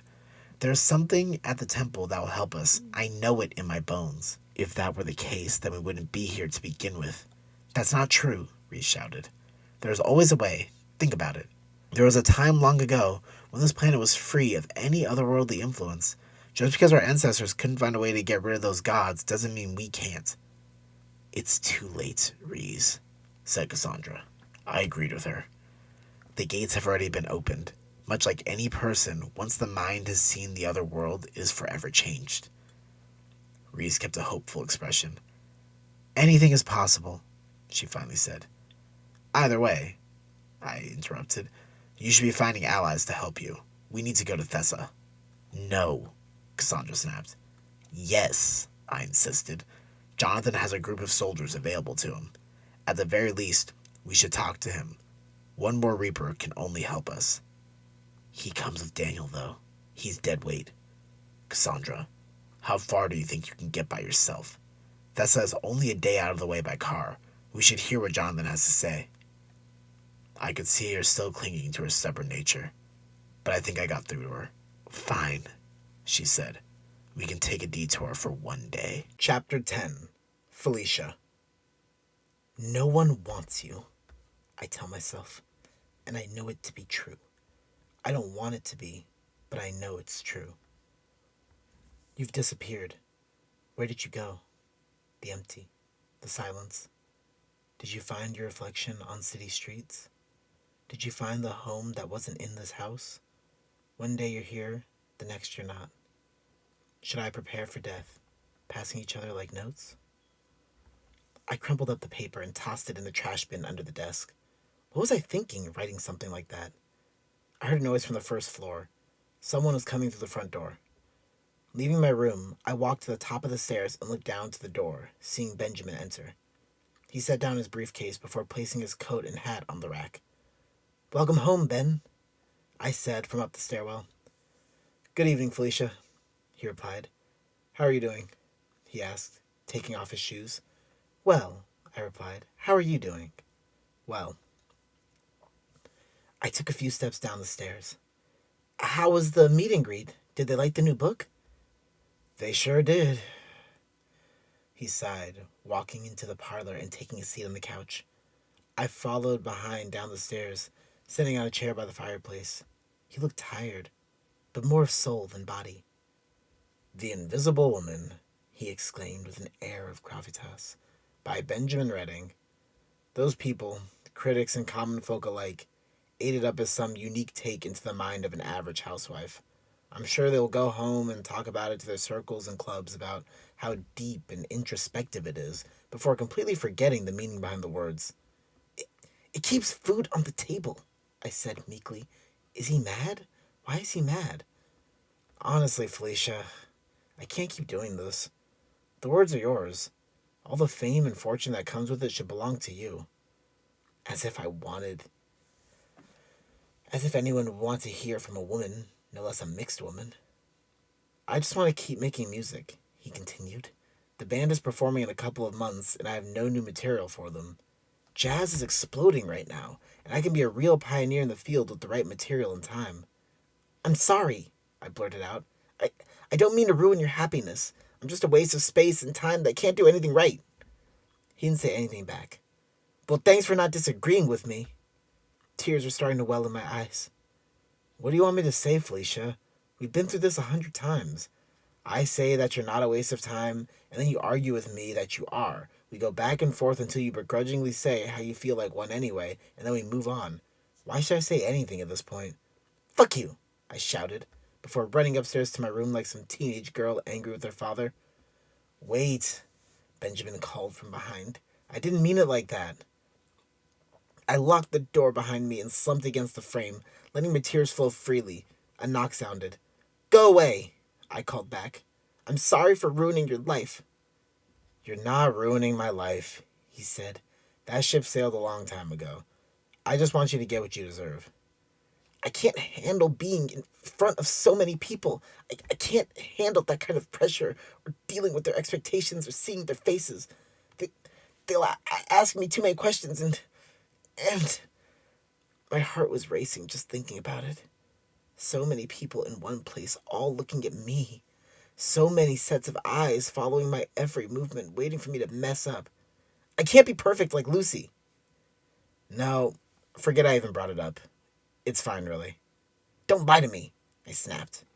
"It doesn't make me feel better knowing you're trying to spare me."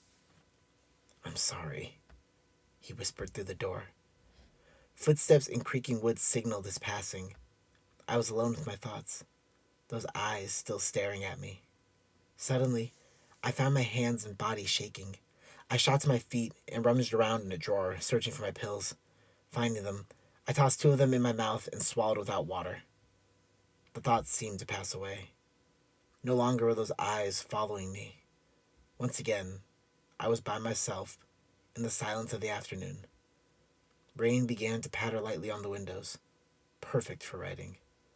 Situating myself at the desk, I placed my hands on the typewriter, but nothing came out. Fingers hovered over keys, but nothing commanded them to play the notes of the machine. I sighed. Benjamin would no doubt be lying on his bed, looking up at the ceiling. Without my comfort, he He would finally do the deed and slit his wrists. And when he was gone, I would probably do the same. It was not right for us to argue. I walked over to his room, across the hall, and knocked on his door. Ben, I called. I wanted to apologize for earlier. There was no reply, so I let myself in, as he allowed me to do when he chose not to respond to knocking. He kept no lock on the door. Inside the room, he was lying on his bed, as expected, with his hands covering his eyes. His teddy bear, Mr. Bear Bear, was plopped next to him under the covers. I could hear his deep breaths slowly flowing from his nose.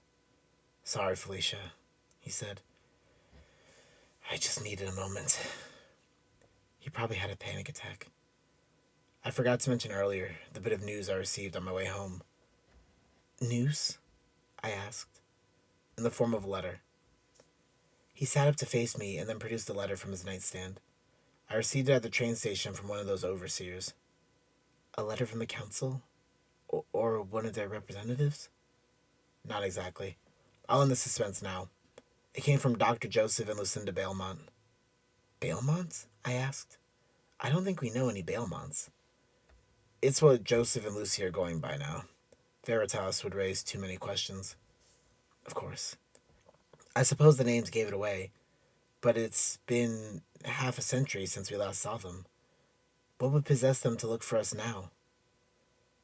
Benjamin's brows crinkled and eyes looked down. Whatever he was about to say was not good. "Well, they wrote us, asking for help with Cassandra." "No," I blurted. "How could they ask that of us? It took us so long to create this life of ours, and not they think that we'll just run when they call? We already turned down the council, and I will not be made a pawn again. Will not! Do you hear me, Ben? I cannot go back to killing. And for what, I ask you? What? What is so great that—" "Calm, Felicia," he said soothingly. "At this rate, you'll have another attack." "I am calm," I spat back, but seeing his concerned expression, I gulped and took a few deep breaths. I needed water. "You know as well as I what they offer," he said. "That serum. And now that Cassandra's an enemy, they will revoke our ban from the great cities and allow us to work for them again. It's a return to our former glory." "What former glory?" I asked. "As far as I remember, people feared us. They had a song for us, even back home. No one liked us." "We were regarded as heroes," he said. "We were fighting back against the evil seed corrupting the church. I don't want to fight for them. We helped them, and then what? I'm sure if we all swear allegiance, we will become pawns for them as far as eternity stretches, and then some. I'd rather die now and call it quits." He leaned back against his headboard. "You'd rather become nothing than serve forever as a knight of the underworld. I get it. But where does that leave us now?" "Now?" I asked. I don't know. We either stay here and continue this life, we join the council and the others, or we can take Johnny up on his offer." "I don't want to make enemies," I blurted out. Was he crazy? Standing against the council was just stupid. "So you don't want to fight with the council, and you don't want to fight against them, and you also don't want to take credit for your work. Basically, you're unsatisfied and depressed with this life, but you want everything to stay the same." I rolled my eyes and walked out of the room. He followed behind, his footfalls heavy on the wooden floor. "Leave me alone," I grumbled. "You can't walk away from this. We need to decide on something." I slammed closed the door to my room. "Do what you want if it means that much to you," I yelled through the door. "If that's what you want me to do, then I'm going to take the council's offer." My head fell back against the wood, while my heart fluttered like the wings of a hummingbird. "Don't leave me," I said. "I don't want to be alone." We fought so hard. We fought so hard to find a place where we could be normal. Without each other, our lifestyles, history, and everything would be questioned and unraveled. How could I explain that men do not interest me and no one him to polite society? How could I write freely without him? How could he get through his waves of dark thoughts without me? We needed each other to push through our problems and excel at our chosen lives. We needed each other to keep ourselves sane. Everyone else abandoned us. We're all we've got. I can't be alone, and neither can he. So why is he trying to leave me? "Come with me," he said. Truly, there was no better answer other than perhaps him staying, but he made his intentions very clear. though this was too big of a decision to make quickly. I opened the door. "We'll go then," I said. "But we decide nothing until we get there." "I'll book the plane tickets and train tickets," he added, before I could say anything. "We'll also need travel gear," I grumbled. "Fine. This will all give me something to write about, I guess." Chapter 11. Joseph. We can't save everybody. Try as we might, the hour will eventually come for all of us to succumb to fate's design. But still, before the hour arrives, we try. As humans, we owe each other that much. The patient was dying. Blood was leaking down from his neck slowly like sap down the side of a tree. Him surviving long enough to make it to the hospital was a miracle by itself. The makeshift bandages staunched the wound for a while, but it was not something staved off by conventional methods. A wound like his was magically inflicted to keep bleeding until he died. I could still save him, though. Sewing him up would do no good. The blood would simply pool to the rest of his body and kill him in a different way. It needed to clot. Even done magically, the body still responded on a biological level. Were anyone else in charge, the man would be dead. Luckily for him, I was around. "Get me morphine and red dust." One doctor gave the man the morphine while another handed me the dust. My hand was keeping pressure on the wound at the time. I moved it and sprinkled a little bit of red dust on the wound. Mostly it was for show. Red dust, in some cases, managed to close a wound as the heat within reacted with blood and burned a wound closed. But I just needed to look like I was doing something conventional, when in reality, I was doing anything but. My powers were that of the lifeblood running through all living things. I could feel blood coursing under the skin of everyone near me, and especially my own. With my power, I could manipulate the blood to my liking. In that instance, as I did for many others, I used it to save lives where no one else could. The patient was going to die. I felt for his blood, and I fought against the curse placed on him. Luckily, the curse only stopped the process of allowing blood to naturally clot for a time. It was something I could counter. With my own power, I forced his blood to clot around the wound and stop the bleeding. While it was clotting, the red dust began burning the wound closed as I applied pressure. After several minutes, I felt the man's heart return to a normal rate and stabilize. "You'll make it," I announced to the room. The doctors in the operating room let out a sigh of relief, as did our observers. Aside from the operating section, there was an auditorium of medical students taking notes. It was standard practice for hospitals. I preferred my private practice where my abilities were kept behind closed doors, but if a life needed saving, I was going to help no matter what. Moments later, I was smoking a cigarette behind the building. Operations were always stressful, and when I involved my powers, they became painful. I took out a cloth and dabbed at the wound forming on my neck. It was only a minor wound, thankfully. A door opened nearby, and I quickly stashed away the cloth, pulling up my collar to hide it. Dr. Gallman came to see me. He was head of staff. "Dr. Gallman, how do you do?" "Very good. Dr. Belmont, right?" I nodded. That was incredible. I've never seen anyone survive a wound from a revenant. It was just a matter of good timing and luck," I partially lied. There was certainly a good amount of luck seeing that the patient survived long enough to get to me. The cut also wasn't too deep, I added. "Still, though, incredible. Do you see much of this in Eurasia?" I chuckled. "Certainly. A lot of times it's regular work, though, like keeping someone alive after a stabbing or being shot. Monsters are only around the poorer towns. Speaking of that, do you know how the man came in contact with the Revenant?" Gallman nodded, scratching at the stubble on his chin. "Right, you wouldn't know. He went to the fray. During seasons of peace, prospective warriors train themselves to join the war games. Areas infested with monsters make for good places to own one's skills. People willingly travel to Gates for battle experience?" He shrugged. "It helps keep the monsters from overgrowth and reaching out to neighboring cities. At least in this region it does." Alkelbu was a strange place indeed. I didn't understand how Councilman Bauer kept control, but I preferred the way Councilman Godfrey ruled. At least I understood the way of things. Those with money ruled over those without. It was simple and common. "Can I get one?" Gallman asked me when I was reaching for another cigarette. I shared and gave us both a light. Really takes the edge off. I hated that I felt similarly. I became a smoker once Lucy and I began establishing ourselves in Eurasia. I just needed something to relax, but relying on some drug made me feel no better than Nicholas. I can't even chastise him when I myself can't seem to stop. So what brings you here? Gallman asked me. Family, I said. We're having a reunion in I don't even know how many years. It was likely somewhere between 90 and 100. I was hesitant, but I can't really argue with the wife. Happy wife, happy life. My wife is the same. She always wants to go shopping, especially when some of the new trends from Yora finally make their way to here. I try to stop her because the clothes are so damn expensive, but the way she looks at me, well, I just melt. I'd do anything to make her happy and show up those other women at the social club. I chuckled. You're in it together. That's how it should be, I said. My wife and I are a team too. Life is better that way. We talked for a little while before he asked me, how long will you be staying with us?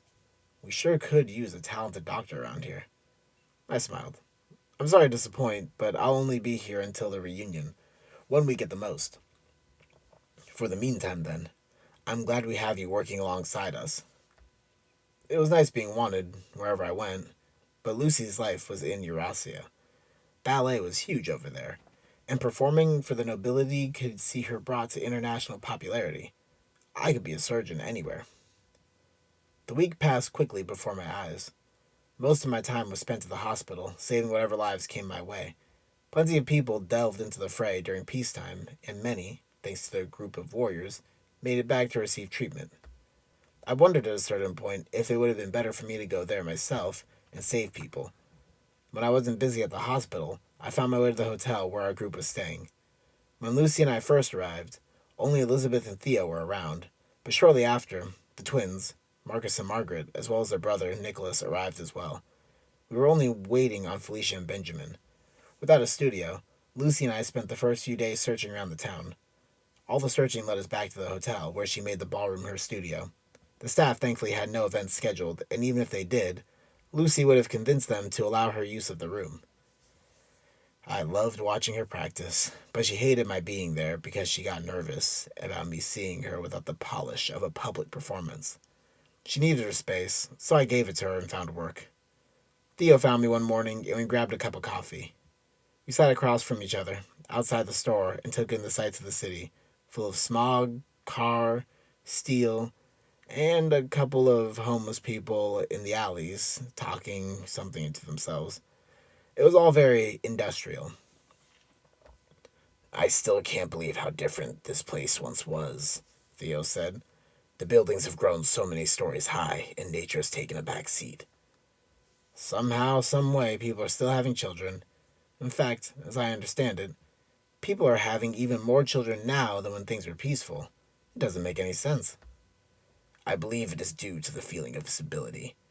Everyone knows what to expect now from the world. Couple that with wages being fairly standardized and people being placed where they need to, and you have a system that keeps itself going. What about happiness? I asked. Who has the time to worry about such things? They work, prepare for battle, do the war games, and then go back to their homes. The region with the best performance gets bonuses and the weak die off. Is it any different in Eurasia? Quite. People work themselves to the bone for mere scraps of food. Many don't live in real homes, just shacks overfilled with other families. In the cities, everyone is barely holding on. They're just one small accident away from financial ruin. Those with money keep it within the family, and those without die off. How have you been surviving? I shrugged. I'm a doctor. A unique one at that. My patients survive, and hospitals always want me on their staff. I use that money to keep us afloat until Lucy gains some recognition as a ballerina. At that point, I switched to having a private practice so I could help more people. I sighed, remembering the arguments. Lucy wasn't happy about that. You still think you can save the world? Aren't you a little old for that mindset? You're still an optimist, I see. No, I don't think I can save the world. At this point, the world is fucked. I just simply can't watch it all burn. I have to save who I can. Not everyone is worth saving. He was right. But a lot are, I said. How do you determine the difference? I shrugged. I don't. He took a sip of his coffee. I suppose I understand that mindset, he grumbled. I've been trying to recreate the serum for years. I just feel that if I could recreate it, I could save so many from madness. Is that what the council offered you? He nodded, with a bit of shame showing in his expression. Do you see him? Theo gestured his head across the street to an alleyway. People were walking by, going about their everyday lives, ignoring the man. He looked dirty, in tattered clothes, muttering something to himself and shaking uncontrollably. I could do nothing to save him, nor could anyone. I see him, I said. Theo nodded. He's begging for help. People have learned to ignore those types. If they do notice them, it's just to have some authority take them from the streets and dump them in an asylum. He is treated no better than garbage. It's a sorry state for a life. It's a shame that he might have caused it himself by trying to fight the monsters in the gates. These kids don't realize how delicate their minds are. Theo grumbled. I agree. That's why I need the serum. No one should be punished so severely for their youth. Mistakes will be made, but they need the space to learn and grow. It's not right, and I seem to be the only person who cares. The serum wasn't perfect, I said. It was only temporary and couldn't stop stronger episodes. It was better than nothing. Our brand, when activated, works, but I fear studying magic to apply such a thing to people will only backfire. I don't think the normal human body can handle it. He was right. Our brands, when not suppressed, were able to magically reduce the strain of our powers. It seemed like an easy fix, but we could only manage it due to our biology. Yet, the brands work similarly to the church's covenants, right? They're regular humans. Yes, that's true, he said. However, you know full well that Mard is probably the only benevolent god, and even being so, his power takes a toll on the user that is wise to only use one or two covenants at the most. And even being so, his power takes a toll on the user that it is wise to only use one or two covenants at the most. That's true, I conceded. Still, it's a shame medical science is still so young. Mathematics and engineering have seen great strides. Technology in general has become this amazing thing. Yet, when it comes to medicine, we're only just barely finding more ways beyond bloodletting to cure someone. Proper serums are also still rare. I hate to give the old man credit, but Kaladesh was far ahead of his time. Indeed. Theo took another sip of his coffee, but before asking me the hard question, are you ready to kill her? I'm ready to deal with the Enforcer, I replied. I know it's wrong, but Lucy can finally have the life she wants if we do this. Cassandra, though, is the one we need to deal with. Not me. I'll help, but Cassandra's family. I don't think I have the strength. She made her choice, Joseph. She left us all. We suffered the fallout. Remember that. She is just another target. She made the right choice, I remarked. We damned the world. She was the only one with the spine to take a stand. But the past is past. I'll just focus now on making sure everyone around me can have a better life than the one they were given. And when the council finally gets their last relic, I'll enjoy my final moments with my wife. You were spared that day for a reason, you know. You don't always have to be the one to sacrifice yourself. You also deserve happiness. Thank you, Theo. I think I'm doing well. It's just hard to really take stock of myself. There's always something that needs attention. We spoke for a little while longer before parting our separate ways. A week had passed, and still we waited for Benjamin to arrive. Elizabeth was gone, doing what she did best to keep tabs on Cassandra. In the afternoon, getting off early from the hospital, I decided to try and sneak into the ballroom to see if Lucy was practicing. There she was, in all her glory. I knew she could easily hear any noise, but I hoped she would have been too distracted by her own world to notice me leaning against the wall in the back of the room. Her humming was a good sign. Being that close to a wall, she might have thought I was outside. The space was large and empty, with a stage to the far back.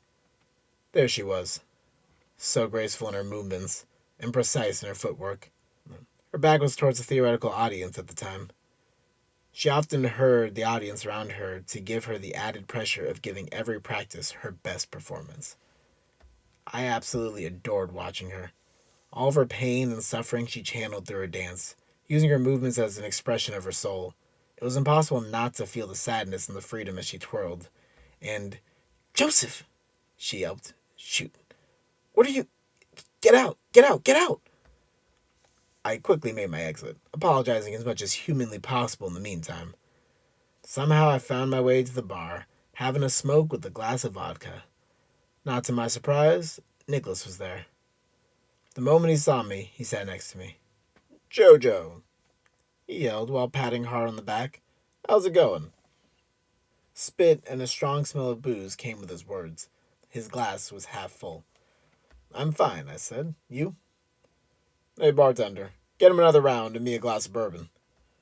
"Right away." "You and Lucy still a thing?" That was an odd question. "Why wouldn't we be?" I asked. "I don't know. I always found your relationship weird. I mean, come on. She's like this uptight, neurotic attention seeker who needs the world." "Don't talk about her like that," I snapped. "She's dealing with a lot." "Aren't we all?" He raised his glass to the air and gestured to the room. Then he downed his drink as the bartender placed another round. "Sure, we Reapers have special circumstances, but people always have shit they're dealing with." "Don't say that so loud." "What?" he asked. "That we're Reapers?" he said, raising his voice. I nervously looked around the room, but no one seemed to bat an eye towards our direction. "No one cares. Everyone's so absorbed in their own shit that they can't see anything outside of themselves. Besides, what are they gonna do? I can make them see things they couldn't even dream about. You know, one trick I used to do was to show women my naked self and make them think they're imagining it. Once they see it, they grow accustomed to it. Once they do that, they think they thought of it themselves. Once I planted the idea in their head, they were more than willing to fill my sheets for the night." I grumbled. "That's so wrong in too many ways. Why would you do that?" "I was young and bored. What can I say?" He shrugged his shoulders. "When we all split up, I was lonely. I didn't have a Lucy in my life. Must have been nice." He said Lucy, but he really meant just someone who truly cared about him to fill the void in his heart. The body I knew well, but the mind, that was something else entirely. "Want to see a magic trick?" His eyes bounced up and mouth curled into a mischievous smile. "I don't think so," I said. "Oh, relax. It'll be fun." He scanned the room, locking his eyes on a couple in a corner booth. "I can make them do whatever I want. I only need to give them a little push." He raised his hand, and I could already imagine a fight breaking out. So I grabbed it. "Stop," I said. "You're gonna ruin the night." I groaned in frustration. "I just came here to drink. Why?" "Never mind." "Why what?" "Say it."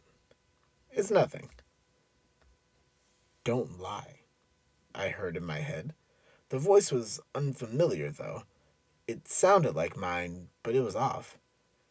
"Tell him what you think," it went on. "Are you all right?" Nicholas asked. "Yeah, I'm fine." I looked at my drink. I was still working on my first. There's no way anything, especially vodka, was strong enough to affect me so quickly. I looked back to Nicholas to see him with concerned eyes. "How much have you had to drink tonight?" he asked me. "Uh, just this. But I'm fine, really." I wanted to go back to my room, but I also wanted to keep Nicholas company. He was annoying at times, but he was simply alone.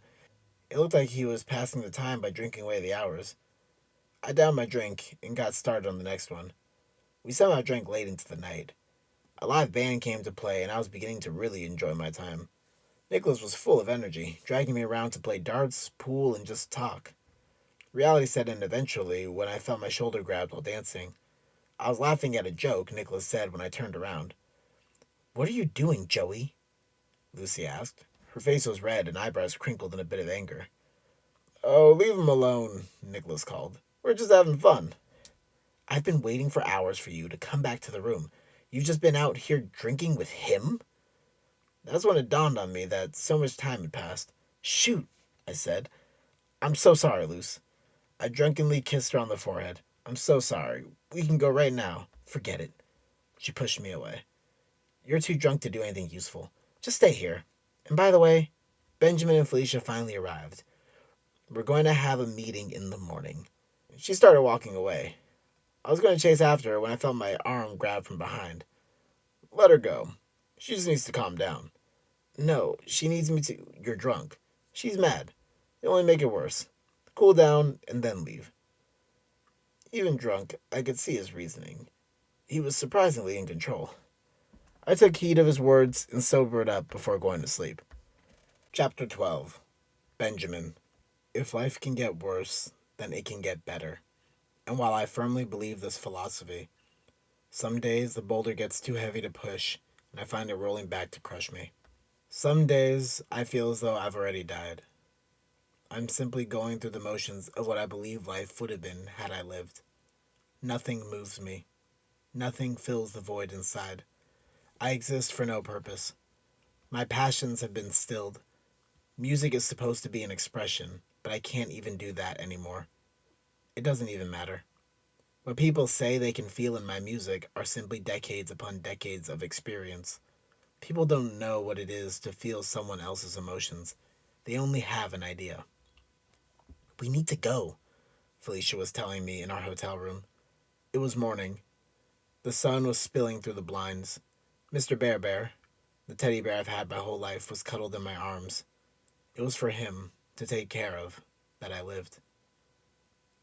I can't go alone, Felicia added. They're all going to look at me funny and ask about you. I know, I said. I'll get up. Just give me a moment. She let out an exaggerated sigh of defeat. Fine. I'll meet you down there. But please, she was shaking. Be there in 10 minutes. 15 at max. If you're not, I'm coming back here to drag you out. Okay. She gave me a hard stare. I stared right back. Then she huffed and left me with my friend. At some point, I was going to have to get up. At least, I think I did. I dragged Felicia here. I owed it to her to follow through.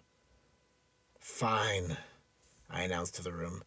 I need to get off my lazy ass. With that declaration, I jumped out of bed. Mr. Bear Bear I placed under the sheets to make sure he was comfortable while I was away. He stared back with his red sewed-on smile sharp against his brown fur. His eyes were worse for wear, along with his nose, areas I like to chew as a baby. Still, though, he was in one piece. My spear was leaning against the wall. Did I need it? No. We were going to discuss things. Hopefully Cassandra's location would be one of those things. I guess it didn't matter either way. Somehow, Ira would organize us, and then we would kill her, and then our lives would hopefully improve. If the council was lying to us again, then I think I could finally quit in good faith. Who knows what the future holds? I dressed myself in simple clothing, shirt, vest, and slacks. I would keep my gun, not that I needed it, but leave my mask, shaped after a bear. Let's get this over with. I never knew where my life would end up. I never really knew where I wanted to go with it. I enjoyed playing music, and drawing, and sports, and just about everything, but I never fell in love with anything. Things were just easy to understand. Nothing was so complicated that it couldn't be learned. But once learned, most things became boring. Life is boredom. I think that's really the worst part of it. What people enjoy in the simple things, I cannot. Who cares about the weather? Who cares about other people's affairs? Who cares about things they cannot change? People need to start asking more important questions. We were all meeting in the lounge area, where several long sofas were set up at tables for gathering. We were the largest group around, with everyone else in at most groups of 4. Surprisingly, other groups also held several armaments on them. I could have brought my spear and not seemed strange. I sat with Felicia, trying to hide at a corner seat. Ira sat at the center of the sofa with the table before her, making her the center of the action. Faces I hadn't seen in a long time looked at me, and voices I hadn't heard for ages greeted me. I greeted them back. The twins, Marcus and Margaret, sat on either side of Ira, both dressed in their long coats. Joseph and Lucy sat together, of course. By the tired look in his eyes, Joseph got little sleep. Nicholas was next to me, tapping his foot incessantly. It looks like everybody is here, Ira announced. Let's begin. She rolled out a map on the table. It reminded me of all the time we planned battle strategies. We were right back in our military days. I hope you all know the objective given to us by the council. She looked around and owned her eyes on Nicholas. Are you paying attention? She asked. Nicholas was not paying attention. At least, he didn't seem to be. His eyes were cast on the table directly in front of him, but not reaching the map. Ira called to him, and only then did he look up. I'm listening, he said. Hurry up. She was very calm, not taking any sort of offense by his words like I would have. Instead, she continued right along. Our targets are Cassandra and the church enforcer, Reese Noble. From what I gathered, they've joined forces with Samuel and are headed towards Thessa to meet with Jonathan. That gives us 3 Reapers to deal with. 4, Margaret corrected. Didn't Jonathan decide to take care of Day? She asked. He did, but with his condition, he should be a vegetable by now. We can't know that for sure, though. Isn't it better to assume he is a player on the field? We don't want to be surprised by a variable we discounted. I see the logic in that, but I feel as though it is very unlikely. Being in a chair for so long, his muscles had to have atrophied by now. He still has a mind, Margaret insisted.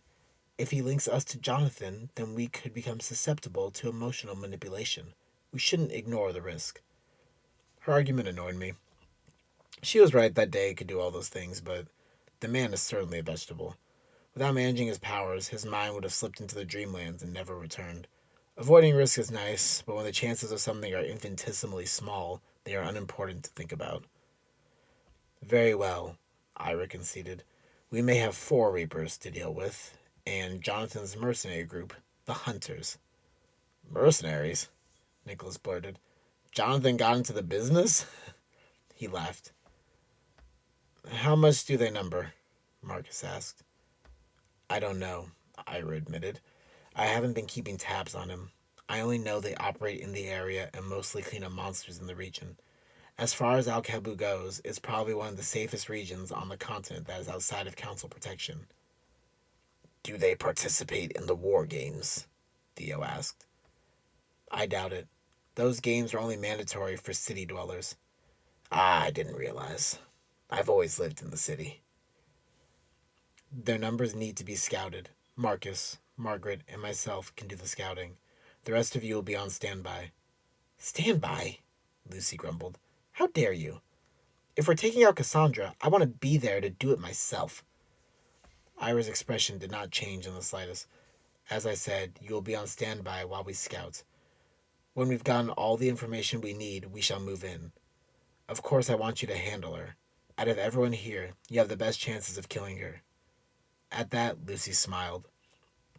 She does? Nicholas questioned. You haven't seen my skills for a long time now. I can handle Cassandra by myself. That may be true, but the same could be said for most of us if the question came down to purely skill. At the same time, she could also kill any of us by herself. Unfortunately, the question of her capabilities extends beyond skills. With her ability to phase in and out of tangibility, our attacks at any moment can be rendered ineffective, giving her the chance to kill us. Only Lucy can hear when that intangibility takes place. Nicholas looked taken aback. Before he could continue, though, Ira spoke. Cassandra is a handful on her own, but the bigger target is Reese Noble. After speaking with Theo, it is apparent that she has at least 3 devotions. 3? Joseph asked. Is that possible? The body would be strained by using so many. I thought the same thing, Theo chimed, but it only makes sense. Mard comes from the Dark Sea. The same way children's minds are growing more resilient to the effect of the gates, the same can be said about the powers of Mard. This Reese grew up in these times. Even far away as she was, it's entirely possible that she can handle more of the strain from Mard's gifts. Who cares? Nicholas groaned, always the talkative one. An enforcer isn't a threat to us. We've killed a bunch of them. She is still our primary target, I said. We should know what she is capable of. She'll be protected by Cassandra, which means we will have to deal with both at the same time. Samuel, Jonathan, and Day can be separated, but Cassandra would never leave the Enforcer alone unless she was in guaranteed safety. Nicholas shrugged. I don't think we need to worry about her. Ira continued. Reese can create a shield around herself, summon a chain whip, summon a flaming sword, and create a bow. That's what we know so far.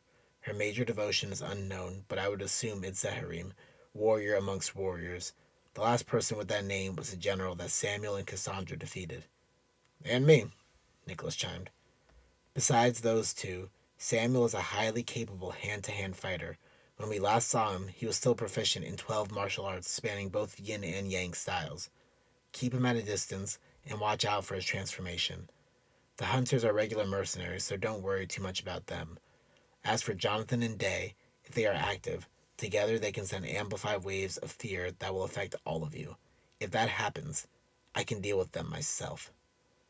That's because you're a heartless bitch, right? We move out in 2 hours. Pack your belongings and meet outside. The council has provided transportation. How do we know Jonathan is an enemy? Theo asked. I'm sure the offer to regain a sense of normalcy was tempting. He could be luring Cassandra into a trap. Ah, Nicholas blurted. Jonathan would do literally anything for Cassandra. He's been head over heels for that woman for as long as I remember. Yeah, his love borders on obsession, Lucy added. Isn't that how you like it? Nicholas teased. Nicholas, it's too early for your antics, Theo grumbled. We should give him a chance, said Joseph. If he stands down, we don't need to kill him. We all seem to be in agreement. If that is all, Iris said. Meeting adjourned. Things seemed fairly straightforward until the next day. I was packed and dressed in the Reaper uniform when I saw Felicia in a corner of the hotel room, huddled in a fetus position. Felicia, I called her. Now it was my turn to help her. We have to go. This will make things better. I tried to use a more compassionate tone. It meant putting more care and inflection into my naturally monotone voice. It's going to be all right. How do you know that? She snapped. Because the job is easy. Even if it were 5 against 9, we would easily win. In this case, it's 3 at most against 9. That sounds like overkill. You don't need me. Why am I even here? You're showing face so we can get the reward. Life will be better in Yora. Cameron takes care of his people. It will be like the old days. Cassandra won't be there, though. Why do we even have to kill her? She stood against the council. This is just the way it has to be. But I don't want her to die. It's not fair. Why is this happening to me? I wanted to be sympathetic, but I didn't have the mental fortitude at the time. I was in a hurry. She needs to get over it. You don't need to do anything you don't want to, I said. I can handle it on my own. So I'm just dead weight to you? Why did you bring me? You're not dead weight. I already told you. I needed you to show face so that you could claim the reward as well. In this way, we can say we all helped. That makes sense. She seemed to be calming down. Okay, I'll get up.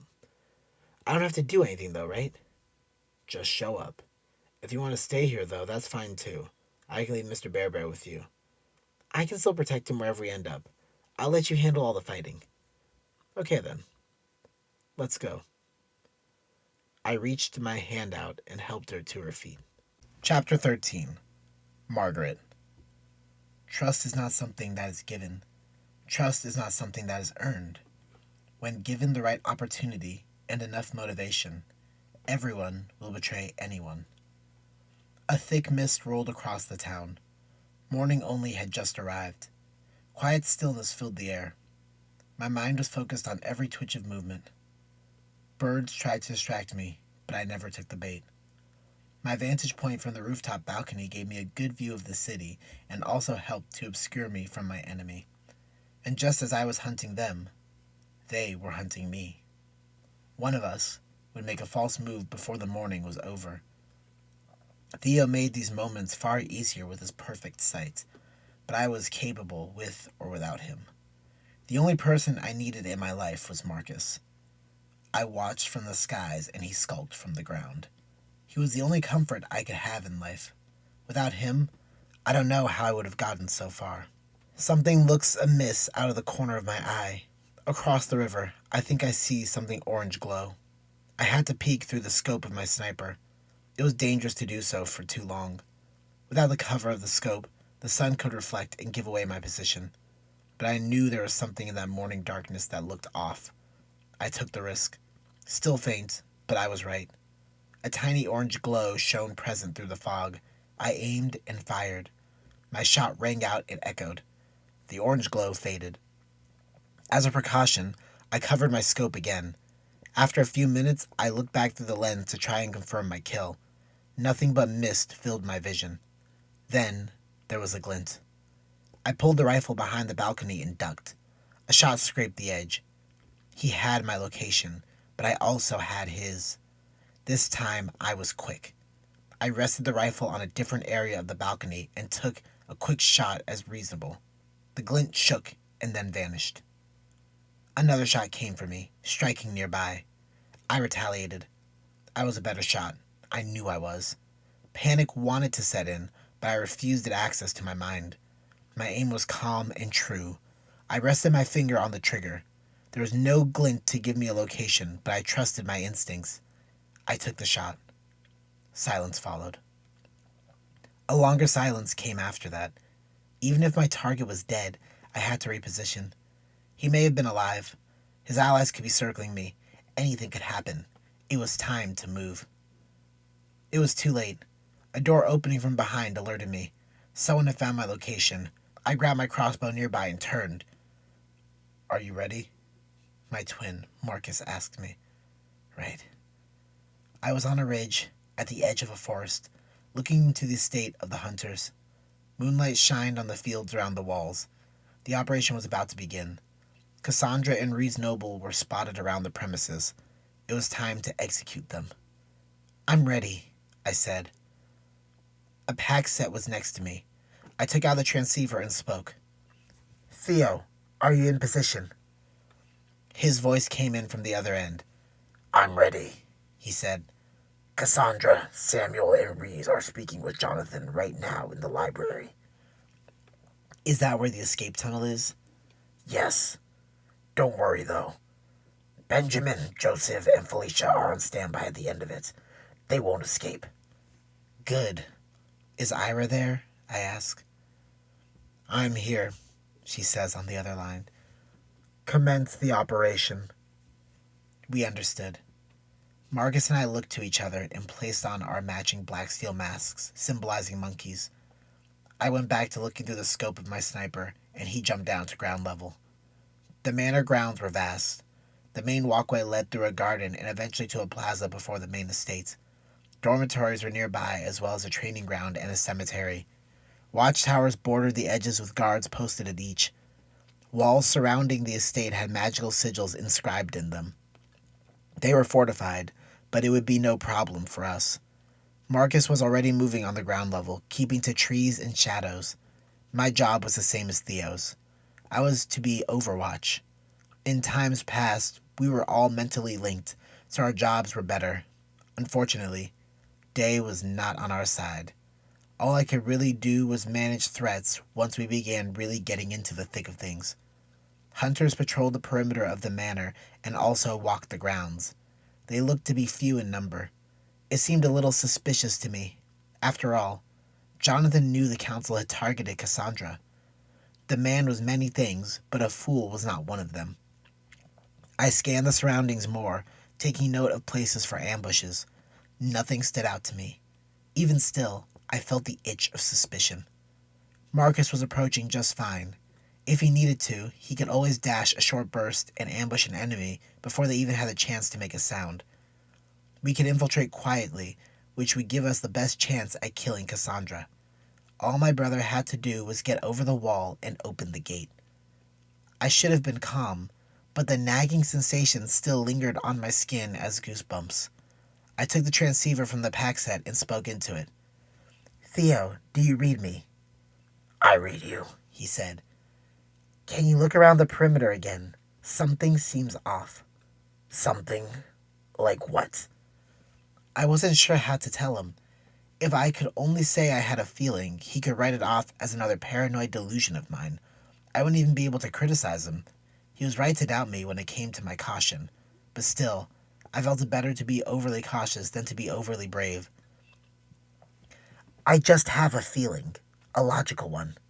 I added the last bit in the hopes he would take me more seriously. I'd been a soldier all my life. He had to take me seriously at this point. I'm listening, he said. That was good. Jonathan's defenses seem very thin, I told him. I would have expected far more guards. The size of the dormitory suggests hundreds of hunters, yet the farmlands, a mile away, only had enough to manage the farm, while this manor could barely fill one level of the dorms. It's incredibly suspicious. There was a brief pause before Theo came back. Yes, I hear you. I'm scanning the area, but I don't see anything particularly special other than the protective magic sigils on the walls. He groaned, and then the sound cut. Theo, are you there? Yes, he said after a time. My makeshift serum isn't working so well. I've been using too much of my power. We'll have to rely on our eyes and instincts. If you sense something is off, I suggest you get ready to shoot. Roger. Marcus was at the wall finally. While the wall stood 10, maybe 12 feet tall, he was able to leap it in a single bound. Just like that, he had infiltrated the perimeter without any of the hunters being the wiser. I only needed to wait for the rest of the Reapers to breach. Several minutes passed. I longed for the days when I could speak to my brother through my mind. It made operations much easier when our communication was flawless and the enemy still had to rely on older methods. The pack set was a step in the right direction, but it was still far inferior today. Theo, what's going on? Marcus is approaching the gate. We'll be breaching in 2 minutes. Any movement on your side? No movement, I reported. Where are the targets right now? His voice returned slightly strained. Immediately, I felt sorry for asking him indirectly to use his powers. It wasn't my intention to weaken him. Samuel and the Enforcer are cleaning their guns. Cassandra was with Jonathan in the library, with Day looking unresponsive in a wheelchair. I didn't mean for you to use your sights, I said. I'm sorry. It was my choice. There was a small pause before he said, breaching. We were still undetected. It was amazing. The hunters did not have the training I was expecting. That made sense, though. From Ira's report, Jonathan's hunters dealt with monsters, not military operations like mine and my brother's men. They probably thought we were run-of-the-mill thugs. As expected, the Reapers fanned out to cover the whole area. Lucy and Marcus covered my side on the west side, while Ira and Nicholas went east. I couldn't see the other side, but on mine, my brother and Lucy went into one of the dormitories. Are we still clear? I asked Theo. Still clear. Elizabeth and Nicholas are searching the facilities. He murmured something. I think I feel what you're feeling, he told me. Something does seem off. At this rate, we'll reach the manor without conflict and be able to take out Cassandra without any difficulty. It's all too easy. They might know we're here, so what's the plan? If we were in their shoes, when do we make our move? They would be waiting for us to walk into their trap. I would assume there was a kill box somewhere, but they have far too few numbers and no good area to make that arrangement. Did you see tripwires or anything like that? No, but something is off. I'm going to get a better vantage point where I can take a clear shot at the estate. What if they sneak out on the east side, though?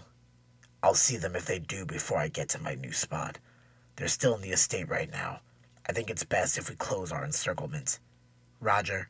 I'll move to the watchtower. The tower was closer and further along the wall with a better view of the estate than my position. Few guards were between it and me. I had time to get there while the others combed through the facilities. Ready to move in, I strapped the pack set to my back like a backpack and clipped my sniper to it as well. My repeater crossbow I held in one hand, ready for silent kills should I need them. Just like my brother, I jumped down into the field and got low. Speed was something of the essence. While I knew I was fully capable of sneaking to the tower undetected, I had a little trick up my sleeve. Whenever I wanted to, I could simply vanish. That was how my brother and I always operated. I did the hiding, and he did the seeking.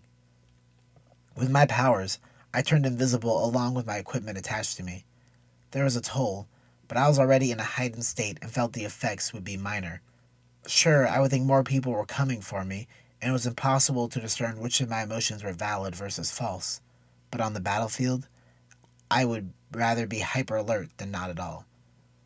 I sprinted the rest of the way, knowing I wouldn't be caught, and while I had the passing thought to shoot one of the guards when they came near, or slit someone's throat, a comrade disappearing could alert the guard. So I moved fast and reached the tower. It was a simple tower with a ladder up to a balcony. I had to put my crossbow on my waist to climb it, but I felt safe enough to not keep looking over my shoulder. At the top, there was a lone hunter manning the searchlights. The pattern of movement could disrupt those on the ground level. I was careful. I needed to keep the pattern the same while also taking out the guard. Along the way, I had memorized the pattern for this specific purpose. Slowly, I drew my knife and dropped my invisibility. I wanted to gut him there, but the trapdoor was open, which left me exposed in case someone was following behind me. Still being quiet, I closed the door and then looked around the area to make sure no one was looking up to where we were. I was still safe. That's when it dawned on me that the pack set could go off and reveal my location. That panic sent my heart into a skip. I wasted no more time and slit the man's throat, catching the control for the light and keeping it moving along its pattern. The man I caught with my other hand and lowered him slowly. All good.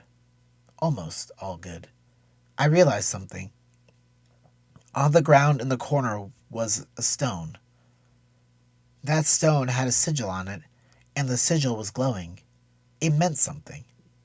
I placed the pack set down while the light was amidst a pause in the pattern. Taking out the transceiver, I tried to reach Theo.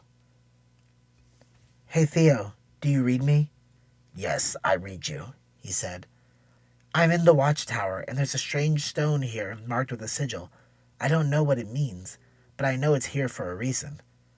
"It could be part of the barrier." Before I could respond, I had to move the light to the next pause in the pattern. "No," I said. "This sigil is different. It's even glowing." "Glowing? Something activated." And at that moment, I heard the sound of sirens blaring in the night all around the manor.